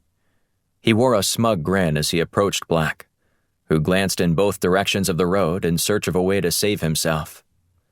As Zahid drew closer, Black scrambled, crab-crawling backward until he bumped into the rock wall lining the road. I could just kill you now, Zahid said. It'd be nice and neat. I'd get you back to my boat and dump your body in the middle of the ocean to let the fish pick your bones. I thought you were going to offer me a deal, Black said. That doesn't sound like much of one to me. You Americans are so impatient. I don't think impatience is so bad under the current circumstances. Zahid chuckled. The fact that I'm even allowing you to breathe right now ought to make you grovel at my feet. But what do? You try to rush me along. We are in the middle of a road, Black said with a shrug. There are about 12 cars on this island. I'll take my chances. And so will you. Unless you'd rather me just shoot you right now. Black sighed. What do you want? I did my research, Agent Black. And I believe you're worth more to me alive than dead. You think I'm going to help you? It makes no difference to me, Zahid said. It's your life, not mine. Black smiled wryly. I'll pass. Suit yourself, Zahid said. He raised his weapon and prepared to fire. Wait, Black said, raising his hands in the air. Before you shoot, there's something you should know. Zahid cocked his head to one side. And what's that? Black didn't say a word. Instead, he watched as Shields fired a shot that hit Zahid in the arm, making him drop his gun. Black didn't hesitate to rush toward Zahid, knocking him to the ground. Black delivered a throat punch, followed by 2 more hits that knocked out Zahid. Nice timing, Black said. I didn't think you were ever going to get here. Well, you left me without any transportation, she said. I had your tracking beacon, but it's not easy to get someone to give you a lift around here. Shields looked back toward a bike some 50 meters down the road. Looks like you found something that worked, Black said. It wasn't easy pedaling a cruiser bike up these hills either. Well, I appreciate the effort. It's been duly noted. Shields sighed. Let's get this piece of garbage back to the boat before anyone else sees us. We have some things to discuss with him. Black snapped his fingers in front of Zahid's face as he regained consciousness. His hands were bound behind his back, his feet tied to the legs of the chair. Zahid blinked several times before moaning. When he finally realized that he was being held captive, he struggled against the ropes. You should have taken the shot, Black said. Zahid sneered and then spit at Black. I will live to regret it. If you live, you will regret it, Black said, wagging his finger. Your life is now contingent upon you helping us." "Why would I help you? Look what you've already done. You've killed 2 of my men and the chief financier of our organization. You might as well shoot me now." "I prefer that we work together," Black said. "I have questions, you have answers. It seems like a win-win to me." "I won't tell you anything." Black glanced over his shoulder at Shields, who got up and moved toward him carrying a laptop. "Now, I need to know who gave you the information regarding the cruise ship, as well as who your target was." Zahid smiled. "If this is what's keeping me alive, why would I tell you without some assurances?" "That's not how this is going to work," Black said. "You're going to tell me what I need to know, or else we'll resort to other means of pressure." "If you think I'm going to tell you something after you torture me, you're dumber than you look," Zahid said with a snarl. Black gestured for Shields to turn the laptop around. "Is this supposed to scare me?" Zahid asked as he glanced at the screen. "Take a closer look," Black said. "See if you recognize anything here." Zahid studied it for a moment more, then shook his head. "Nothing." "No? Not even your own house?" Zahid leaned forward, squinting his eyes. "Maybe that's my house. And that's your son outside in the backyard. He's watching the drones circling around your property." "I don't believe you," Zahid said.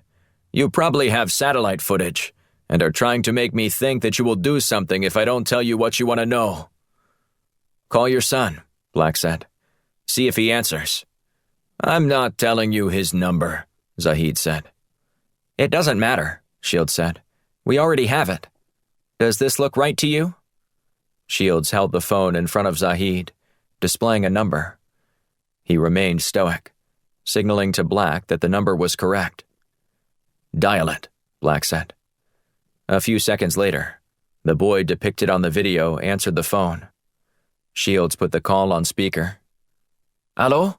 the boy said. Zahid kept his mouth shut. "Hello? Hello?" the boy said again. More silence. Then the boy hung up, and so did the one on the screen. "Now," Black said, settling into a chair in front of Zahid, "I want you to tell me who gave you the information about the cruise ship." Zahid narrowed his eyes. "I won't tell you anything." "Unfortunately, you missed your opportunity to tell your son goodbye when you didn't say hello," Black said. "Take the shot." Shields nodded and started typing on her computer. "No, no, no," Zahid said. "I'll help you. Just don't hurt my family." Black looked at Shields. "Keep the drone in the holding pattern. I want everything he says verified first." "I swear I'll tell you the truth," Zahid said. Black shrugged. "We'll see about that." Chapter 29. Potomac Shores Golf Club, Dumfries, Virginia. J.D. Blunt put his shoulder into the door, shoving it open. The Potomac Shores clubhouse was nearly empty, with just a couple of men standing around the counter and staring up at the golf tournament playing on the television. One of the men acknowledged Blunt with a slight head nod. "Can I help you, sir?" the man asked. Blunt removed the unlit cigar from his mouth. "As a matter of fact, you can. I'm looking for Senator Ted Neal. Do you happen to know what time he teed off here today?" The clubhouse attendant furrowed his brow. "I'm sorry, sir, but we can't give that information out." Blunt glowered. "What's your name, son?" "Franklin. You like your job, Franklin? Because I know the guy who runs this place, and if you don't tell me what I'm asking for, I'm going to give him a call and tell him what a punk you were to me while I was trying to buy some clubs." Sir, it's our policy not to give out any information about our guests, and I don't care what your policy is. I have a get-the-job-done policy, and right now you've got a golfer on your course that I need to speak to. It's a matter of national security." The man sucked in a breath through his teeth. "I'll need to see some identification, Mr. Blunt eyed the appointment book sitting in front of the man.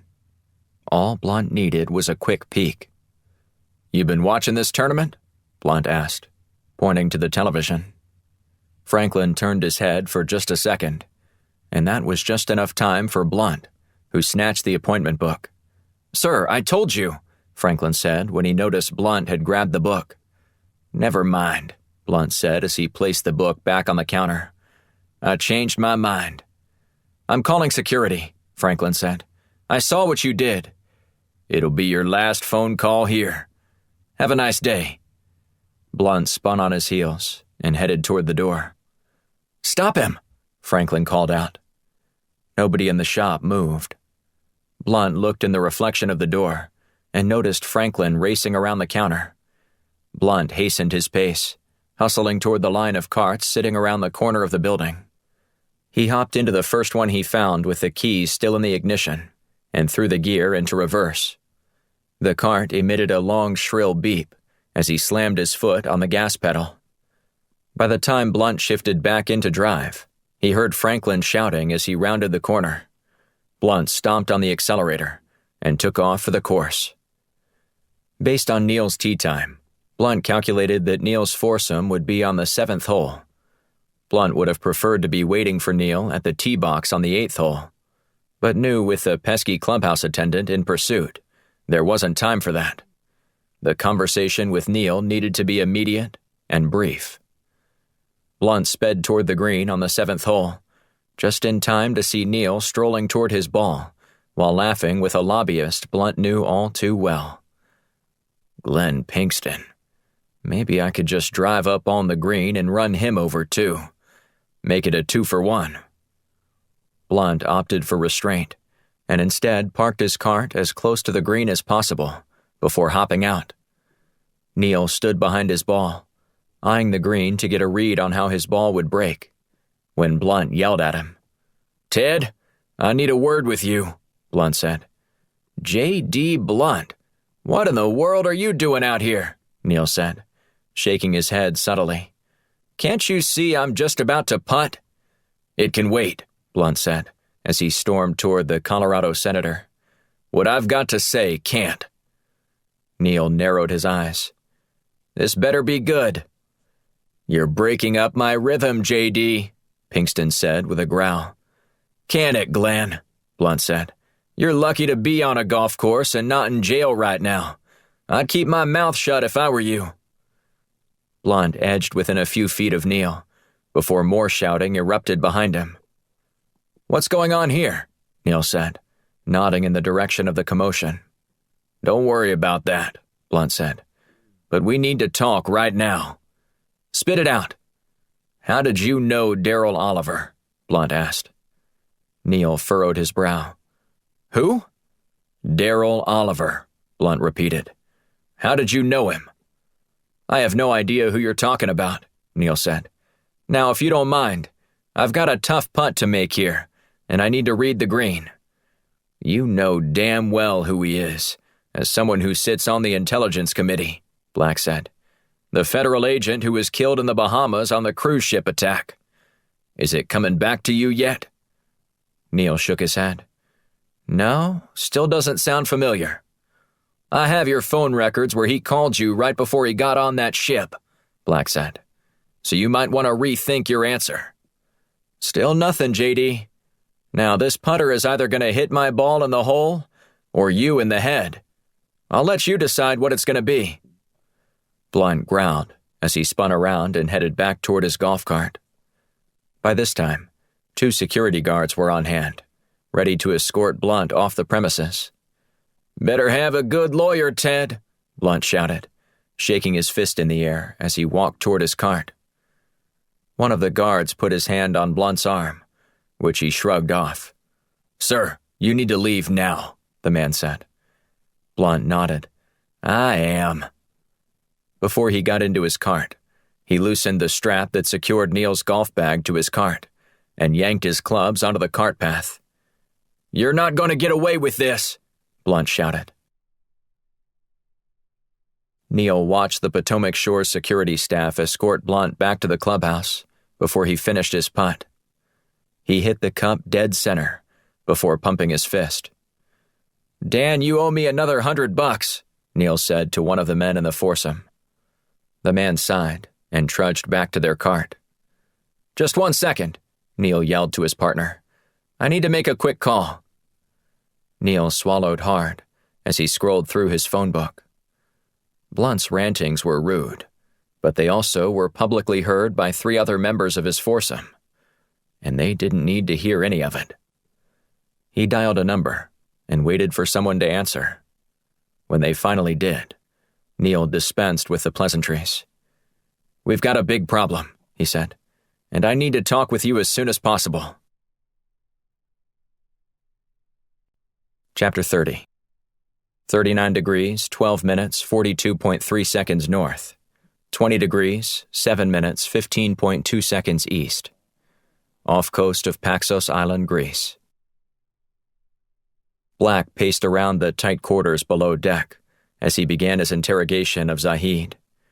With the introduction of the drone surveillance, Black recognized that Zahid was more than willing to talk. An operative without any wife or kids would have been more difficult to break, but Black leveraged Zahid's most prized possession against him. Black detested the tactic, but it was better than waterboarding, and far more effective. "How old are your children?" Black asked. Zahid narrowed his eyes. "Why do you even care? Do you have children of your own?" Black shook his head. "Then you will never understand this type of torture," Zahid said, his face displaying both pain and disgust. "I would do anything for my family. Anything. And that's why I do what I do. For their future. For my people." "In that case, you and I aren't very different," Black said. "We just have different ideals, especially about the path we choose to get there." "No," Zahid said. "We are so different. You represent a government full of hate and contempt for my people. I fight for freedom." "Killing innocent people isn't how you fight for freedom. Yet you're willing to kill my innocent family," Zahid said.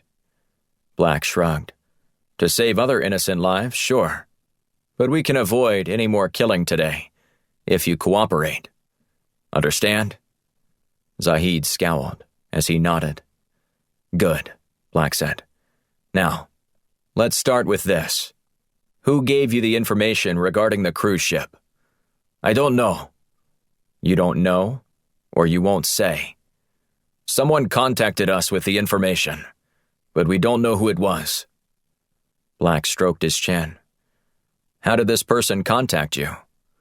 Zahid sighed and glanced at Shields, before returning his gaze to Black. "It was through a video game." "Which one?" "RuneScape." "How does it work?" Black asked. "Whenever I log in, someone sends me a private message, and we chat." "This is how you found out about the cruise ship? Some random person contacted you?" "More or less," Zahid said. "We met in a chat room somewhere else, and switched our communication over to RuneScape. It was far more secure." Black turned to Shields. "Do you have this game downloaded onto your computer?" "I go by the name of Ringwraith," Shields said. "Of course I have the game downloaded." Black sighed and shook his head. "The more I learn about you, the more I grow concerned." She turned on an extra laptop she had in her computer bag and started to set up the game. Black turned back to Zahid. "So here's how this is going to work. You're going to log in and reach out to your contact. No code talk or anything like that. Got it?" "What do you want me to say?" "Ask him about another possible target, and that you liked what the bombing did for your organization. Would that seem too suspicious?" Zahid shook his head. "After I do this, will you let me go?" "My deal is this information to spare your family," Black said. "You still have to answer for what you did." "Then I will not help you any further," Zahid said. Black glared at Zahid. "I can make this very painful for you." "What difference does it make? Your guarantees mean nothing. If I tell you all this, you may murder my family anyway." "You have to trust me," Black said. "I never trust Americans." Shields placed the laptop on the table in front of Zahid. I suggest you give me your username and password to log in. I'm far easier to deal with than him." Zahid shook his head in defiance as he pursed his lips. "I'll do no such thing." Black pulled out a knife and placed the edge of the blade against Zahid's fingers. "Want to reconsider that last statement?" Zahid's eyes widened as he pleaded for Black not to harm him. Okay, I'll do it. Just, please, stop." Black glanced at Zahid's left hand. His pinky had been severed at the tip. "Sure you don't want me to make your hands even again?" "I told you I'll help you," Zahid said. "Please don't cut off my finger." Black drew back and waved his knife at Zahid. "No tricks. Understand?" Zahid nodded. Then he looked at Shields. "My username is Coffin Man. Password is death, the number 2, America." "How original," Black said. "It's one I never forget," Zahid said with a faint smile. Zahid walked Shields through the steps of how to contact a user named Uncle Sam's Regret. When they finished, Black looked at Shields. "Now what?" "We wait." Chapter 31. Washington, D.C. Blunt entered the Firestorm offices without even speaking to his assistant. She held out a few call return slips, but he ignored them, rushing past her to find Alex. When he reached her desk, she glanced up at him and shook her head. "What is it?" Blunt asked. "I would say you're not going to believe what I'm about to tell you, but you probably will," she said. "Did Neil fall for it?" "Hook, line, and sinker, I think." "You think?" Blunt said as his eyebrows shot upward. "Well, Neil didn't waste any time making a call after you visited him, but I'm not sure you're going to like the results." He cocked his head to one side. "What do you mean?" "Right after you left, I intercepted Neil's call, thanks to the device you left behind." "It was hidden in a golf ball," Blunt said with a shrug. "It wasn't that difficult." "How'd you do it?" "I ripped his bag off his cart and dropped the ball along with several of his that had fallen out," Blunt said. "It wasn't that difficult." "Still, you get major style points." Blunt smiled wryly. "I'll take 'em. So what happened after I left?" "As you predicted, Neil almost immediately placed a phone call. But you'll never guess whose number he dialed." "Lay it on me," Blunt said. "Though if I had to guess, I'm going with Colonel Ron Marshall." Alex slapped her desk and sighed. "You're ruining all my fun." "We already anticipated that. But what did he say?" "This is where it got interesting," Alex said. "I'm not sure if they were talking in code, but their conversation was brief and muddled." "Go on," Blunt said, easing into the chair across from Alex's desk. "Neil said he had a big problem and needed to meet right away. Neil left after he reached the 9th hole and met at Marshall's house. Fortunately, I was able to tap into Neil's phone and listen to their conversation." "And?" Alex squinted. "Neil was pretty angry, demanding to know what was going on and why you would be approaching him on the golf course. Marshall sounded as if he was clueless. The way he responded, Neil might as well have been speaking some tribal language. The conversation didn't last more than 10 minutes, as Neil recounted his interaction with you. But when they finished, Marshall promised to make a call and get you under control." Blunt grunted. "Good luck with that." "Don't shoot the messenger," Alex said. "I'm just reporting what I heard." Blunt sighed and then stood. "That's not exactly how I envisioned this going." "Yeah, you laid a trap and Neil even took the bait. But there's nothing here. Your hunch about the Full Good initiative still smoldering. Doesn't seem likely if Marshall is in the dark about this." Blunt raised his finger in the air. "Possibly about this incident. But just because he doesn't know what's going on here, doesn't mean Full Good is entirely dead." She nodded. "Good point. But I think we're out of luck unless Neil happens to contact someone who does know what's going on. However, I think he went to the likeliest source and came up empty." Great, Blunt said. Marshall still has some pull in this city. How much, I'm not sure, but this is going to cost me. Alex chuckled. What do you care? If you haven't pissed off somebody in Washington, it's only because you haven't met them. Blunt smiled. Your analyst skills never cease to amaze me. The agency lost a good one when they got rid of you. I'm happy you're here, she said. Now, I'll keep searching for connections here, but I have serious doubts that Neil is your guy pulling the strings. That still doesn't explain the fact that Daryl Oliver called Neil before getting on that ship. It doesn't, she said. But the call wasn't a long one. Maybe a wrong number? The odds of that seem incredibly low. She nodded. I agree.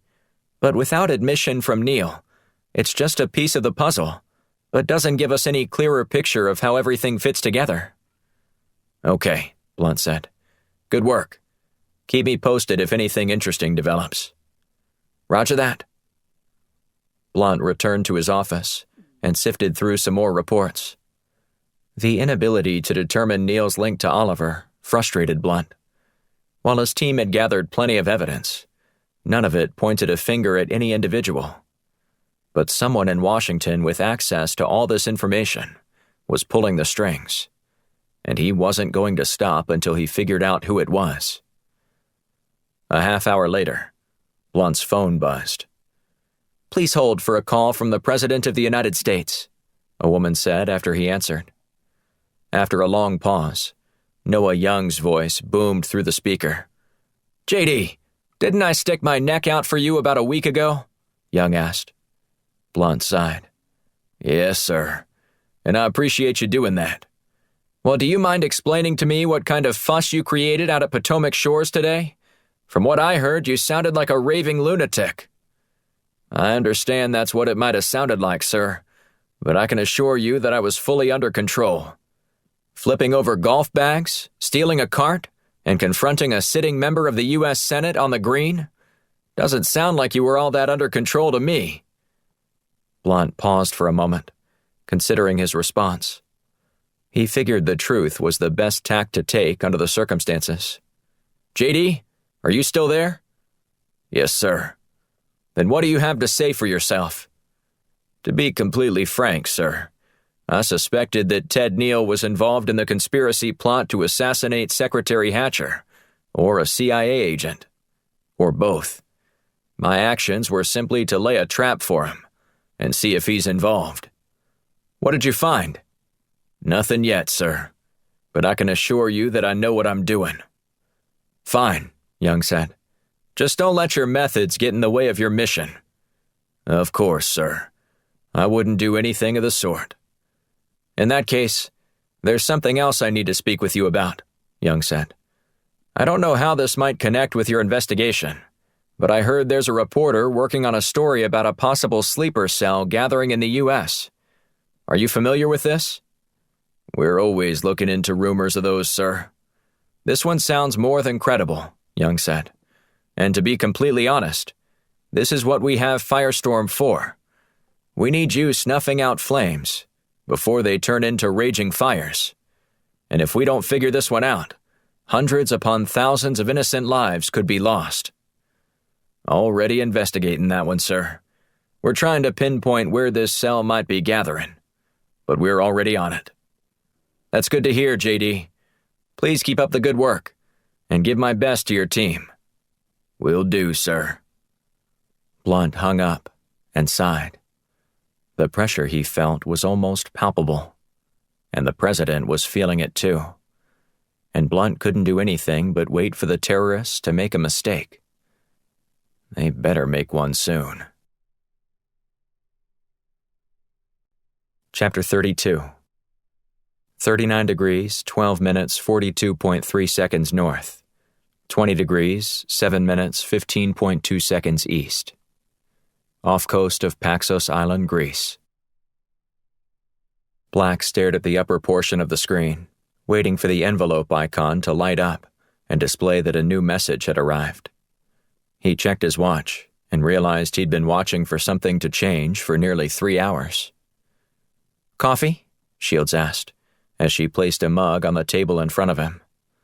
He looked up, almost forgetting that he wasn't alone. Black glanced to the corner of the room, where Zahid still sat bound to a chair, before turning his attention back to Shields. "Yes, thank you," Black said. "I didn't even know you were making any." "You didn't hear the kettle whistling?" she asked. He shook his head. "I guess I'm too anxious to hear back from Uncle Sam's regret." "You know what they say about a watched inbox?" He furrowed his brow as he looked up at her. "There's a saying for that?" She smiled, and then answered her own question. "New mail never arrives." He moaned, partially from enduring her bad joke, partially from her delivery of the painful truth. Hardly a pixel had moved on the screen, as he'd been hunched over it waiting for something to change. He stared back at his coffee, stirring the drink with a spoon. "He doesn't always respond right away," Zahid said from the corner. "For your sake, you better hope he does," Black said. "My patience is already growing thin, and I'm starting to wonder if you were telling me the truth." "He will write back," Zahid said. Black drummed his fingers on the table, waiting for his coffee to cool down. He blew across the top of it, before drawing the mug close to his mouth. Just as he was about to take a sip, a bell sounded on the computer, making Black jump. He glanced at the screen and noticed the red number 1 in front of the envelope. "Is that sound what I think it is?" Shields asked. Black smiled. "It sure is. Come check this out." He waited until Shields was huddled over his shoulder before clicking to open the message. "Coffin Man, thank you for your cooperation. You will find the money already in your account for completion of the previous job. I appreciate your eagerness to help. On that note, here is your next assignment." The note included detailed instructions on the next target, CIA undercover operative Saeed Moked. Embedded within the RFF, or the Revolution Freedom Fighters, Moked had risen high within the ranks of the terrorist cell. He was a naturalized U.S. citizen after having grown up in Yemen, the son of a Yemeni oil executive and his mother a U.S. socialite. Black looked at Zahid. "You're going to write back Uncle Sam's regret and tell him that you'll accept the assignment. Understand?" Zahid nodded. "Dictate your message, and we'll send it," Black instructed. Once they finished the response, Black sent it and offered a thin smile. "Let's get moving. We don't have much time to waste." He hustled up to the top of the deck and drew up the anchor. 10 minutes later, they were humming across the Ionian Sea, back to Parga, where they had a plane waiting for them. Upon docking in Parga, Black and Shields returned their boat and then ushered Zahid to the airfield. Black warned Zahid that if he made any attempt to tell customs officials who he was or what he was doing, they would kill his family. Zahid nodded his understanding and complied. Once they reached the hangar, a CIA team met them and took Zahid into custody. "What are you doing?" Zahid said as he looked at Black. "We had a deal." "The deal was that we wouldn't hurt your family if you complied," Black said. "And I will uphold that end of the bargain. But if you thought we were going to just let you walk away, you're crazier than you look." "Where are you taking me?"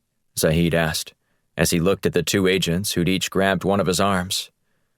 "Don't worry," one of the men said with a faint smile. "You'll be well taken care of." The men forced Zahid onto the waiting jet and closed the cabin doors. The plane taxied down the runway and was gone in a matter of minutes. "Did you contact Alex?" Black asked, as he turned and looked at Shields. "Already done," she said. "I sent her all the information about the game and the message. If anyone can track down the origin of that message, she can." Black hustled toward their waiting plane, with Shields right behind him. Once they took their seats, Shields' phone rang. "It's Alex," she announced, before putting the call on speaker. "Better make it quick, Alex," Shields said. "We're about to take off." "This won't take long," Alex said. "I just wanted to thank you for sending me that information from your RuneScape message. I logged in and was able to hack their server in order to determine where those messages were coming from." "What did you find?" Black asked. "You're not going to believe this. Or maybe you will," Alex said. "They are coming from an IP address in Washington." "Can you narrow it down at all?" he asked, pressing the issue. "Already done," she said. "It originated from an office building owned by none other than Colonel Ron Marshall." Black let out a low whistle and shook his head. "I knew it. The Full Good Initiative is alive and well." "That's what Blunt said," Alex said. "Anyway, you better hurry back. Blunt wants to go in with both barrels blazing, but I think we need to do a little bit of reconnaissance work first, before we go on full attack mode." "Agreed," Shields said. "Roger that," Black said. "We'll have wheels up in about 10 minutes, and we're heading back to Washington." "Good," Alex said. "We need to sort this out. And fast." Chapter 33. Jabal Haraz Mountains, Al Gabin, Yemen. Saeed Moked crept down the hallway of the RFF headquarters, nestled in the Jabal Haraz Mountains. The lights flickered as they always did, the electricity oscillating with the appearance and disappearance of the sun. Despite having won the trust of the terrorist group after more than 5 years of working with them, he was jumpy. The report he received that someone in Washington was outing him was more than unsettling. Even if a Black Ops team intercepted a hit on him, Moked realized that his standing within the RFF was tenuous at best. One wrong move would get him expelled. But treason? He'd be beheaded, his death to serve as an example for anyone who dared to attempt to infiltrate RFF's ranks again. He'd been overnighted a handful of bugs to plant around the building. The low-frequency transmitters were activated by sound and could last for months. And while he was sure that would be enough time to identify the RFF's next coordinated attack before it happened, he was still worried he might get caught. As he moved along the corridor, he ran his hand along the jagged stone walls that had been chiseled out of the mountain, like almost everything else in Al Gabin. He looked out one of the windows and watched the drifting clouds scrape the surrounding peaks. Homes dotted the mountainsides, all stacked on one another like terraces, mirroring their agricultural approach. Eventually, the clouds would give way to radiant sunlight, stabilizing the power and illuminating the breathtaking scenery. But until then, the day would seem gloomy. Moked knocked on the door of the RFF leader's office. A man bade him to come in, which Moked promptly did. Once in the room, Moked paced around as he discussed the upcoming operation. There were a few details he didn't know about and intended to learn, hopefully sooner rather than later. For months, the RFF had been working with another terrorist group to coordinate an attack in the U.S. However, he'd been left in the dark about most of it. The who, when, and where elements were all secretive, even to the RFF's best operatives. Moked had noticed a few of the group's members had gone missing. When he inquired about them, he was told they'd been reassigned to other regions. Moked gleaned what he could from his leader before securing a bug beneath his desk and another underneath one of the chairs. Then Moked left the room. He shuffled out of the building and stopped when he reached the steps outside. Turning around to look at the place one final time, he considered all the time he'd spent there and wondered if it hadn't been wasted. While it was possible that the mole who outed him could be caught and dealt with, enabling Moked to stay as an active operative with the group, he agreed it'd be better to abandon his post. He didn't have to consider his options long, with his mentor's words ringing in Moked's ears. A dead agent is a useless agent. As Moked maneuvered his motorcycle down the winding roads, he considered all the friendships he'd made and how he was about to betray them, even if they were part of an assignment. Over the years, he'd grown to care about them and their families. Their ideology was flawed, but he didn't consider them monsters. just people capable of doing monstrous things. There was a difference in his mind, but not in the collective thinking of the federal government. Terrorists needed to be dealt with swiftly and severely. When he returned to his modest apartment, Moked called Abu, a friend on the police force. Moked asked Abu if he was ready to carry out the plan. When Abu affirmed he was, the plan was set in motion. Moked called the police station and said there'd been a shooting at his apartment. Minutes later, Abu arrived with another officer. They went through the apartment and found Moked lying on the ground with what appeared to be a bullet wound to the head. "I'll handle this," Abu told his partner. "Go get the coroner." As soon as Abu's partner left the room, Abu tapped Moked on the leg. "Time to move." Moked put on a police officer's uniform and slipped out the back with Abu.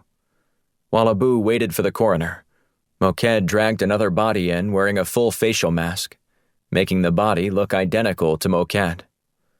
An envelope full of cash to the coroner sealed the deal before the look-alike body was carted off to the morgue.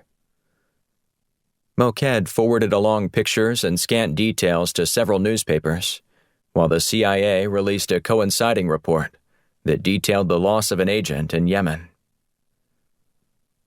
For the next 2 days, Moked sat in a cramped apartment, listening to the bugs he'd planted all over the RFF's offices. He longed to get out of the country, since his cover was blown, but he still had one last mission to complete. He was checking flights to leave the country when he heard 2 RFF leaders discussing their plan. Moked booked a ticket for London that evening and was waiting outside the airport when he called Langley to report the details. "Did I just hear that correctly?" Moked's handler asked him. "I'm not sure," Moked said, "but if you heard me say that the latest member of the sleeper terrorist cell will arrive next week in Charleston, South Carolina, you heard me correctly. From the way they were talking, they were set to engage the entire cell the following evening." "Engage them to do what?" the handler asked. "They didn't say, but I can promise you it won't be good." Moked hung up and entered the terminal. With his work complete, he couldn't wait to leave. Chapter 34. Washington, D.C. While the Firestorm team was preparing to handle the arrival of another terrorist in Charleston, Black took the opportunity to do some reconnaissance work. He parked in a deck near downtown and walked a block to a building owned by Unify Washington, a think tank organization. The group claimed to be bipartisan in its approach to politics, but Blunt laughed heartily when he read a workup on them by Black. Blunt explained that he'd known most of the people listed on the board since he moved to Washington, and never once remembered them reaching across the aisle, calling them all political hacks. Black smiled as he recalled the conversation with Blunt. If there was anything Black could count on in life, besides death and taxes, it was Blunt's sheer honesty. He didn't mince words when it came to calling out charlatans. As Black approached the facility, he glanced up. The red brick building rose 12 stories off the ground, but consisted of no more than 200 feet on each side. He hustled up the steps and strode into the lobby. "May I help you, sir?" a receptionist at the counter asked Black. "Yes," Black said, holding up his badge. "I'm Tom Gordon, and I'm with the city, here for the annual inspection on your elevators." The woman furrowed her brow. "I thought you guys came just a few months ago." "I just go where they send me," he said with a smile, attempting to put the woman at ease. "If you'd like to call one of my superiors to discuss it, or perhaps talk to one of your superiors, I can—" The woman waved him off. No, that's fine. I'll have our facility manager take you to the engine room, so you can check it out there." "I appreciate that," Black said. As she dialed the number, she glanced at Black. "Will you need to shut down the elevators while you inspect them?" He shook his head. "It's hard to make sure something is working if you make it stop working." She smiled. "True." After she gave the facility manager instructions on what to do next, she invited him to have a seat in the waiting area. Black took her up on the offer and eased onto a plush couch in the side of the room.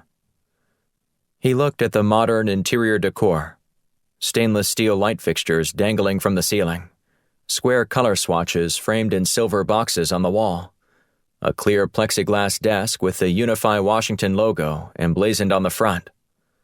All of it stood in stark contrast to the industrial-era exterior. As he sat waiting, he observed the people scurrying in and out of the building, many of them carrying on conversations as they came and went.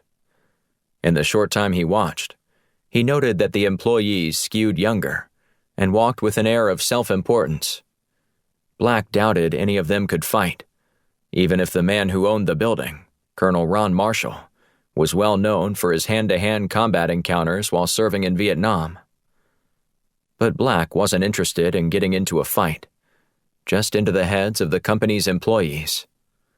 Access to the elevator's mechanical room wasn't going to help him accomplish his mission.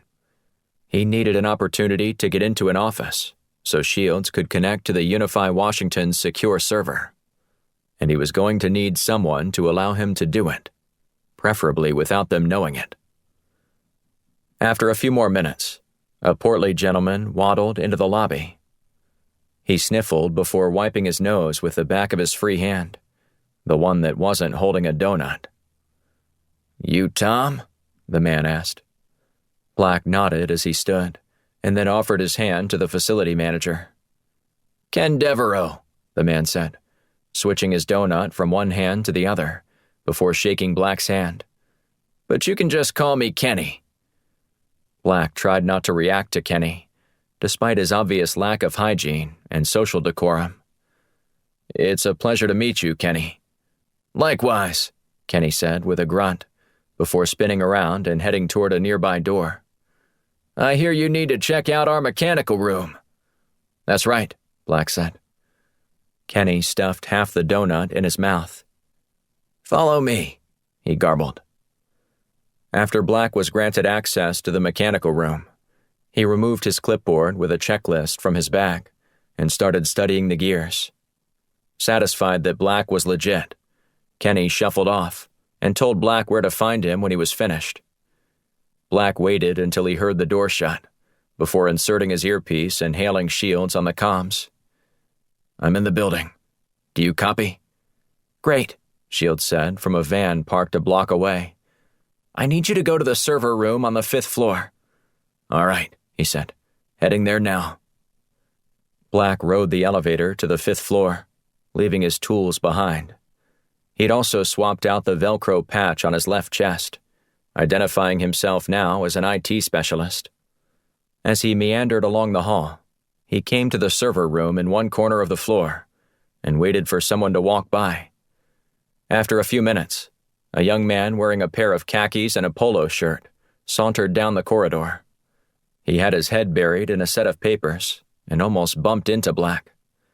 Black grabbed hold of the door handle and groaned. "Oh, man." The guy stopped and glanced at Black. "You need some help?" "Yeah, I'm working on one of the servers and I came out to use the restroom and left all my stuff inside, including my security card. Could you give me a hand?" "Sure thing," the man said, before he waved his card over the access pad. The lock gave way, allowing the door to open.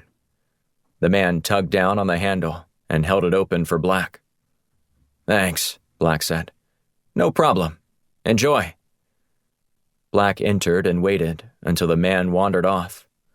Once he was alone, he contacted Shields again. "I'm here. Now what?" "Look for the main server," she said. "It should be in the center of the room, and is usually a different color than all the other computers." "I found a gray one," he said. "All the others are black." "That's probably the one," she said. "Now all you need to do is slide that little gadget I gave you into a USB port in the back, and we'll be in business." "Roger that." Black followed Shields' instructions, and then returned to the mechanical room. He packed up all his tools and reported to Kenny that everything looked good, and to expect a certificate in the mail within the next couple of days. By the time Black returned to the van, Shields was already at work, accessing the building's phone records and financials. She also had another computer combing through both private and company email in search of certain keywords. Black bought them both coffee to kill some time. When he came back bearing cups of caffeine, Shields was shaking her head. "What is it?" Black asked. She sighed. "This looks like another dead end to me." "What do you mean?" "Unify Washington looks completely legit," she said. "I can't find even the slightest hint of any impropriety here." "That's when you should really get suspicious," Black said. "This is Washington. Everybody here has bodies to hide." "Perhaps, but we're not going to find them on their hard drives. These things are squeaky clean." "Have you considered that maybe they know how the algorithms work that search for any suspicious activity?" Black asked. "That's why I don't use the standard one the intelligence community recommends. Mine is far more stringent." "And still nothing?" She shook her head. "Not a damn thing." "Do you think you've given it enough time?" "I've already been at this about an hour, and something should have shown up by now if anything was going to appear." "So now what?" Black asked. "We were either spoofed, or we're dealing with someone who really knows what they're doing." "Or both," Black suggested. "That's a scary thought," she said. Black shook his head, resisting the urge to punch the side of the van. "I'll call Blunt with the bad news." After Black told Blunt about their failure at the Unify Washington building, he didn't seem bothered. "Look, it was a long shot in the first place," Blunt said. "You were playing a hunch, and it didn't pan out. That happens sometimes. But Alex told us she was 100% certain the call Neil placed after I confronted him went to that building. In this line of work, there are very few things we can be 100% certain about. Shake it off. We'll get them another way. You've got a major op to get ready for. We'll deal with this later." "I'm not giving up on this," Black said. "And you shouldn't. But we've got bigger fish to fry right now. Charleston is looming." Chapter 35. Charleston, South Carolina. Black sat on a bench in Marion Square, reading a copy of Pat Conroy's Lords of Discipline. He wore his cap low across his forehead and glanced up as he turned the pages every minute and a half or so. The sun had disappeared over the surrounding buildings, leaving the scant rays of dusk and the fluorescent glow of street lamps to light the pages of his book. He glanced at his watch. The meeting was scheduled to take place in a half hour, and he'd yet to see anyone go in or out of St. Matthew Lutheran Church's auxiliary building, just across the street. "Are you actually reading that book?" Shields asked over the comms. Black covered his mouth with his hand before he spoke. "I figured there's no better place in the world to read a novel than in the setting of the story itself." "That's not a luxury most people have," she said. "Me either, most of the time. But since I'm here, I might as well take advantage of it. Don't you think?" She didn't answer him, instead steering the conversation back to their purpose for being in Charleston. "Have you seen any targets yet?" "Not a one," he said. "But there is a light that flickered on in the upstairs room where they're scheduled to meet." The Firestorm team, working in concert with the CIA and FBI, had managed to intercept chatter originating within Charleston that pointed to a meeting taking place in the church that evening. So convinced was the intelligence community that it had identified the location of the gathering, they made no attempts to arrest the terrorist when he arrived in Charleston the previous evening. The CIA even decided not to follow him for fear of spooking him. Black had disagreed with the decision. "Why do I get the feeling that nobody is going to show up?" Black asked. "Apparently the light just came on," she said. "So something is happening, right?" "Might be a ruse. If this group has someone well connected on the inside, as we think they do, I think too many people are in the loop about this operation." "It was need to know only," she said, "meaning that the only people who were looped in were the people directly involved in this op." Still too many people, in my opinion. Black glanced up again at the window and saw 2 more people enter the room, their silhouettes coming in and out of view through the window. Well, I might need to take all that back, Black said. I thought you might, she said. What are you seeing? I just saw 2 figures in the room. We still have just over 20 minutes before this meeting is supposed to happen, so people are definitely gathering. For the next 15 minutes, Black watched FBI snipers take up positions around Marion Square. One sniper was positioned in the church's steeple, while others were scattered around buildings nearby. A SWAT team was ready in a van 2 blocks away, awaiting the signal to move in. More shadows filled the window of the upstairs room, convincing Black that he was wrong. Catching the entire cell before they strike is going to make President Young quite happy, Shields said. I'd hold off on the celebration parade just yet, he said. We don't have anyone in custody yet. One of the local FBI agents here has already identified one man who entered the building as a person of interest. They've been watching for the past 6 months. Just be patient. If they're in there, we'll get them. What do you mean, if? Shields squawked. Aren't you looking at them? They are. But I don't want to jump the gun. This thing is still a long way from being over. You should be all too aware of that by now. Of course, she said. I'm just anxious to shut down this threat and find out who's behind all of this. That makes 2 of us. 15 minutes passed, and Black put away his book. The street had fallen so dark that attempting to read a book in such a dim setting made him look either stupid or obvious. After tucking the book beneath his arm, he stood and paced around Marion Square. By the time he made a second pass around the park, he heard the order given on his comms for the SWAT team to move in. Less than a minute later, agents stormed inside the building. Black listened to the conversation on his comms and watched the silhouetted figures dart around the room. We've got a runner, one of the agents said. Black spotted the young man immediately and pursued on foot. He broke into a dead sprint, but found himself face down on the sidewalk when Black tackled the man from behind. Black secured him with handcuffs and then rolled him over. He's just a kid, Black said. They all are, another man said over the comms. Let him go, the FBI commander in charge of the operation said. This wasn't who we were looking for. It's a science club for refugee children. Black apologized to the kid before letting him go. When Black rendezvoused with the rest of the FBI team, he learned that someone had paid the children to switch their meeting place, but didn't tell the church. So you think the terrorist cell is still meeting there? Black asked. Not a chance, the commander said. This was all just to mess with us, to show us that they can do whatever the hell they want, and we can't do a damn thing about it. We'll see about that, Black said.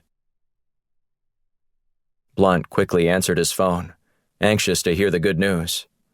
But his face fell when Shields caught him up to speed on what had just transpired in Charleston. That's not what I wanted to hear, he said. That's not what we wanted to happen either, she said. But here we are. I thought that intel was solid from Moquette, Blunt said. I did too, sir. What reason would he have to double-cross us like that? I don't think he would, she said. That's his job and reputation on the line if he tried a misdirect on this operation. And I can't imagine any circumstances under which he'd mislead us. Not for money, not even for blackmail. But here we are, Blunt said, echoing Shields' earlier conclusion. That's right. Apparently the cell hasn't been activated just yet, but it's out there, and we have no idea where to start looking for it. We'll figure this out.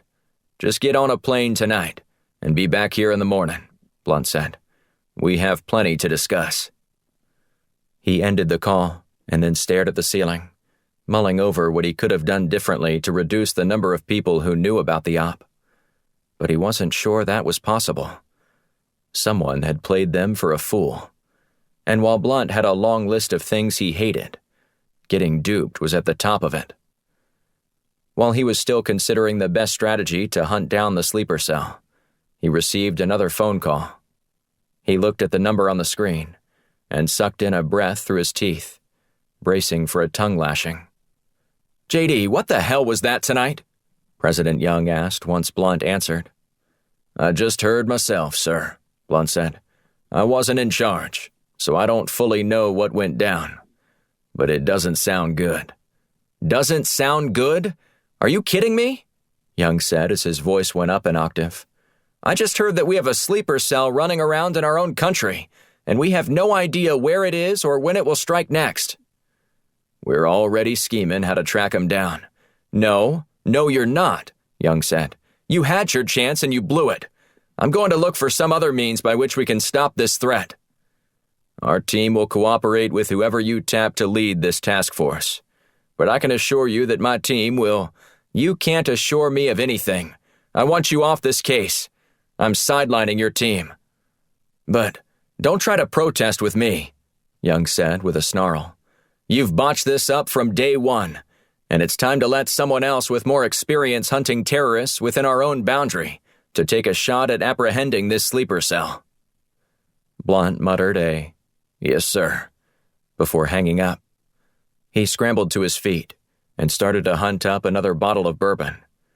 He had a long night ahead of him, and he wasn't about to acquiesce to the president's demands.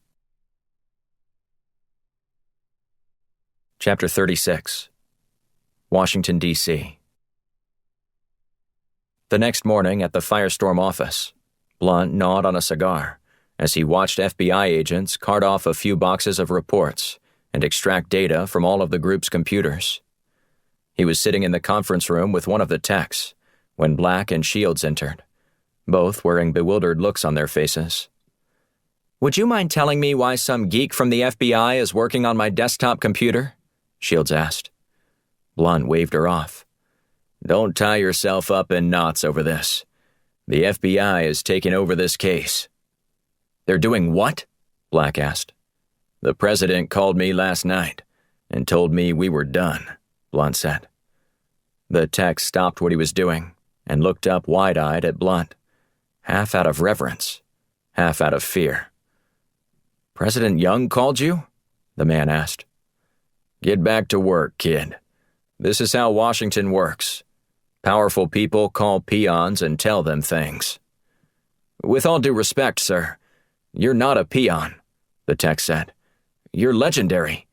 I've heard about some of your team's methods in my training at Quantico, and—" "Save it, will you?" Blunt said. "If you want my autograph, I'll give it to you after you're done. But we've got other business to attend to." Black looked at Shields and winked. "So what can we do to help?" she asked, apparently catching the hint. "Anything to get these guys out of our hair as soon as possible," Blunt said. "It's not like these were the only terrorists we were concerned with. There's plenty of people out there trying to take us down, and they don't really care if we squabble about who's going to be the one to eliminate them either." "Roger that," she said. Black nodded.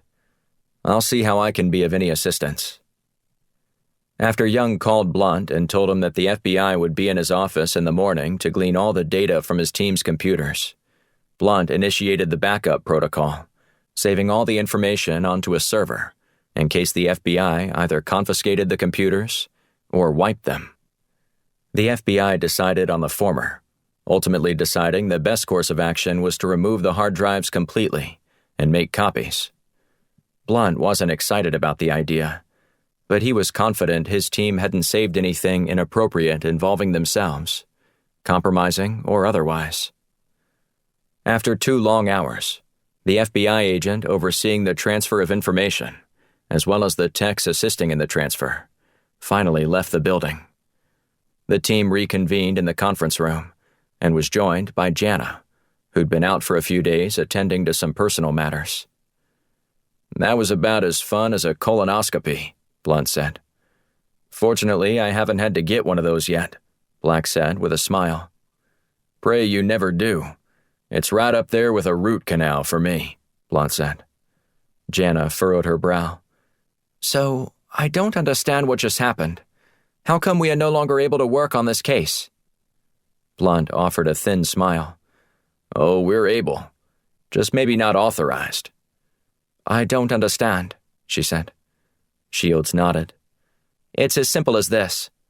The president told us to hand over everything we've gleaned from the case since we started, ordering the FBI to take the lead role in this case. But we know the case best, as well as how to flush out the sleeper cell. Isn't that right, sir?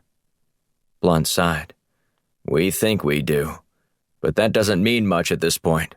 We've been bamboozled. I'm sorry, what? Jana asked. Bamboozled, he repeated. Flummoxed. She scowled, her face communicating that she still didn't understand. Tricked, Blunt said. Jana smiled and nodded. Someone has been jerking us around, leading us one way and then the other, Blunt said.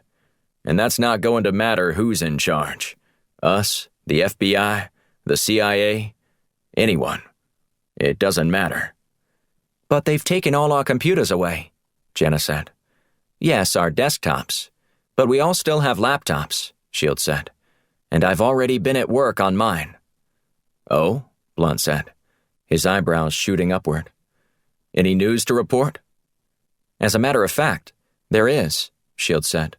On the way home last night, I sent a message to our contact and let him know that I appreciated the opportunity to work with him, and shared photos of Saeed Moked, just to verify with him that we did the job. Then what? The contact sent us another assignment, Shields said. He said this will be our last assignment for a while, and that he'll contact me in due time. He also said this would be the final time we would communicate this way, telling me that he would use another method to make contact with me after this.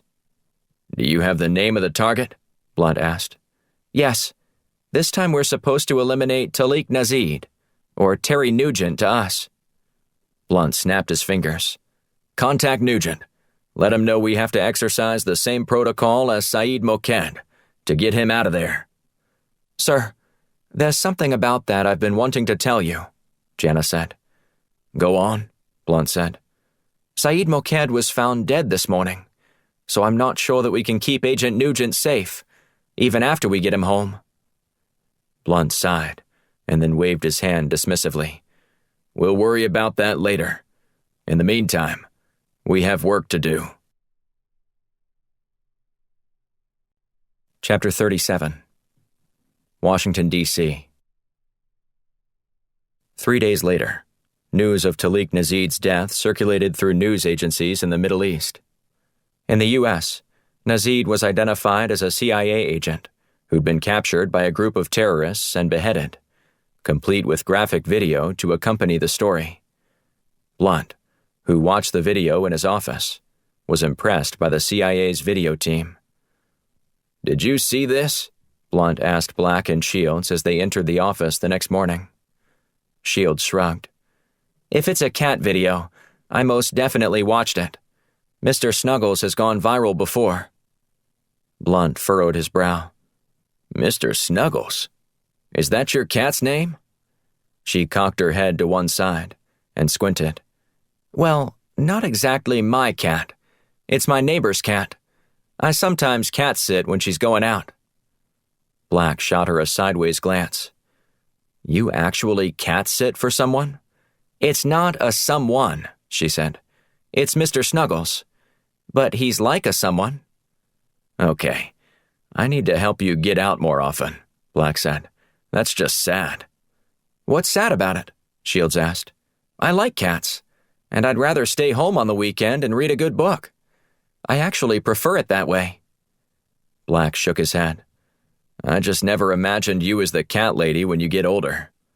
If I ever settle down, I'll get a dog, she said. But cats aren't that bad either. Blunt cleared his throat, ending the discussion of canines and felines. What I wanted to show you was the video of Talik Nazid's supposed beheading. I'll pass, Shields said. We see enough violence on missions that I don't need to watch a video depicting it. Black? Blunt said, gesturing toward the screen. It's faked? Black asked. Blunt nodded. What can't the CIA do? He pushed play and sat back, allowing Black to watch the apparent gruesome beheading of the man with the sack over his head. Once the blade made a clean sweep through the man's neck, the head hit the floor with a thud. Black leaned closer to the screen. Amazing. Are you sure that's not real? Blunt nodded. I spoke with Nazid this morning. He's on a plane back to the U.S. for debriefing. That was flawless execution, Black said. I couldn't even see the tape spliced at all. I couldn't either, Blunt said, and I slowed down the footage several times to get a closer look. It's damn near perfect. It's like something out of Hollywood. Shields sighed and crossed her arms. So now what? Blunt leaned back in his chair and closed his laptop. Alex has been busy and has created some work for this team. What kind of work? Shields asked. Well, Alex took it upon herself to reach out to the contact. But he specifically said not to contact him, Shields said, her eyes widening. I know. Show us the conversation, Black said. Blunt pulled up the screenshots Alex had sent him. While he hadn't authorized her to engage with the insider, her ambition seemed like a move that rattled him. Here, Blunt said, backing away from his screen. You can read the discussion for yourself. Alex. Did you see how we handled Talik Nazid's attempt to infiltrate the cell? Informant. Why are you contacting me? I told you specifically not to contact me after the job. Alex. I just wanted to make sure you saw that we completed it. Informant. I did, and I will deposit the money into your account shortly, but you shouldn't go against my wishes again. Alex. Sorry, I just wanted to make sure you were aware of what happened. Since you said you weren't going to send me any more assignments, I wanted to make sure that you saw my good work on this one.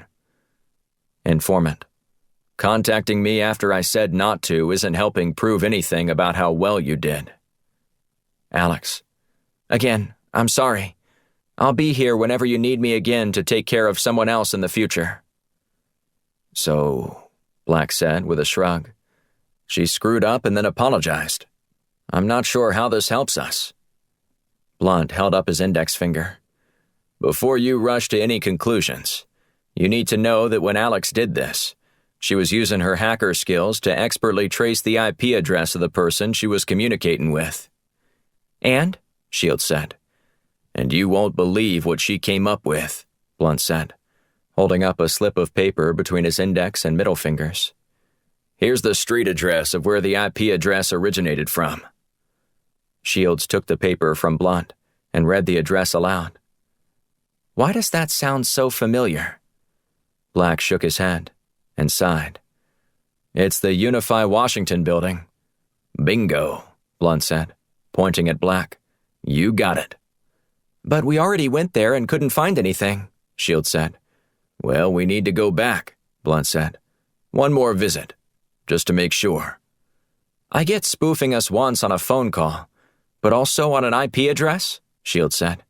Either someone wants us to go there, or they aren't nearly as skilled as we think they are. Blunt nodded. It's worth checking out, but you've got to send someone else this time, and my vote is on Jana. Me, she said, furrowing her brow. Yep, Blunt said. You should go in as a structural engineer, sent by the architectural firm to investigate some problems you've noticed that developed in buildings designed by a fired partner.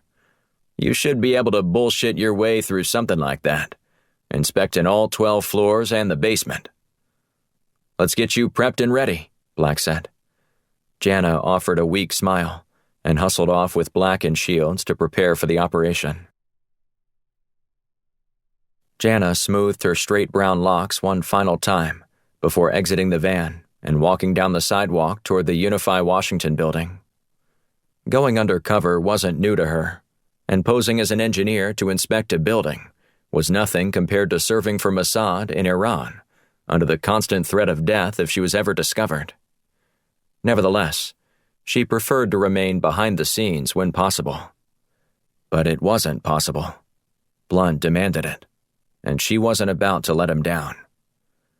She wore a red skirt and red sports coat over a white blouse. With an executive memo pad tucked beneath her arm, she entered the building. Her glasses transmitted everything she saw back to the van, where Black and Shields sat huddled together over a pair of computer monitors. "Ask to speak to the facility manager," Black said over the comms into her ear. "And get ready. You'll be in for a fun ride."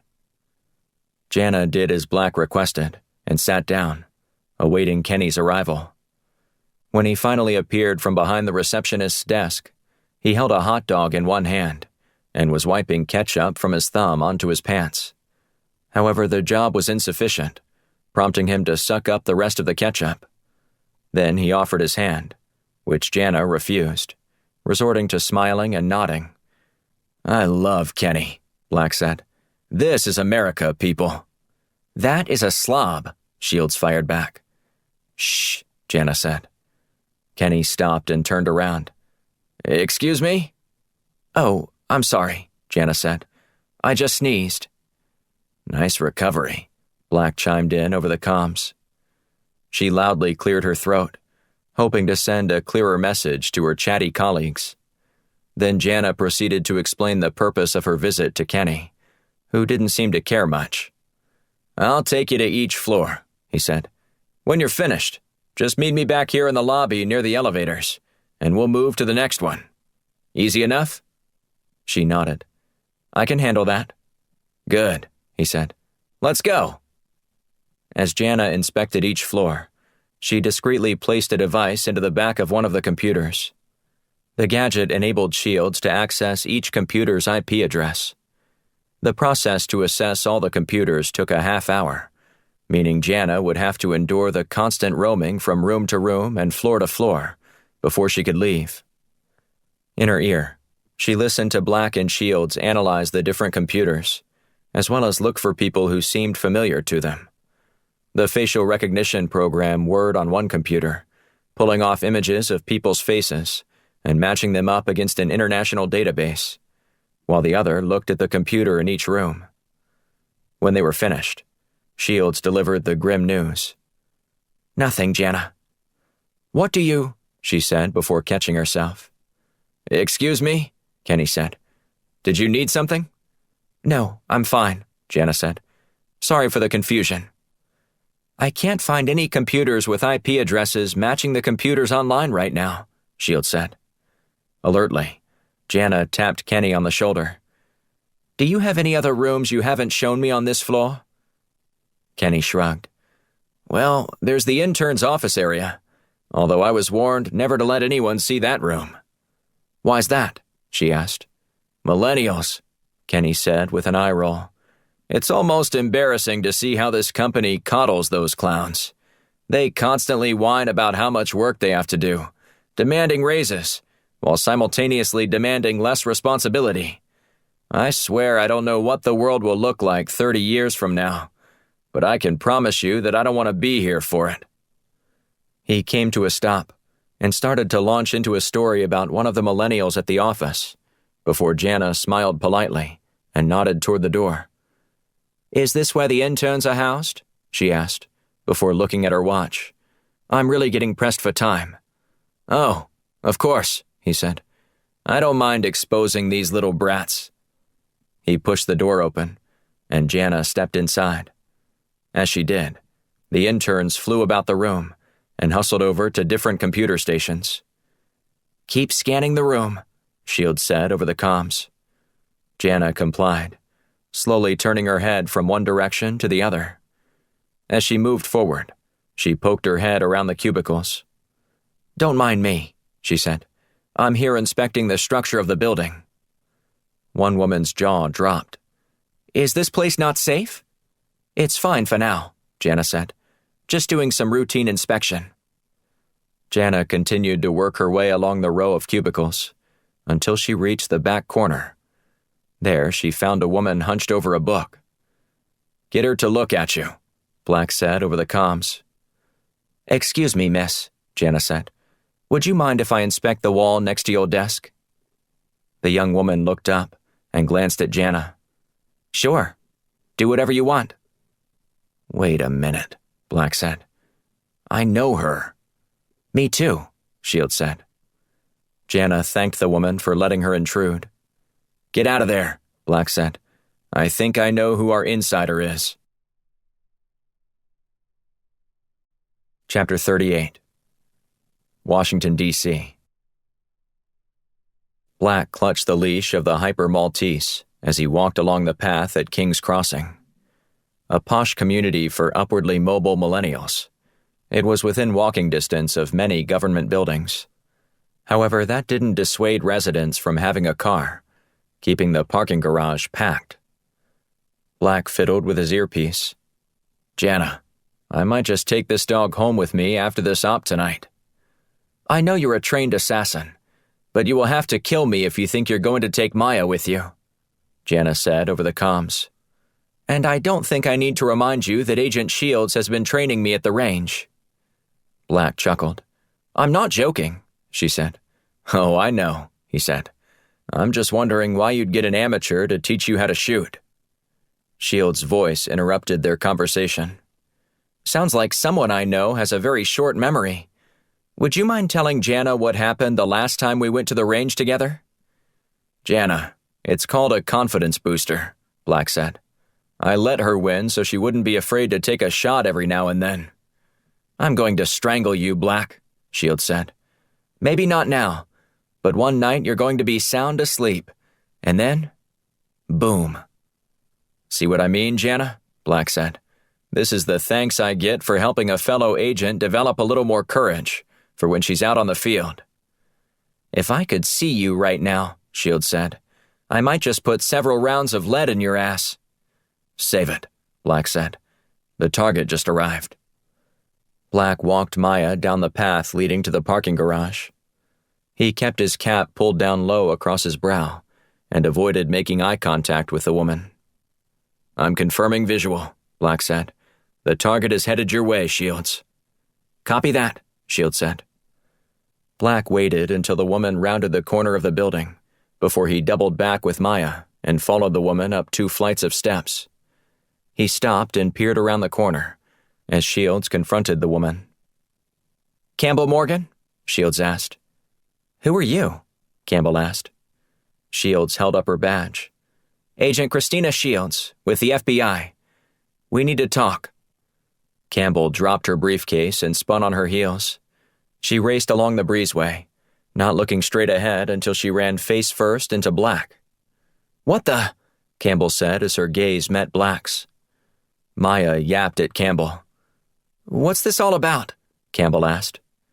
Black knelt next to Maya. "It's all right, girl.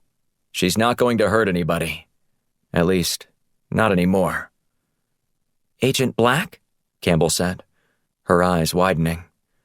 "Didn't think we'd meet again so soon, did you?" he said. "But we need to talk." Campbell crossed her arms. "Say whatever you need to say. I'm kind of busy tonight." Shields walked up behind her. "We need to do this in private." Campbell led the 2 agents back to her apartment and unlocked the door. She gestured for them to go inside, but Black held his ground, insisting that he go in last to prevent her from getting any ideas about dashing away. "Is this going to take long?" she asked as Black shut the door. "Depends on how cooperative you are," Shields said. "If you tell us what we need to know, this will be as painless as possible." "And if I don't?"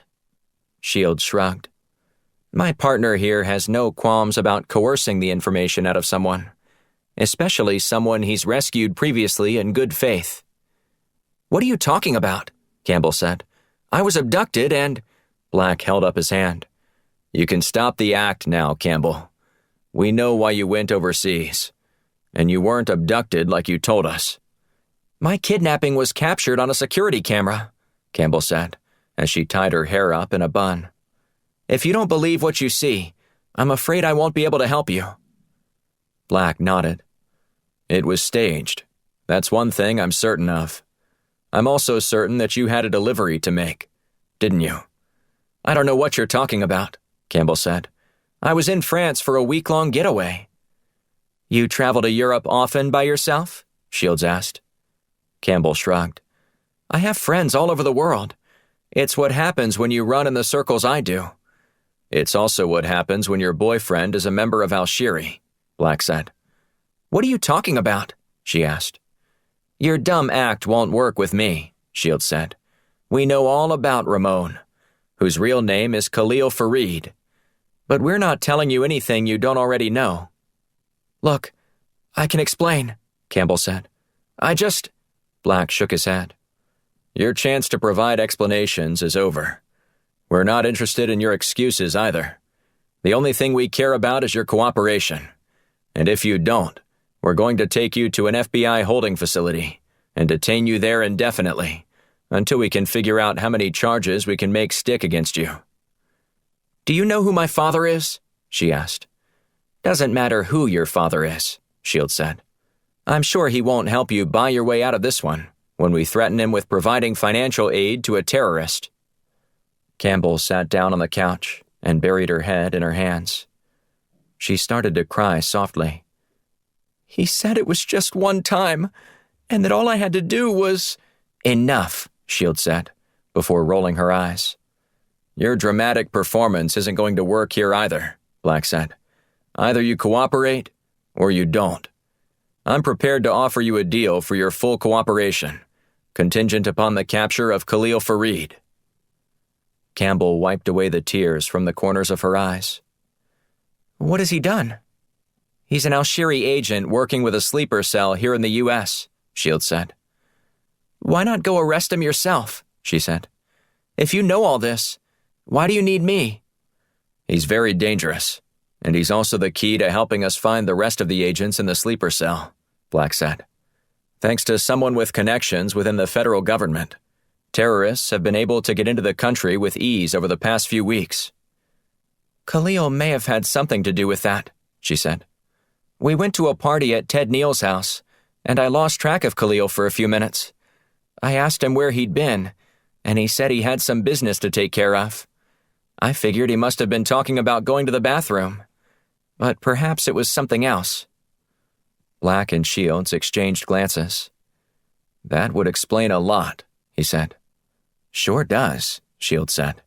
"It's how they would have known about the ports and which ones to target." "So what's it going to be?" Black asked. "Are you going to help your country get out of this mess you're responsible for creating? Or would you like to spend the rest of your life sitting in a box after getting convicted of treason? It's your choice." Campbell sighed. "You don't understand.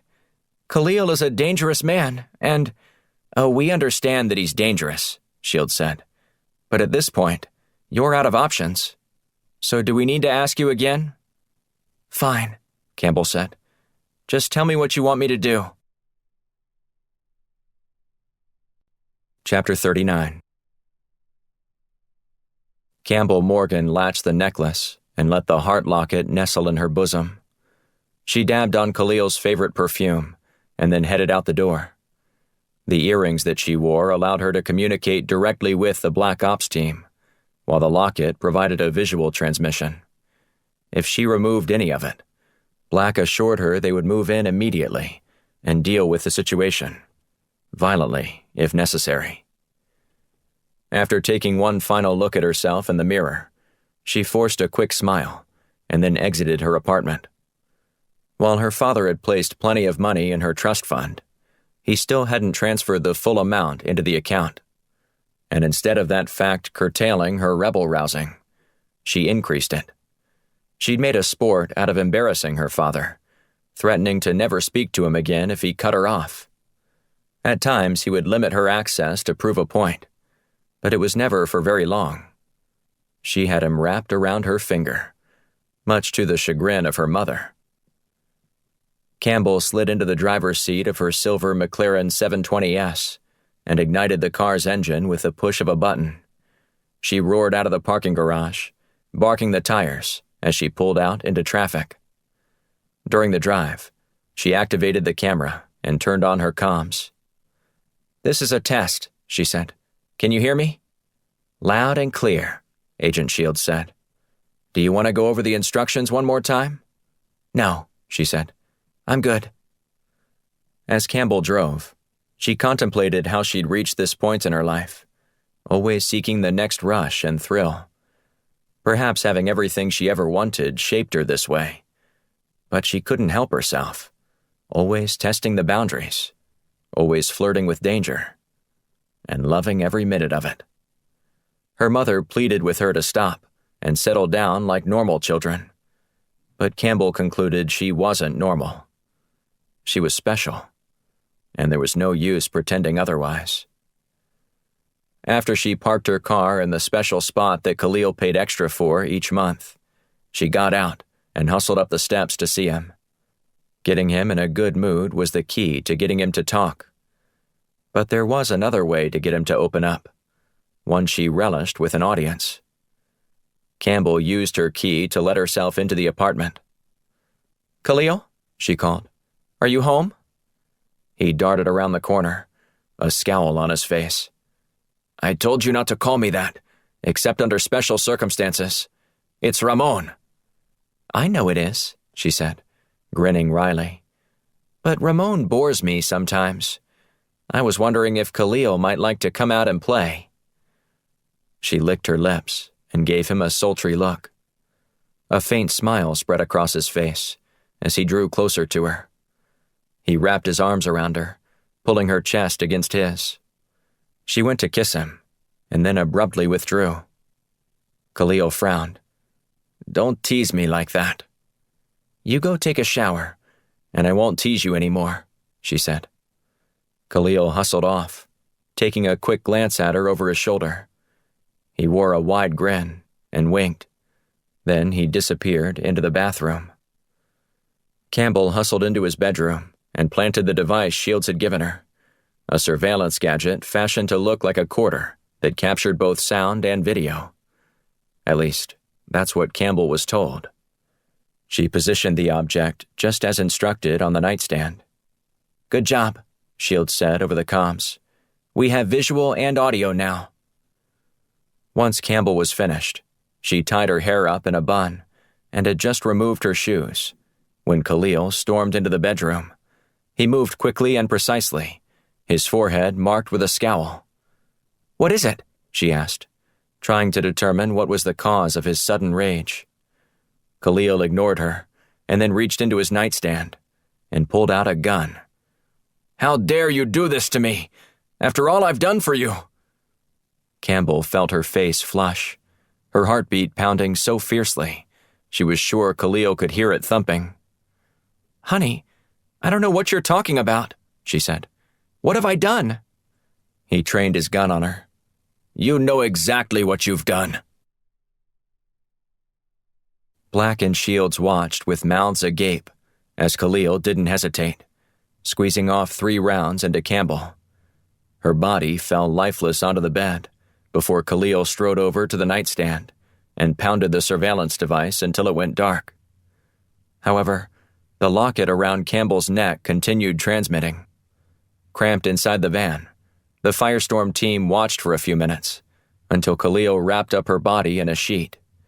While they couldn't see anything, they could still hear his voice clear enough, though muffled through the many layers. "The Red Monkey rides tonight," he said, before he hung up. Black looked at Shields. "The Red Monkey rides tonight? What in the world does that mean?" "I'm guessing it's their activation phrase," she said. "Why don't you move in and take him down?" Jana asked. "We need to know where he's going," Black said. "And unfortunately, it's not just Khalil we're after. If we don't capture the whole sleeper cell, we might just lose them until it's too late. This is our one opportunity to get all of them." "But what about that poor woman?" Jana said, pointing at the screen. "We just watched her die." "It's sad, I know," Black said. "But she liked to live on the edge. And if you do that long enough, this is one of the possible outcomes." "But she was murdered," Jana protested. "She was," Shields said. "And her death will be in vain if we don't capture Khalil's men before they do whatever they're planning tonight." "Are you going to follow him?" Jana asked, as Khalil zipped out of his parking spot and headed for the street. Shields nodded. "We are, but we can't let him know that we're onto him. For all he knows, his girlfriend just wanted to record a peep show for a keepsake. If he suspects we're onto him, he may cancel whatever it is that he's planning." Jana nodded in agreement. "So where's he headed?" Shields watched the monitor that had traffic cams tracking his movements. "He's going away from downtown."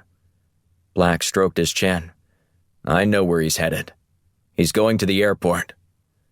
He dialed Blunt's number to update him on the status of their operation with Khalil. After giving the Firestorm director all the details, Blunt cursed under his breath. You can't lose him, Blunt said. We're not going to, Black said, but he's heading to the airport. We need to have the jet ready so we can follow him wherever he's going. I know exactly where he's going, Blunt said. You do? He's going to Denver. Chapter 40. Denver, Colorado. Khalil Fareed grabbed his bag from the overhead bin and glanced at the empty seat in the middle of his row. Campbell Morgan was supposed to join him on this trip, and she deserved to be there, especially since she was responsible for getting him tickets to the campaign rally for Senator Ted Neal at Mile High Stadium. But he was told long ago by one of his mentors that sometimes a commitment to jihad meant making sacrifices. She was a significant sacrifice, too. He enjoyed every minute of their time together, even if she was the epitome of what he was fighting against. Entitled, arrogant, boorish, manipulative, powerful. But she only treated him like that once, before she realized that she could never behave that way ever again. Teaching her that lesson was something he enjoyed, though he wasn't sure she would ever return to him. But she did. Now, it was time for Khalil to teach an entire country an unforgettable lesson. He flung his backpack over his shoulder and marched down the aisle, offering a polite smile to the flight attendant standing near the exit. She bade him a good afternoon, and he walked onto the jetway and into the airport. Once he secured his rental car, he drove toward the designated meeting spot, an abandoned warehouse in the middle of the city. One of the agents in the sleeper cell had proceeded immediately to Denver upon arriving in the U.S. and secured a contract for the facility. For the past few months, various members of the team migrated toward the location, all working service jobs downtown during the day. At night, they'd all built explosive devices and began to plant them around the stadium. Meanwhile, Khalil remained in Washington, directing shipments of supplies to Denver so as not to arouse suspicion. But he'd somehow failed. Campbell Morgan had been a liaison with al-Shiri's top leaders. Past sleeper cells had met failure when they attempted to communicate with members in the Middle East. Phone lines and emails were scanned and flagged if anyone in the U.S. tried to contact a person in one of the more dangerous regions of the Middle East. Every form of communication going in or out of those countries had to be considered as monitored. Passing secretive messages with ease had become next to impossible. Such countermeasures were necessary to ensure delivery of these communiques, including operations deemed extreme, like faking a kidnapping so a woman could deliver a message without drawing suspicion. Campbell had performed beautifully, even willingly. Khalil remembered how hard they laughed upon her return regarding the ease with which she escaped with the U.S. agents. According to her retelling of her rescue, some of Khalil's colleagues could have easily killed them. And as Khalil looked over his shoulder, sensing someone following him, he wished they had finished them off. He doubled back several times to throw off anyone that might be tailing him, before ditching his car at a parking garage and putting on a disguise. He powered up his new burner phone, replacing his old one that he assumed had been compromised, and called one of the team members to let him know he was mere minutes away. When he reached the door in the alley, he looked up at the security camera and flashed the access signal, the universal OK sign. He glanced around him before easing inside. Black pounded the steering wheel as he came to a stop at the traffic light. Since landing in Denver, they'd kept an eye on Khalil, following him at a safe distance. But he'd somehow disappeared. How did he do that? Shields asked, her voice a mixture of anger and respectful awe. He was right there. I know, Black said. Shields kept scanning the area. Wait a minute. I think I see him. Where? He's in the northbound lane. Go, go, go. Black hit the accelerator and did a U-turn, causing several oncoming cars to slam on their brakes. He eased back, not to arouse suspicion, but he couldn't afford to lose Khalil, not when they were this close to apprehending what could be considered the most dangerous threat to Americans at the moment. Blunt had been certain that the sleeper cell would mount an attack on the campaign rally at the stadium, and it made sense, given the fact that President Young would be there. As a precautionary measure, Blunt told Young and asked him to speak to the crowd virtually. Young agreed, though he wasn't happy about it, afraid that others might view him as weak. But it was the safest thing to do under the circumstances. For a while, the security team at Mile High Stadium considered canceling the event, but Blunt convinced the FBI director that doing so might mean that the sleeper cell disappears and could reemerge without warning. This event was their best chance to do so, and the feds couldn't tip off anyone that an attack was possible. Black pulled the car up to the curb and stopped. Khalil turned into a parking garage downtown. "What's around here?" Black asked in his comms. Alex, who was monitoring the situation in Washington via traffic cams and NSA satellite coverage, was ready with an answer. "That's more of an industrial district where you're at," Alex said. "A few blocks away are where everyone goes before and after sporting events or shopping and eating during a convention. But it's just vast warehouses." "Never mind," Black said. "It may not matter." He's leaving the parking garage again. Black eased onto the accelerator, following Khalil's car. However, it seemed to be in a bigger hurry than before. The leisurely pace had been replaced by more purposeful and, at times, erratic driving. As Black struggled to keep up, the car crossed the center line several times, passing slower cars. "What the hell is he doing?" Shields asked. "Does he have a death wish?" "I believe that question has already been answered, but I think we're going to need some help here." Black tried to keep pace as the car turned east onto 17th Avenue and tore through narrow streets. The chase lasted nearly 10 minutes, as the car seemed to be circling the area. While Black would have preferred to shoot Khalil to reduce the chance of an innocent victim getting hit while driving, the primary objective was to find the entire cell in one location. Eventually, the car came to a stop and squeezed into a spot along a surface street in a neighborhood containing a mix of older houses and newly built modern homes. Black swore under his breath when he saw the door fly open. A woman got out of the car and removed a baseball cap. She whipped her hair back and forth before tying it into a tight ponytail and then walking up to a house. After unlocking the door, she entered without even a second glance at the street. "How the hell did we follow the wrong car?" Black asked. Alex sighed. "I don't know. That's the same car. It had the same license plate." Black growled and hit the dashboard with his fist. "Hold on a second," Alex said. "I'm going back to look at the footage of the parking garage. There was a white car that entered a few minutes before that one and left right after you did." "Do you think he switched vehicles?" Black asked. "I'm zooming in now," she said. "Hold on." A few more seconds passed before Alex spoke again. "Well, I'll be," she said. "What is it?" Shields asked. "I'm betting he's still in that same location," Alex said. "What makes you think that?" Black asked. "Not a single car has gone in or out in the preceding half hour, or the one since you left," Alex said. "Khalil may be good, but he's not a magician. He can't disappear." Black wheeled the car around in the street and headed back toward the parking garage. "Alex, look up all the facilities within a 2-mile radius of that parking garage that have been rented out within the last year." "On it," she said. Shields glanced at Black. "What are you thinking?" "I think Alex is right. He's still there." "What if he's in the trunk of that car?" she asked. "Should we check that first?" "We don't have time.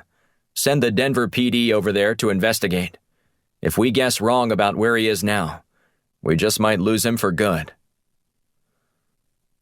Khalil Fareed inspected all the explosive devices one final time as the entire sleeper cell prepared to disseminate their bombs. He smiled as he looked at the last one. "It looks like we're ready to go," he said. The 11 other men in the room erupted into cheers. Khalil pumped his fist and declared them all members of the Deadly Dozen. "We are going to shock the world tonight," he said. "Americans will no longer talk about 9/11. Instead, they will talk about the Denver disaster. But we will call it Denver Delight, for it is just another step in our goal of bringing this country to its knees." The men cheered again, before breaking into a chant of, "Fareed, Fareed, Fareed." His phone buzzed with a text message. He glanced at the screen and read the note informing him that no officers attempted to detain her. One less thing to worry about. Each member of the sleeper cell was instructed to proceed to the event pass gate, where working members of the rally were granted access. They would all leave 5 minutes apart to avoid suspicion. Fareed had worked with Campbell to get the specifics on the metal detector they would pass through. 2 members of Fareed's team would activate a device that would inhibit the machine from picking up any metal. Once they all passed, they would be free to walk about the stadium and plant their bombs. That was the plan. Fareed would go last, serving as a contingency. If he didn't receive a text alerting him that everyone had made it through, he would execute the backup plan. He hoped it wouldn't come to that, but it was a sacrifice he was willing to make if necessary. He offered a thin smile as the first member of the sleeper cell left the building. Now, all he had to do was wait. Black and Shields were in position with an FBI team situated 2 blocks away from the warehouse that had been most rented in the timeframe parameters. There had been 3 newly rented spaces, but there was one that stood out to Black. According to the rental records, the company was also new and had skimpy records. Black surmised that getting a more established corporation to rent for them would have been far more difficult, therefore less likely. After conducting surveillance on the building for nearly an hour, Black was starting to question his deduction. But 2 hours before the campaign rally was scheduled to begin, Black spotted the first man. "I got eyes on the first target," Black said into the comms, patched into the FBI's communication system. "He's heading east toward your position." As soon as the man rounded the corner, he was met by 3 FBI agents. They immediately apprehended him and ushered him into a waiting transport van. Following a brief search, the special agent in charge reported back that the man was indeed carrying explosives. "I'm sure he's not the only one," Black said. "We're still standing by," the agent replied. 5 minutes later, another member of the cell exited the facility and continued along the same route as the first man. The process was repeated for an hour. However, after capturing the 11th, a half hour passed with nobody leaving the facility. Black shook his head, fighting the sinking feeling in his gut. "Are you sure none of the men you've detained look like the picture of Khalil Fareed that I sent you?" "Negative," the special agent in charge replied. "And I can't get any of these guys to talk." "We need to move in," Black said. "I'm not sure that's wise," the agent said. "At this point, we don't have a choice," Black said. "I know there's at least 1 cell member we haven't detained. There could be an ambush awaiting us." Black shrugged. "With all due respect, sir, I don't operate out of fear. My partner and I will go in first if that puts you at ease. But be prepared to exchange first. I don't think this guy is going to go quietly." "Roger that. I'll move my SWAT team into position and follow your lead." Shields glanced at Black. "Are you sure this is a good idea?" "Do you have a better one?" he snapped. "There's a stadium 2 blocks from here that's going to be jam-packed with people. Obviously, whatever this sleeper cell was planning won't be nearly as tragic, but that doesn't mean they can't still inflict some damage." "How many terrorists do you think are still in that building?" she asked. "I'm betting 1, if that. For all we know, Fareed could be in the wind, or he could be planting explosive devices at Mile High Stadium as we speak. But there's only one way to eliminate one of those possibilities.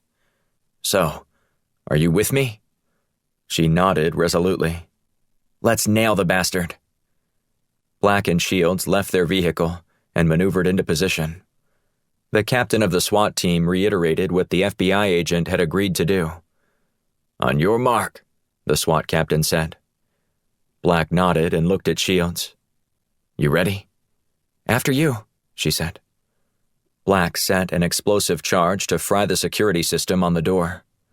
When it detonated, the door swung open, allowing them access.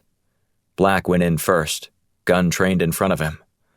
He half expected to be returning fire within seconds of entering, but that wasn't the case. Shields followed him, and then more SWAT team members poured inside. They quickly worked to clear the building. "It's empty," the SWAT team captain announced. "What do you want to do now?" Black shook his head as he bit his lip. What would I do if I was Khalil Fareed? Khalil always had a backup plan. It was in his nature to hope for the best, but plan for the worst. For weeks, he was confident that they would be able to pull off the deadliest attack on American soil. But then, the wheels started to come off. Someone got careless with someone else who was careless, and a big mess unfolded. There were days when he never heard anything and thought the sleeper cell would be fine. If only he hadn't gotten careless. He should have never let his relationship with Campbell get as far as it did. He only used her in Afghanistan because she was crazy and begged to be a part of it all. Her thirst for the next adrenaline was so beyond anything he'd ever seen that he wondered if she might be willing to strap on a vest for the cause. She'd do anything to feel something. But Khalil was the one who felt something, regrettably. He couldn't resist her allure. Her beautiful body that was just as jaw-dropping as anyone he'd ever seen in those forbidden magazines. Her magnetic personality. Her insatiable quest to experience new things. Yet he didn't hesitate to shoot her. He wished he hadn't shot her so quickly, so resolutely. But he had to. Nothing could compromise the mission. Nothing. Despite expressing his concern to those higher up the chain of command at Al-Shiri, they'd gone too far to turn back now. They had to try, as the window of opportunity was still slightly cracked. But when Khalil didn't hear back from anyone on his team, he realized something had gone awry and had to move to Plan B. Though Plan B sounded simple, the biggest obstacle was avoiding the federal agents crawling outside the building, something he noticed while on the roof. His secret weapon was knowledge, information that there was a door that connected to the warehouse adjacent to his, separated by a large wall and a single door. However, the door could be opened from his side. Khalil made his way through the narrow corridor and into the heart of the warehouse. He secured his hard hat and threw on his reflector vest before jumping behind the wheel of a forklift. He picked up a pallet and maneuvered toward the docks. When he reached the spot, the doors were open. He glanced around and waited until he was sure nobody was watching him, and then hopped off the machine, leaving it running. He kept on the hard hat and vest to maintain the ruse, striding down the sidewalk in the opposite direction of the fence. He walked a couple of blocks before shedding the uniform. When he reached the service entrance of the stadium, he activated the blocking device for the metal detector and walked through without any incident. The woman at the machine smiled at him as she inspected his credentials. "Do you know where you're headed?" she asked. He nodded and smiled. "Of course, but thank you." Being polite but not memorable was what helped him blend in with the Americans. A rude or grumpy person would always stand out, but a meek yet kind man? Just another face in the crowd. He'd studied the schematics of the stadium for weeks and knew exactly where the stage would be and where a blast beneath the facility would produce the most impact. And that's exactly where he went.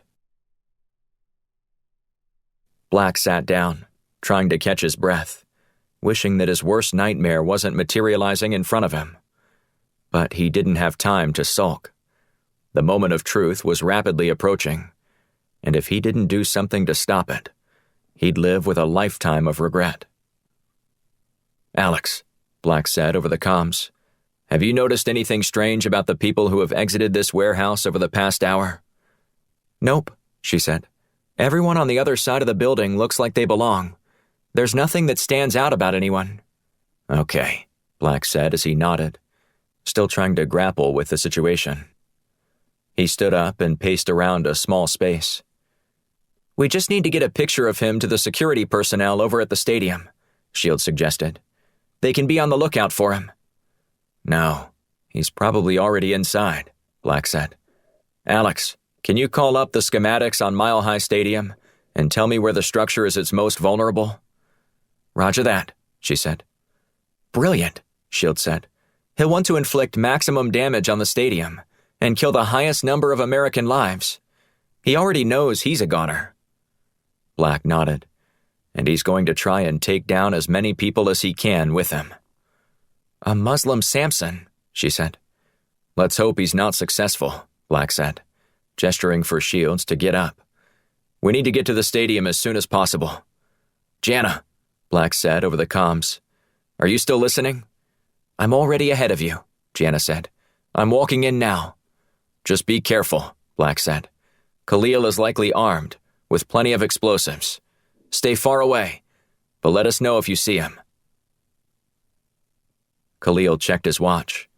The festivities had already begun, and he tried to figure out how long it would be before President Young graced the stage. However, the MC of the campaign rally never mentioned what time the president would appear, likely to keep the audience in suspense. But Khalil couldn't wait, given the way federal agents arrested the rest of his crew. He made his way down a set of stairs, reaching the bowels of the stadium. Around the edges were locker rooms and some storage space. But directly beneath the field, Khalil found offices and other special power rooms. A system of heating coils was buried beneath the surface to dry out the turf in icy and snowy conditions. Beneath that was where Khalil wanted to be, more precisely beneath the corner of one end zone. Finding the perfect spot was tricky, but he'd rehearsed this moment so many times in his head, it felt like déjà vu. All he had to do now was wait for when the night's most important speakers took the stage. He slumped to the ground on a paved concourse, leaning his head against the wall. With a small red button in his hand, he contemplated just activating the explosive and ending it all. The amount of people he'd kill would be irrelevant. It'd be a massive blow to the Americans. And Khalil would never see it. He didn't care. Khalil realized he was as good as dead anyway. However, his plans were turned upside down when he heard a voice call out his name down the hall. "Khalil?" a woman said. "Khalil Fareed, is that you?" Jana couldn't believe her luck.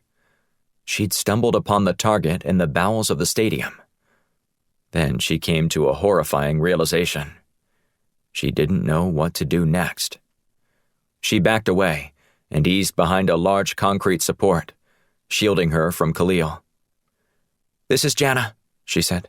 "I've got eyes on the target. I repeat, I've got eyes on the target." No response. She tried again and again and again. Still nothing. Jana clutched the cold steel handle in her hand and took a deep breath. While she wanted to shoot him and end the entire episode, her instincts suggested another course of action. "Khalil," she called out. "Khalil Fareed, is that you?" The man scrambled to his feet and eyed her closely. "Yes? Who's asking?" "I'm with the U.S. government," she said. "Please place your hands where I can see them." He laughed and shook his head. "All I have to do is let go of this switch, and the whole place goes boom. Understand?" She cocked her head to one side, unsure of what he was saying. "If I let go, you die," he said. "It wouldn't be a good idea to shoot me." As she tried to process the information, he started racing toward her. Jana wanted to shoot back, but she couldn't. Tears filled her eyes, blurring the entire scene, made even worse by the stark white background all around her. She fired a shot, but it was a half-hearted attempt. However, Khalil stopped. "Do I need to remind you that if you hit me, we both die?" he said, gesturing for her to lower her weapon. She held her ground, aiming her weapon at his chest, center mass, just like Shields had taught her. "You can't kill all those people." "You're not going to stop me," he said with a grin. "Think again," she said. Before she could move, she heard an engine roaring toward her location. The noise reverberated off the tight space, echoing and amplifying the sound.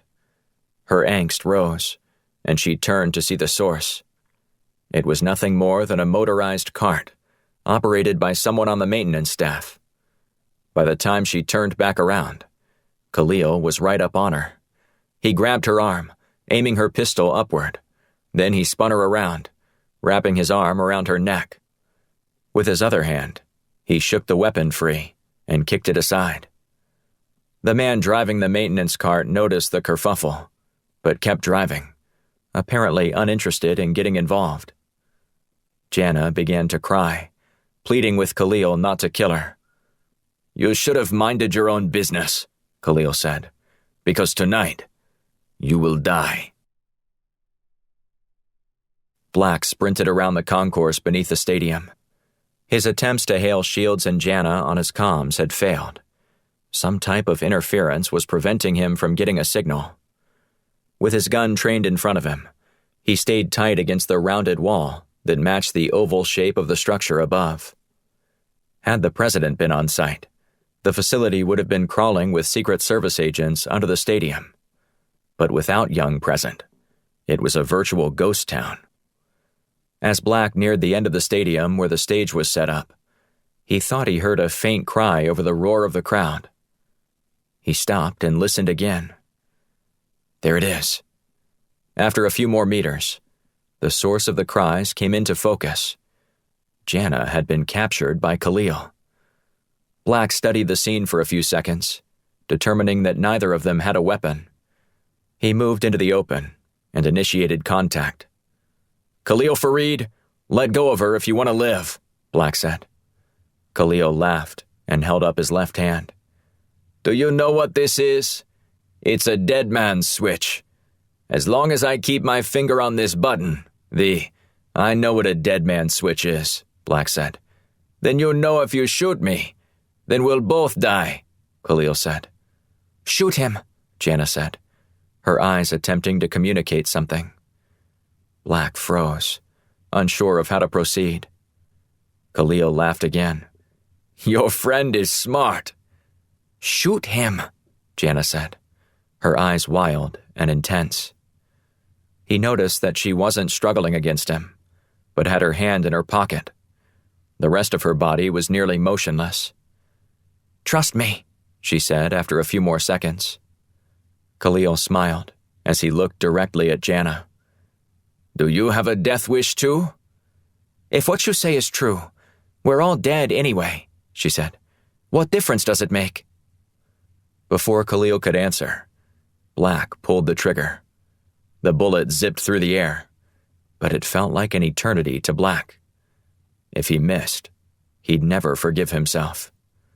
But if his hunch was wrong, it wouldn't matter, because they'd likely all be dead anyway. Khalil was struck in the head and teetered for a moment before toppling to the ground. Black watched as the man's body crashed against the concrete floor, his hand still clutching the device. Then, after a few seconds, his fingers fell off the trigger. And nothing happened. "Come quick," Jana said as she stood over his body. Black stared slack-jawed but relieved as he ran. He stopped as he reached Jana before embracing her. "How did you—" "It's a jamming device I brought," she said. "It scrambles all radio frequencies. When I noticed that his switch wasn't connected with a wire, I figured I could jam it." Black knelt next to Khalil's body and unbuttoned his jacket, revealing an explosives vest. He didn't intend to commit suicide initially, Jana said. That was set up to be affixed to the side of a structure somewhere and detonated some distance away. Guess he got desperate, Black said. But he died of failure, thanks to you. Jana's lips quivered as she looked at the body. Are you all right? Black asked. She bit her lip, shaking her head subtly. Next time, I'd rather just stay in the van. You did great, Black said. Now, let's go find Shields and get this mess cleaned up. Chapter 41. Washington, D.C. J.D. Blunt stood when President Young entered the room in the basement of the White House. A Secret Service agent gave a cursory glance around the space before leaving the two men to talk in private. Blunt and Young shook hands before settling into chairs across from one another over a glass coffee table. Blunt took a deep breath before speaking. Let me begin by saying, No, let me be the one who begins this conversation. With an apology, Young said. I should have trusted you, no matter what. Before President Michaels' death, he expressed some mistrust about your team, but all the briefings suggested otherwise. You did go out on a limb for me to get me out of FBI custody, Blunt said. Yeah, but not until there was overwhelming evidence that you were being set up. And I can't tell you how sorry I am. If I hadn't applied some pressure on the Bureau to release you, there's no telling how this situation might have turned out. Look, I appreciate the mea culpa, but I don't blame you.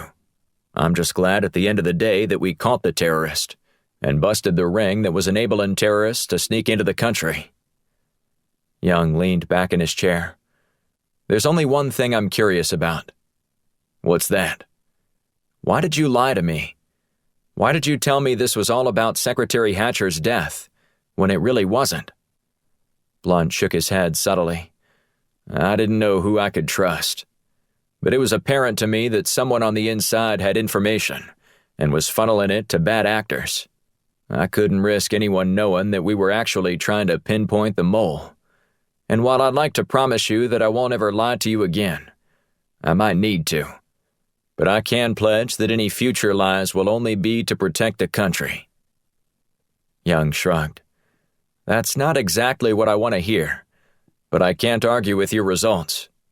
So, do I need to start cleaning house at the CIA now? From all our digital forensic analysis, everyone involved in parceling out that information is dead, Blunt said.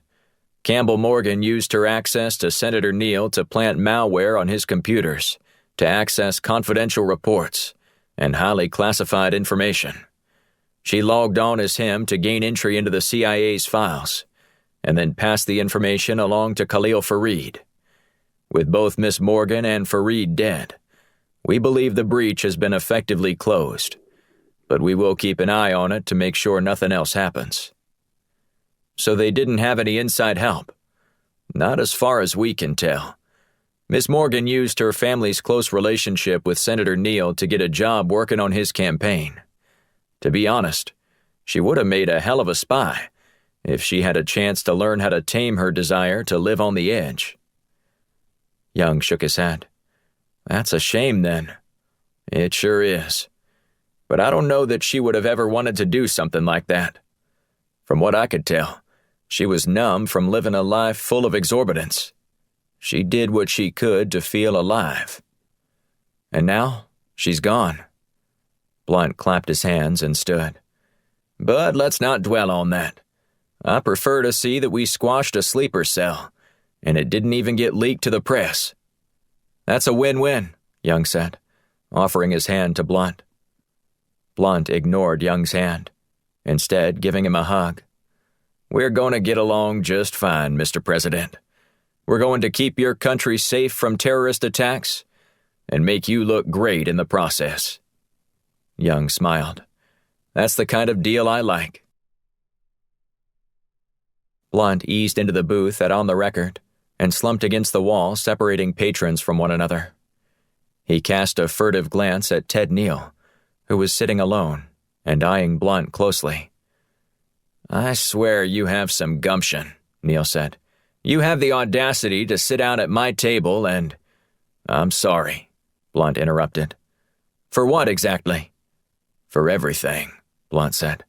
"I thought you might be involved somehow. All the signs were pointing to you early in our investigation, and I wanted to rattle you, see if you'd break. I ought to reach across this table and strangle you.